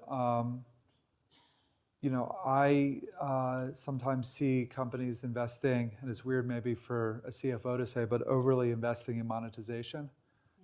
Like I've seen a lot of success with, you know, companies focused on free products, customer acquisition, making things viral, and you know, some of the ones that reference like gross margin, or I wouldn't necessarily focus on that at this point in time. And then today, I mean, I would say that maybe team, right? Because in the context of AI, you know, it may be an opportunity to stay, you know, at 5 people for longer. You know, Deel today is at over 7,000 employees globally. There's a degree to which that makes sense in the context of what we've built across 150 countries. But I think we'd rather be 600, right? And if we were building the company today, we may be more thoughtful about how many people we want to bring on at one moment in time. From my perspective, it really depends about your targeted market. Would it be enterprise or SMB and mid-market? Because if your approach is PLG, your focus should be adoption of your product, usage of your product, and not much about each capabilities, but really the ability of the product to make something very unique, special. When people try it, they can't live without, they come back and create a lot of value. If you are enterprise, the reality is that sometimes you can have a shitty product, but if you are very good in terms of go-to-market, you can make something very impactful, and then through the time, improve your product. Because the requirement for enterprise is totally different than self-serve. In this case, I would focus much more on go-to-market execution. Taking market share, sales cycle could be longer in enterprise, understanding what will make the difference. In our case, we started by having let's say, a very strong vision, an okay product, but a wow go-to-market. And then through the time, we decided to reinforce the value of the product, make the product much more self-serve. And today we are absolutely focused on all the product deliver by itself value. Because with the world of AI, a lot of things will become self-serve. You can have a lot of tasks that will be automated by AI, a lot of workflow. So the value will come more and more to the product itself. So that should be my priority if I will build a totally new product. That's fun. We can have a little debate between Shuo and Alex of which is more important, go-to-market or product. You have both. That's the right answer. But I thought it was also interesting. I've been doing consumer for a long time, and consumer is so out of vogue that it wasn't even something you talked about, right? It's SMB, mid-market, or enterprise. But consumer's coming back. It's coming back. We're seeing more. And you know, for consumer, I think that these flywheels with free can work really well. Mm-hmm. Jean, you bootstrapped Content Square, right, to nearly 100 people before you raised your first round. Most people, or most founders in general, especially those in this room, they want to raise as fast as possible. Was waiting the right call, and would you do it again that way? Look, I think it's linked to market maturity and timing. In my case, I bootstrapped from 1 to 100 people in Paris when I started Content Square. But the market, the total addressable market was very small. When I was pitching Content Square, people didn't really understand. They were just focusing on driving as much traffic as possible. And so during all this time, I was focusing to develop a product that will have a bigger market opportunity, a big scale that can have unlimited number of customers. When the market was ready to scale, when the timing was right, when customers were asking more about conversion rate than traffic acquisition, I decided that it was the right time to raise money because I knew how to allocate capital. I knew that this capital will allow me to develop more the US, to open market share all over the world, to expand in new market category, to buy competitor. Actually, my main competitor, a company named ClickTail, raised a lot of capital when I was not. We were developing similar products. I think they raised over $100 million, but the market was not ready.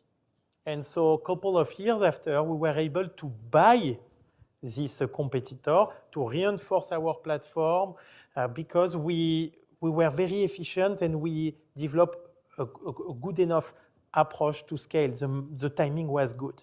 So I would say it's less about a pure strategy approach. It really depends about your market, your timings, your level of competition to raise capital and take market share quickly or to develop the good product and go to market when the market is ready.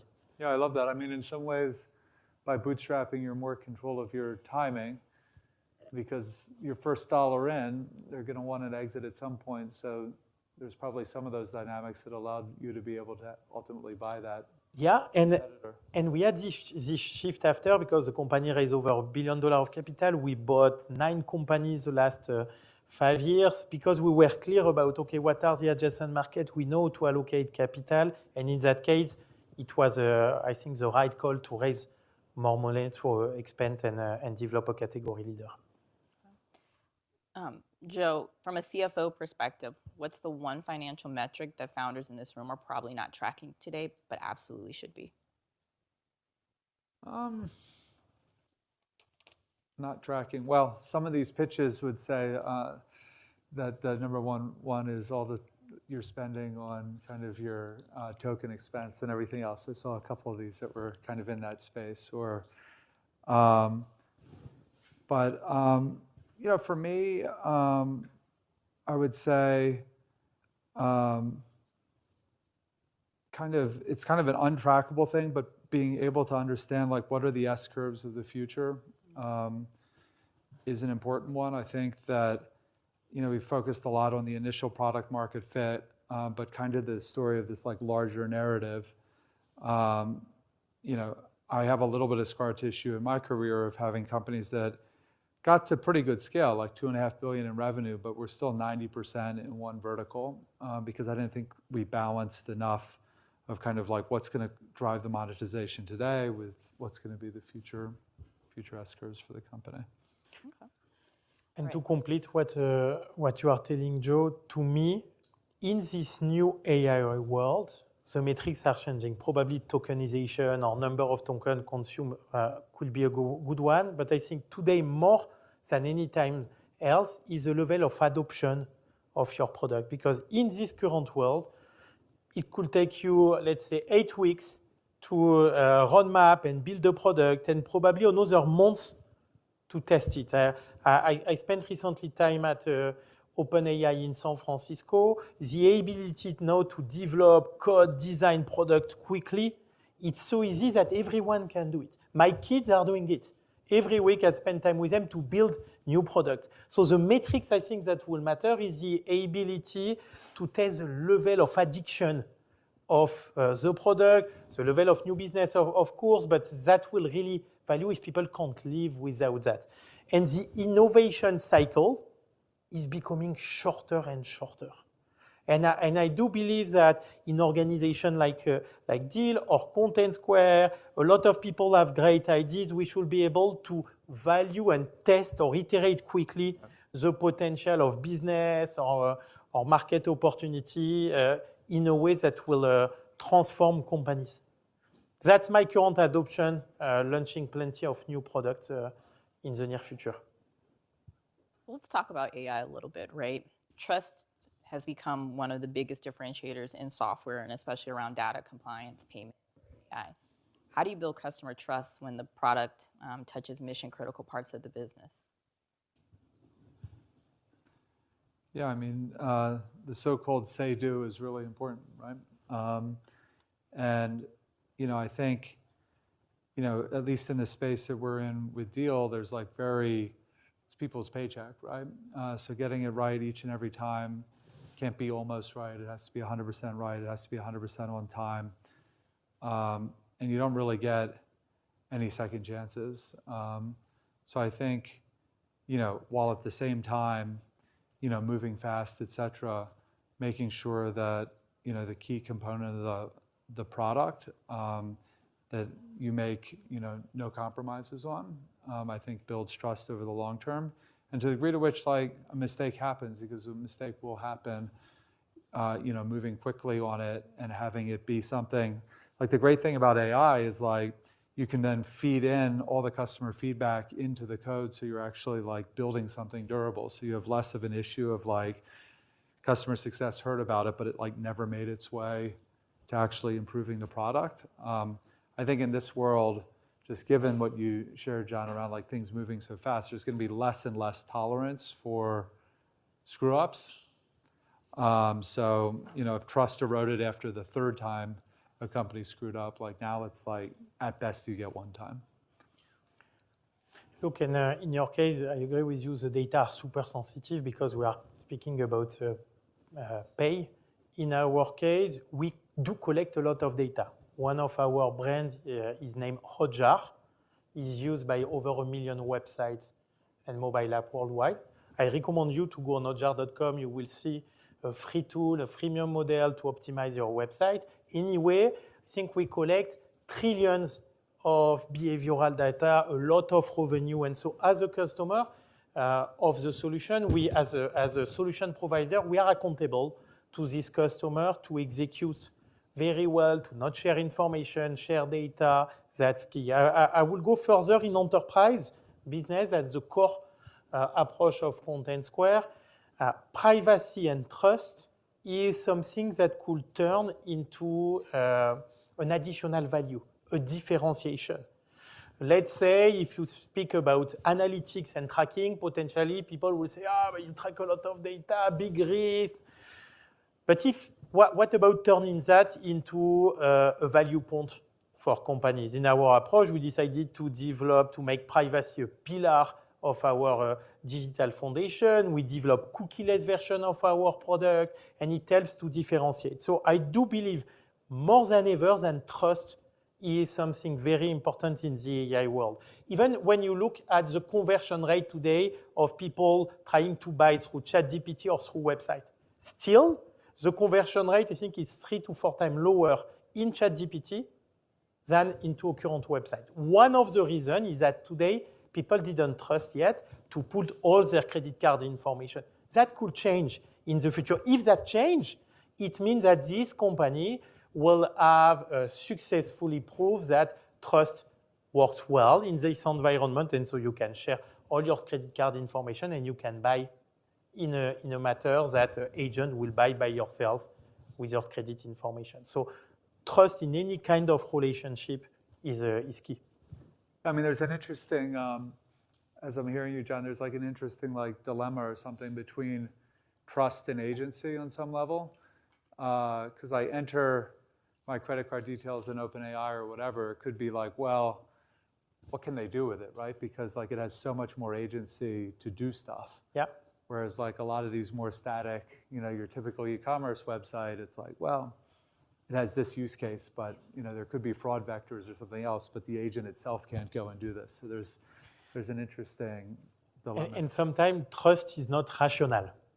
So sometimes you don't trust because it's new, it's emotional, and maybe it's because it's just text. It could change in the future. It could change because people trust more the brand itself, the value to the brand. There are plenty of elements behind the trust value, but I do believe it's very important. And I think it's also that makes a company like Deel more and more powerful because people trust in the approach.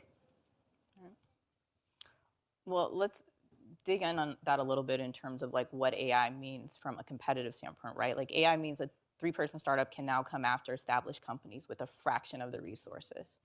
as operators of large companies, what's the real threat and what do you actually do about it? Yeah, I mean, I think that in our space, because it's more regulated, et cetera, like the joke that I share is, as CFO, we have to close 330 legal entities every month across 150 countries. So everything that causes white in my beard, less hair on top is actually for the business. And then what we've built with JP Morgan, as I mentioned in our opening remarks around the money movement capabilities, is also, a moat for the business. But, I think we just have speed to market. In other words, we're a first mover advantage. It doesn't mean that another player can't replicate the same, over time. So, I think that it really means, offering more of a soup to nuts solution that we can really realize being the forever people platform. And, you talked a lot about small business, mid-market, enterprise, and how different things can work for enterprise and work for small business and mid-market. We started in small business, mid-market. It's still 80% of our business. We've been able to build, a relatively significant enterprise business so far, but making sure that we're able to actually, change that mindset and have the right people in the company that are still making sure that we're going after the huge small business and mid-market opportunity while continuing to evolve as our companies get bigger and more complex, that we can evolve with them and, even go after new customers that have always been enterprise and didn't start as small business or mid-market. So I do agree with you. And I will go further telling that the velocity is definitely a key point with AI, and that will push the boundaries to any company to innovate and improve a lot of things. There is definitely a shift of value going from software to data to AI. The software, when a software was just accomplishing a task, probably AI will be able to replicate a lot of tasks. And as you mentioned, let's say for enterprise, the enterprise readiness, the level of requirement, it's something very important, would it be entities or for any kind of business when you tackle an enterprise. So that opens a question about what are the different moats today in this AI world. Distribution is one of them. In your case, the ability to have access to a lot of entities. But in a lot of other cases, or you go to market all over the world, or you can have access to millions of websites, if we speak of our case quickly, when you would like to launch a new product. The data is probably a moat. Sometimes it's hard to quickly extract or understand the value of the data, but you need to have enough data. And when you are an enterprise customer, you would like to have a company that can really understand the value of this data, that can compare the data to a lot of players to understand what's going well and what is wrong. So between distribution, data, enterprise readiness, and the value of innovating always, that should be a good opportunity for companies to reinvent themselves. And accepting to disrupt themselves, it's something very important. It's better for you to disrupt yourself than to be disrupted by a three-people company that come with a similar solution. Expect to have competitors that will do a good piece of what you do at lower fraction of cost today. So that should push everyone in this room, but in every company to try to disrupt ourselves. I mean, the interesting thing for me, hearing what you're saying about data, for example, data was a huge moat. A lot of kind of the proprietary kind of software ecosystems, whether it's, Intuit with QuickBooks or, Workday or whatever, it was a lot about, that proprietary data. Like 9 months ago, that's what those companies were telling Wall Street and saying like, hey, ultimately the LLMs will be commoditized. It's an arms race between each other. We're going to be the net beneficiaries of that, and all the value will accrue to us because we have the data. That's not actually what's happened, over the last, 3-4 months, especially with this SaaSpocalypse. And I think part of that is that the value of these data assets, it's interesting to think about where that accrues to, because I think a lot of companies are willing to share with Claude, you mentioned OpenAI, whoever, if they'll actually be able to do work for you. So, for me, the evolution has been, to your point, software, data, but it's almost something in this kind of like services or getting work done aspect, whether that's, services through humans or ultimately through agents. Like the ability to actually get work done, I think is the ultimate value proposition, and the customers are actually willing to part with what was previously perceived to be more proprietary data in order to achieve this objective. I agree with you, and I think we should ask all of us, can we have a system of record and intelligence that cannot be replicated? If it can be replicated, probably the value is not anymore in the data, but more in the outcome. In that case, the agents that can accomplish a lot of advanced flow based on a lot of different information, fully connected. That will be probably the good approach. John, given the nature of many of the companies here are global already or from overseas presenting here, Content Square is one of the rare French companies that successfully cracked the US market. What did you have to change about how you operated, and what is fundamentally different about building in the US versus Europe? So definitely not my accent, as you can tell. It's charming, man. I'm sure that's how you... It's charming at first sight. That's how you got enterprise. So they remember the Frenchie, at least, probably. But more seriously, there are different things we try to adapt, and sometimes it's linked to the culture of the approach in the market. I remember when I arrived to the US and to New York, I was amazed by the ability to have access to top-notch CEO or billionaires. I'll give you two stories. One of them, I brought to a real story, 10 billionaires. 8 of them answered me.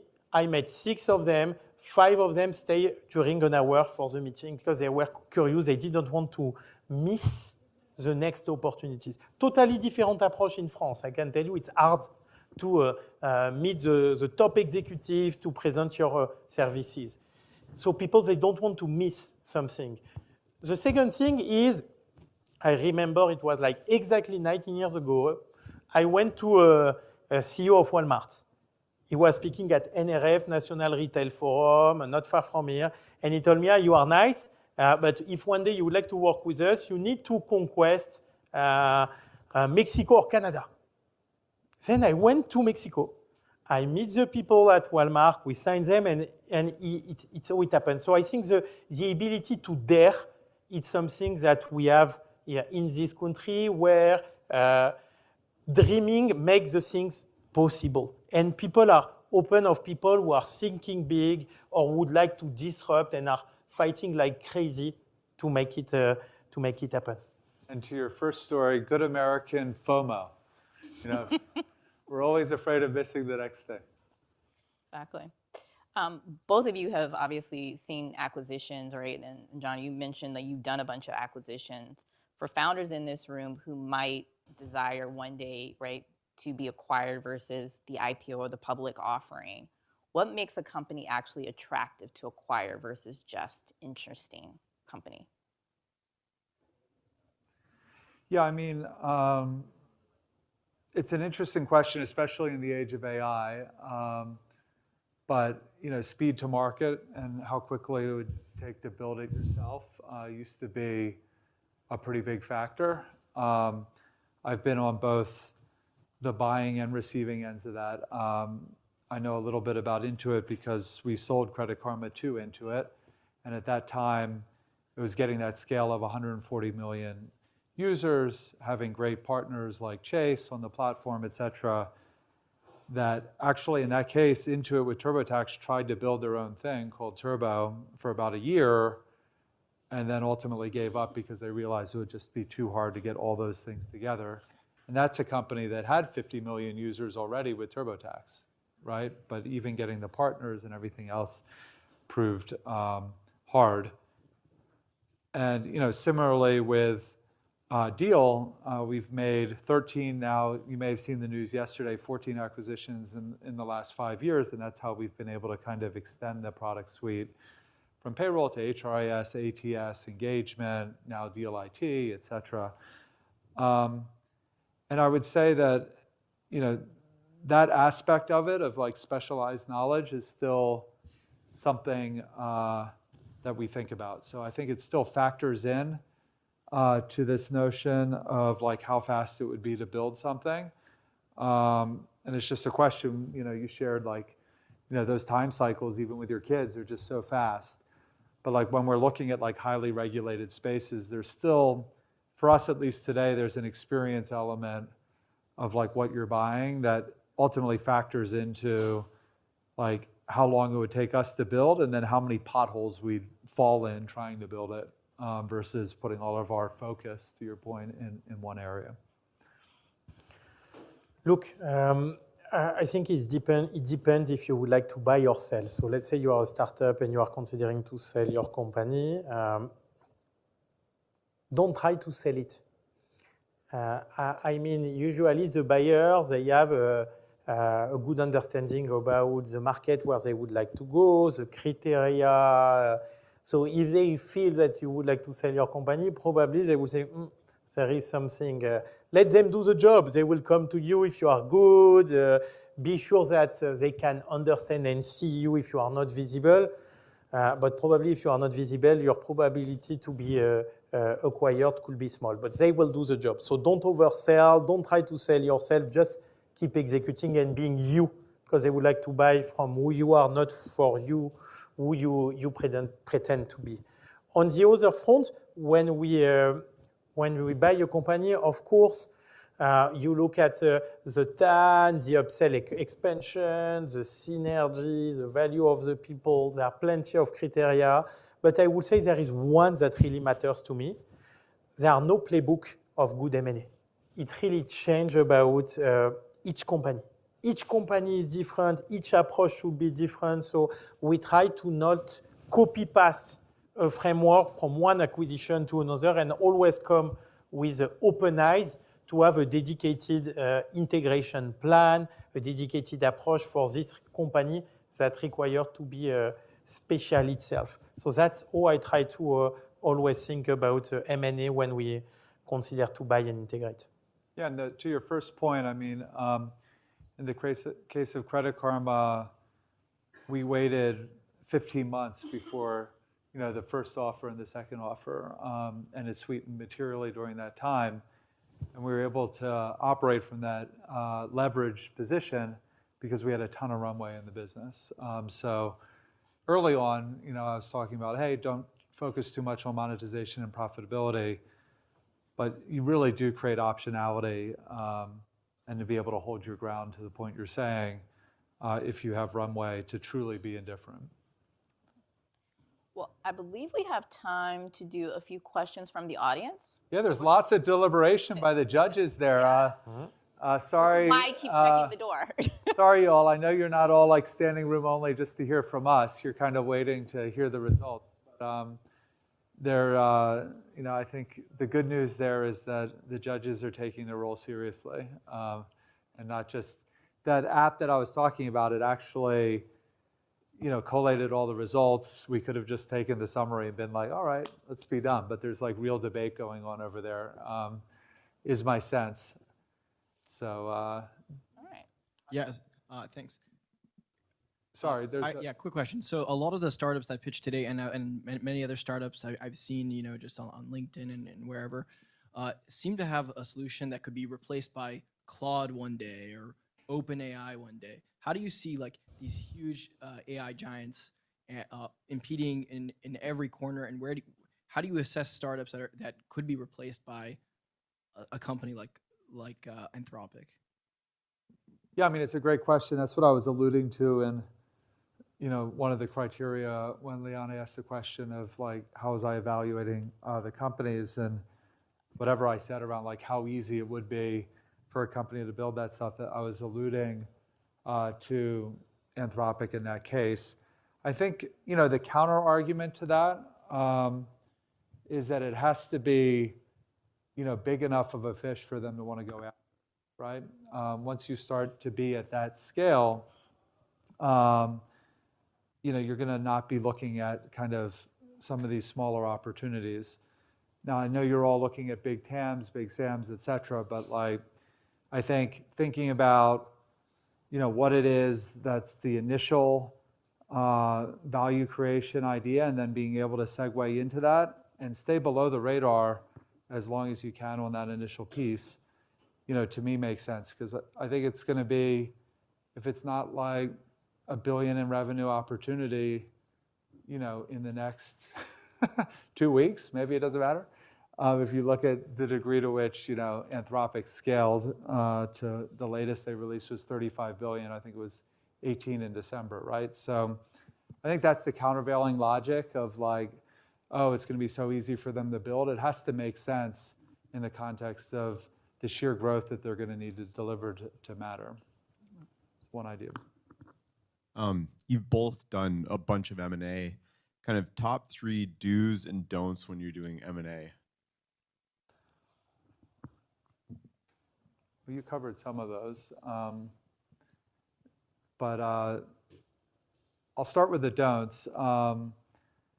If you can avoid like carve-outs and TSAs and all of that kind of stuff, avoid those things. And what I mean by that is like, you don't like the whole company, but you like a piece of it, so you carve it out. Those things end up being super complicated. And I found at least that the juice isn't worth the squeeze. I think there's also kind of a messy middle between like a tech and talent deal that can be like super easy and fast to close, and something where you're actually acquiring a real business. And that middle zone also ends up being complicated. Like what people talk about in terms of small deals are just as hard as the big deals, but you don't get as much for it. I believe that that's really true. And then, I guess in terms of a potential do that I've seen work really well is, in addition to all the metrics that John spoke to, and I may have spoken to a couple of them, in terms of what you look for in a company, I think thinking about the founder, CEO, and if they have a place in the company is valuable. It doesn't mean that like that's a rule-out criteria. You could have an acqui-hire and you're really excited about the tech team and the founder's going to move on and do something else. But if you can make that work, I've seen it be amazing. Both in my past companies where we've hired typical like GM profiles as we moved to more of like a business unit type thing, who were GMs in other companies, and then we just like acquired all these companies. And as you can imagine, the former CEOs of the companies we acquired who could see themselves as a GM and loved the distribution that our platform was providing for them to realize a dream that they had trouble realizing on their own, was super motivating for them. And it was also huge for us because that entrepreneurship thing is hard to hire for. On my end, I would say in the don't over-complexify. Would it be the deal structure, the future plan of integration? It's already super complicated to properly integrate all the functions of the company. That's my don't. My do is about having a very clear and detailed plan. Because in M&A, the devil is in the details. And so put yourself in the shoes of a new company is joining, creating a lot of questions from them. So we always try to have a very, very, very detailed plan on all the questions we can imagine and share the plan to everyone. So at least, and that needs to be done before the deal is signed. Because at least when it's signed, we are all aligned about what we should do. Sometimes the plan is not good. Sometimes the strategy change.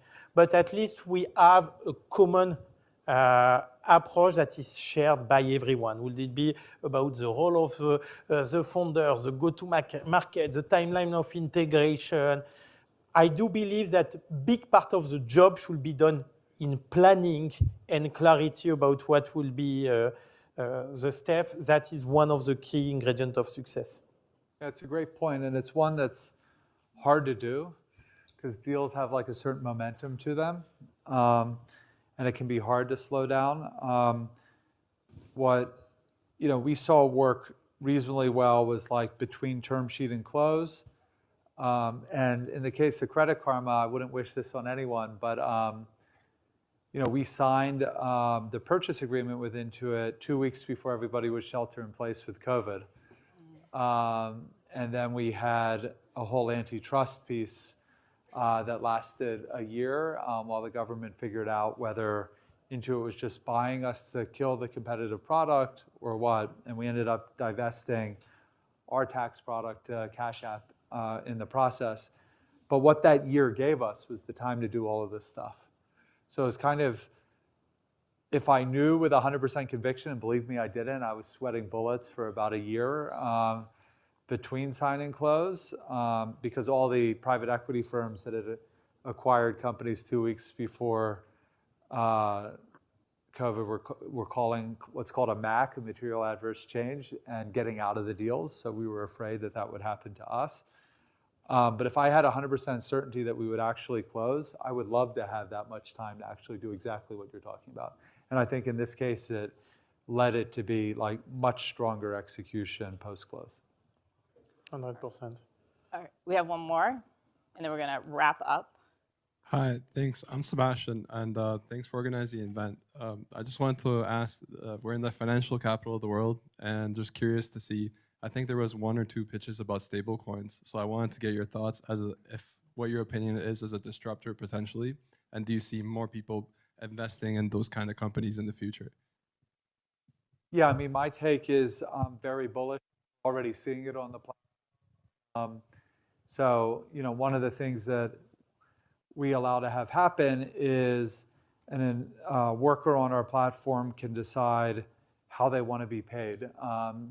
So when and how. So we have something called Anytime Pay where you can get paid anytime, and then how can be in the local currency, it can be US dollars, it can be in stablecoin.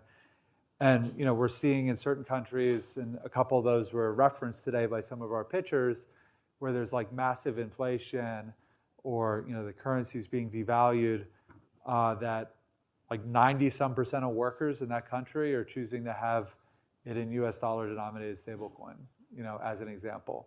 Or you may have just enough of a budget for your daily expenses in your local currency, and then you want to put it in stablecoin or some other asset that you can then make investments overseas, et cetera, and you're not limited to just the investment universe in your home country, et cetera. So we're already seeing it and leaning into it quite a bit. I think, to some of the questions in the audience today, it's always like, does that mean that there's going to be like a lot of like standalone companies in that space? That's a harder thing to say because we're building a lot of those capabilities ourselves. But I think as a trend, very bullish around stablecoin.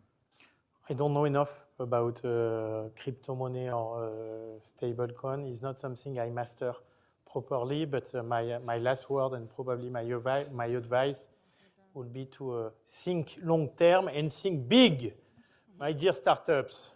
All right.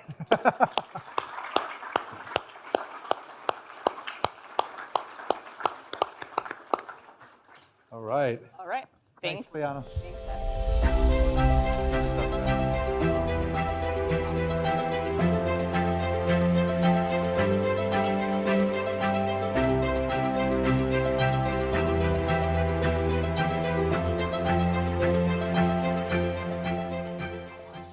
All right, everyone has been incredibly patient.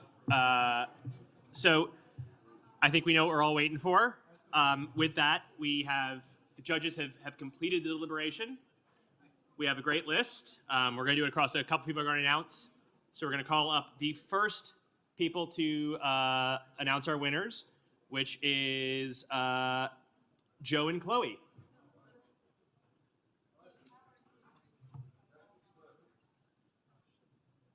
In no particular order. Yes, no particular order. This was a learning mistake for me. When I did this in Berlin, I did it in alphabetical order in real time, and I'm not going to try and do that again. All right, without further ado, Da, da, da. First winner here is First Work. All right, First Work. Very apropos. First winner is First Work. Come They- on. Okay. Are they here? They were so confident that they were going to win, they didn't even show up for the award ceremony. And the money. All right, they may get dropped for that. Okay, we'll see. All right, and the next, da da da, Quanto.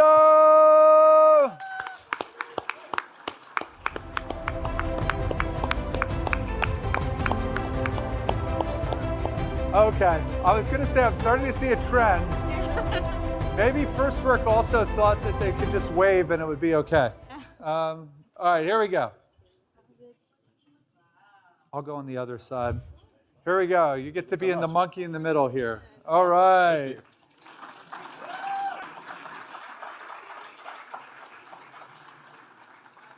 Awesome. All Thank right, you. good stuff. All right. The next winner is Hammock.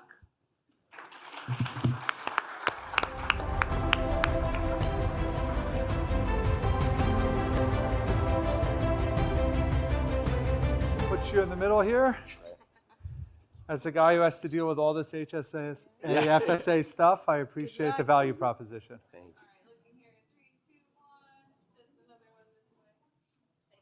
you. Awesome. Thanks, guys.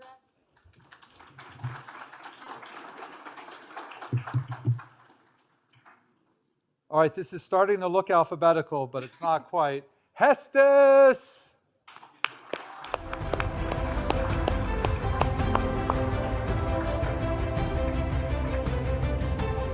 You won on the power of the kicks alone, right?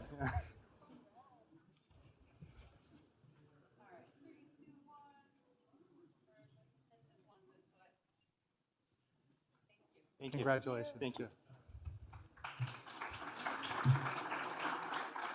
All right.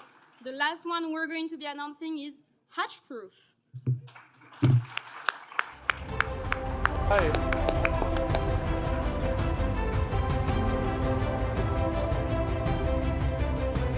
You had me with the Oakland A's Yeah, as thank a you. Bay Yeah, Area yeah, representative. Yeah. All right. Yeah.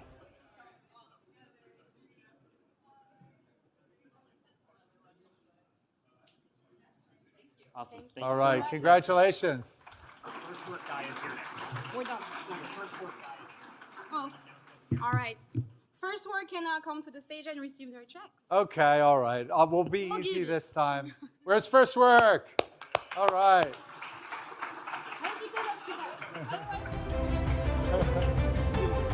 That's right. That's right. Closing deals here.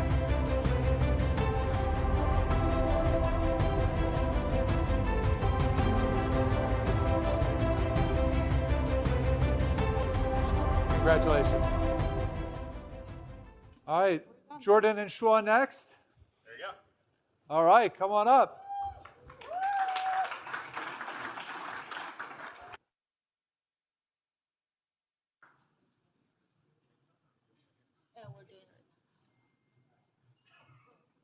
How are you feeling, Jordan? Feel the pressure. Okay. Not excitement? Very excited. Okay, next up, congratulations to OneSafe. We have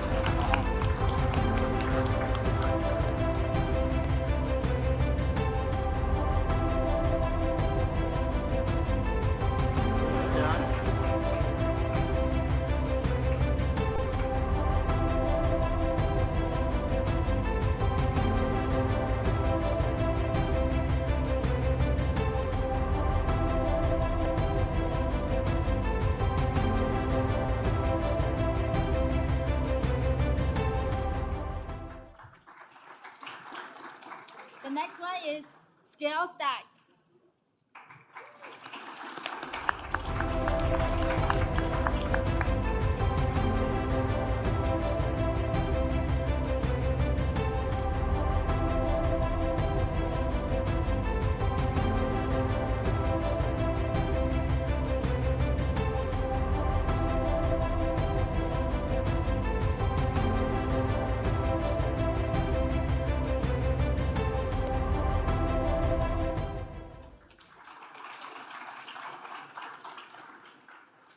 Okay, next up, Vibranium.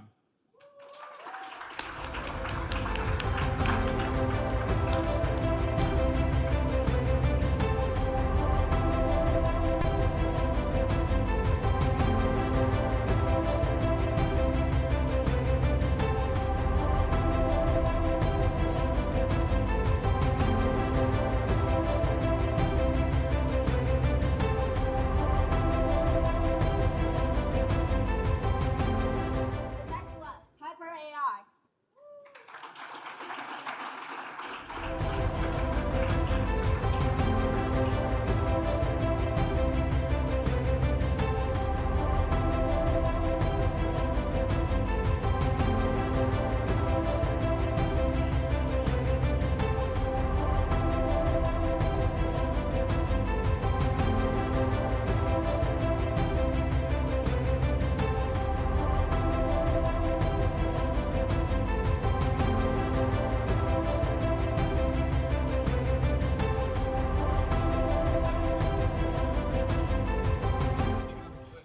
Well,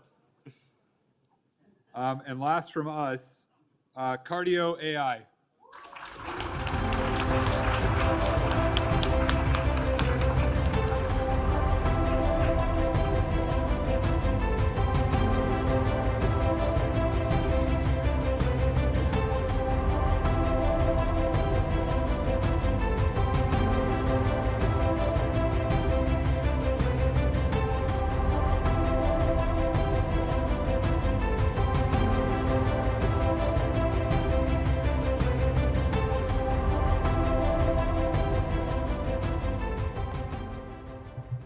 That's it from us.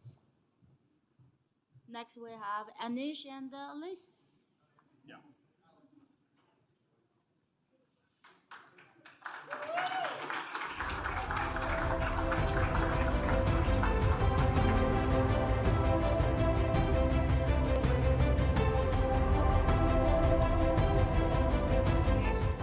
There you have it.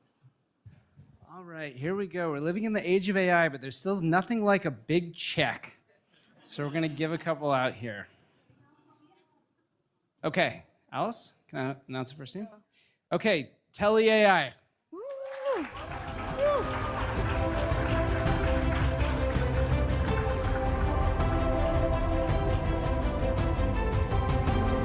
Congratulations.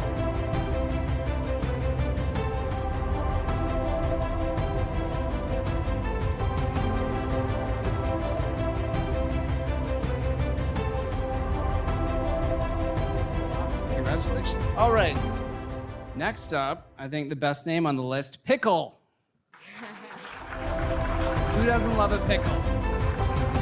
All right, all right. Oh yeah, get the big check. That's clutch, right?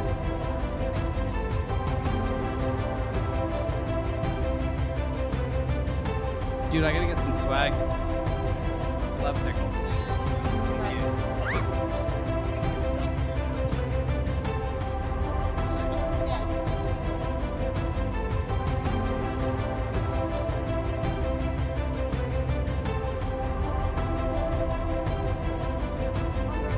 Congratulations. You sure you don't read any of these? All right, you're good. Okay. Oasis Learning. I think you should get the checks. You know what?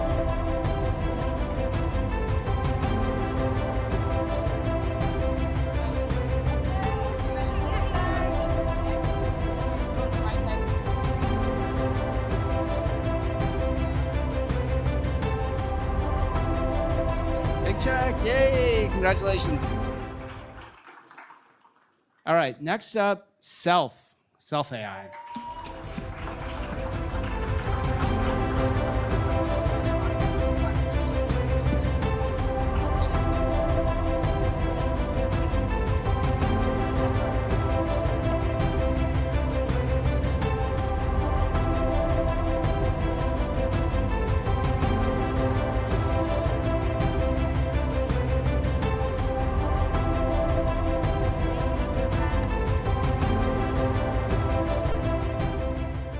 Okay.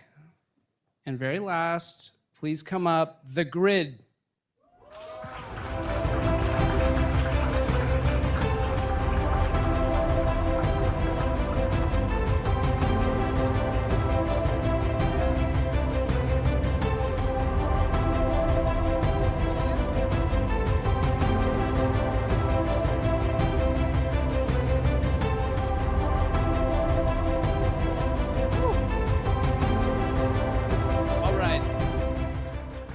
Congratulations, everyone. I'm going to put Alice on the spot for a moment here. If you have been coordinating with Alice on anything for this event, you know she's probably messaged you 20 times in a row. And she's very, very effective at what she does. Today completely exceeded my expectations, and I know that Paris is going to be even better. So why don't you bring us home, Alice? Thank you, Anish. Well, first of all, thank you for everyone that has been here, the judges, the startup that applied, that pitched, that won, or that just joined the community, and that I'm looking forward to see again next year. Thank you for all of the amazing team that put that event together, or Katya, Triana, Nikki, and the one that I forget. I hope you had an amazing time. I know it's been a long day, so I think I'm gonna let you on that note for the cocktail. And to all of the winners, I see you in Paris. Congratulations. Woo!